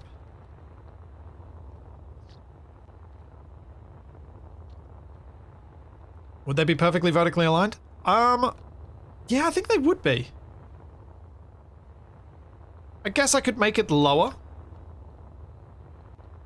And I guess I could remember that we've got tiny little grids to work with, but there's also some benefits in aligning things on the big grid because it means conveyors and stuff are going to be quicker to lay out. So when I can, I will probably, and when I don't think it's going to impact the aesthetics, I'll probably do things like aligning them to the big grid.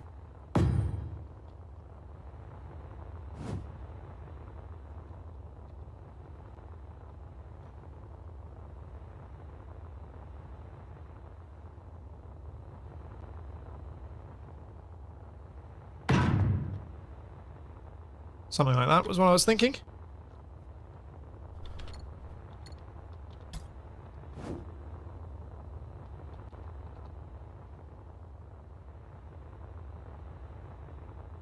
Huh. Oh no, that's right. The lines on the walls threw me off and I was like, is that the end of the block? Did I misalign these somehow? No, I didn't. It's fine. I'm gonna have to figure out what I'm gonna do with that corner. I think I might have to go to full block. This is gonna be weird otherwise.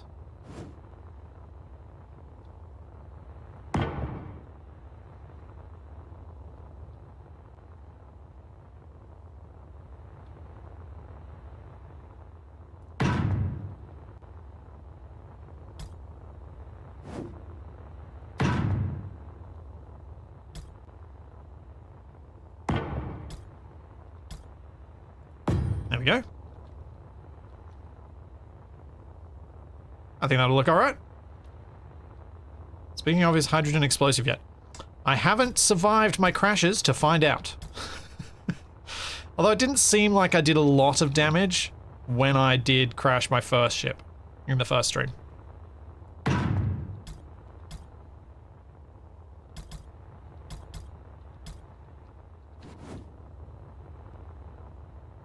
I didn't seem to do a lot of damage to the ground anyway.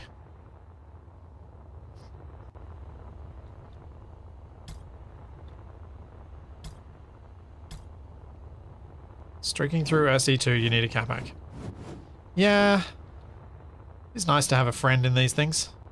And those are on the wrong side of the block. I forgot that these were asymmetrical when I placed the first ones, but we're just going to wear it for now. If I notice it once it's been there for a while, I might change it.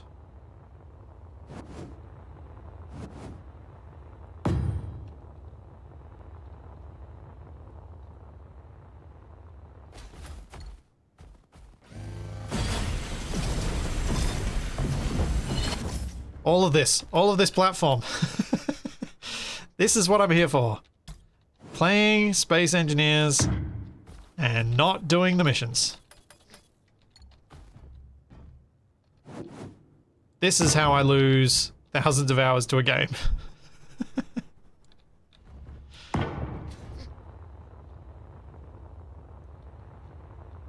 Now, I reckon I might be able to put some solar panels or something between these, or off these, or somehow. Turning a creative sandbox game into a platformer. Yeah, that's totally what I was talking about.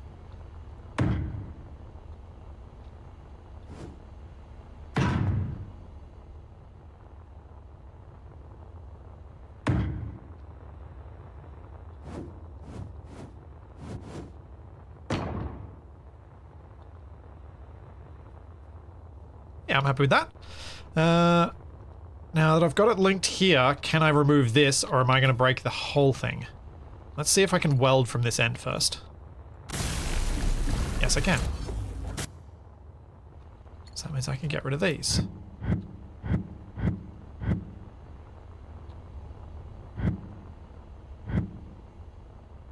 Hooray! Save game, maybe? Yeah, maybe. That's a good idea. Oh, the sun's coming up! The sun's coming up! We have sunrise! It is nearly here!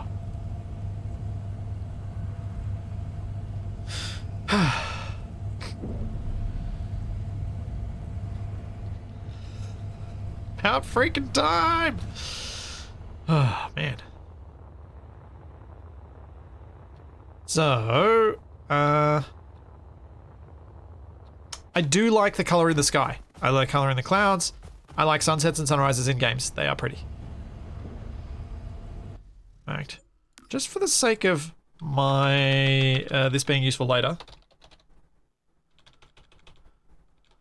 and of stream-ish, I'm making a separate save because I'm going to want to get a thumbnail of this, and I'm probably going to want to use this lighting, and I don't want to have to wait around for it. Although I've got the dev tools, there's probably a way I can change the time of day. Never mind.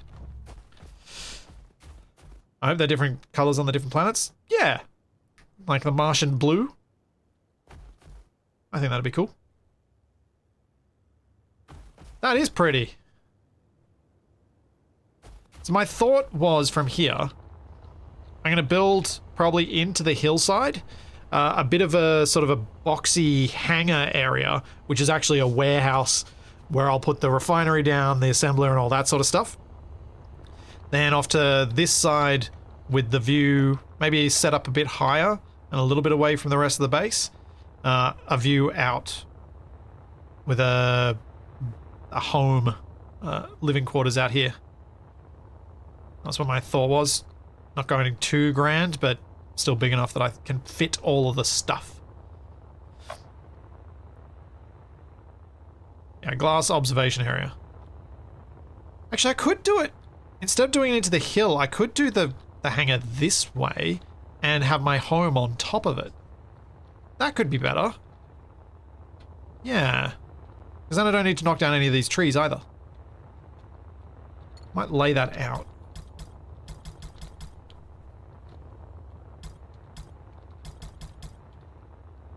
Roughly. Don't think it needs to be taller than that.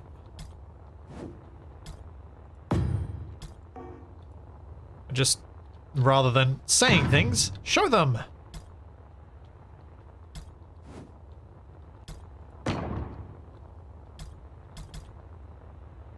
Oh, tree's in the way.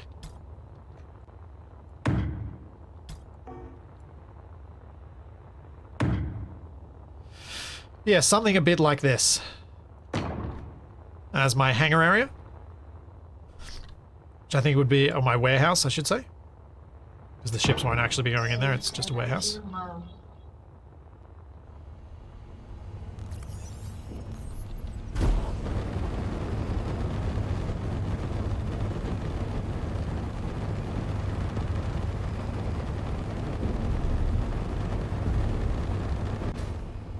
And then...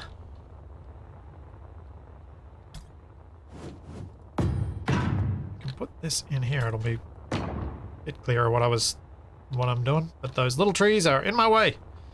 I don't know if I need it that big, but that's kind of my rough idea. And then build the living quarters on top.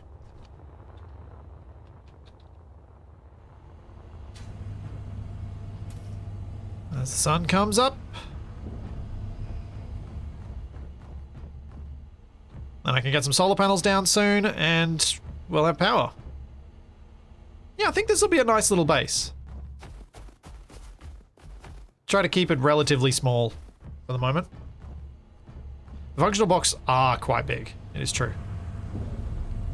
But yeah, that I think is going to happen next time, which will be... I might do an extra stream next week again.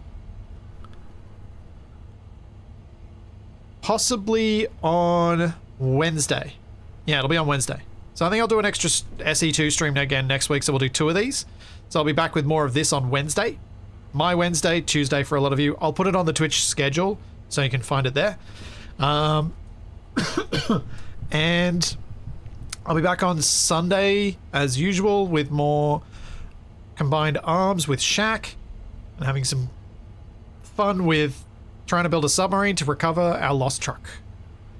Then back on Monday with more Capac. So there's all that, and plenty more to come. And I will see you then. Have a good one, everyone. Bye.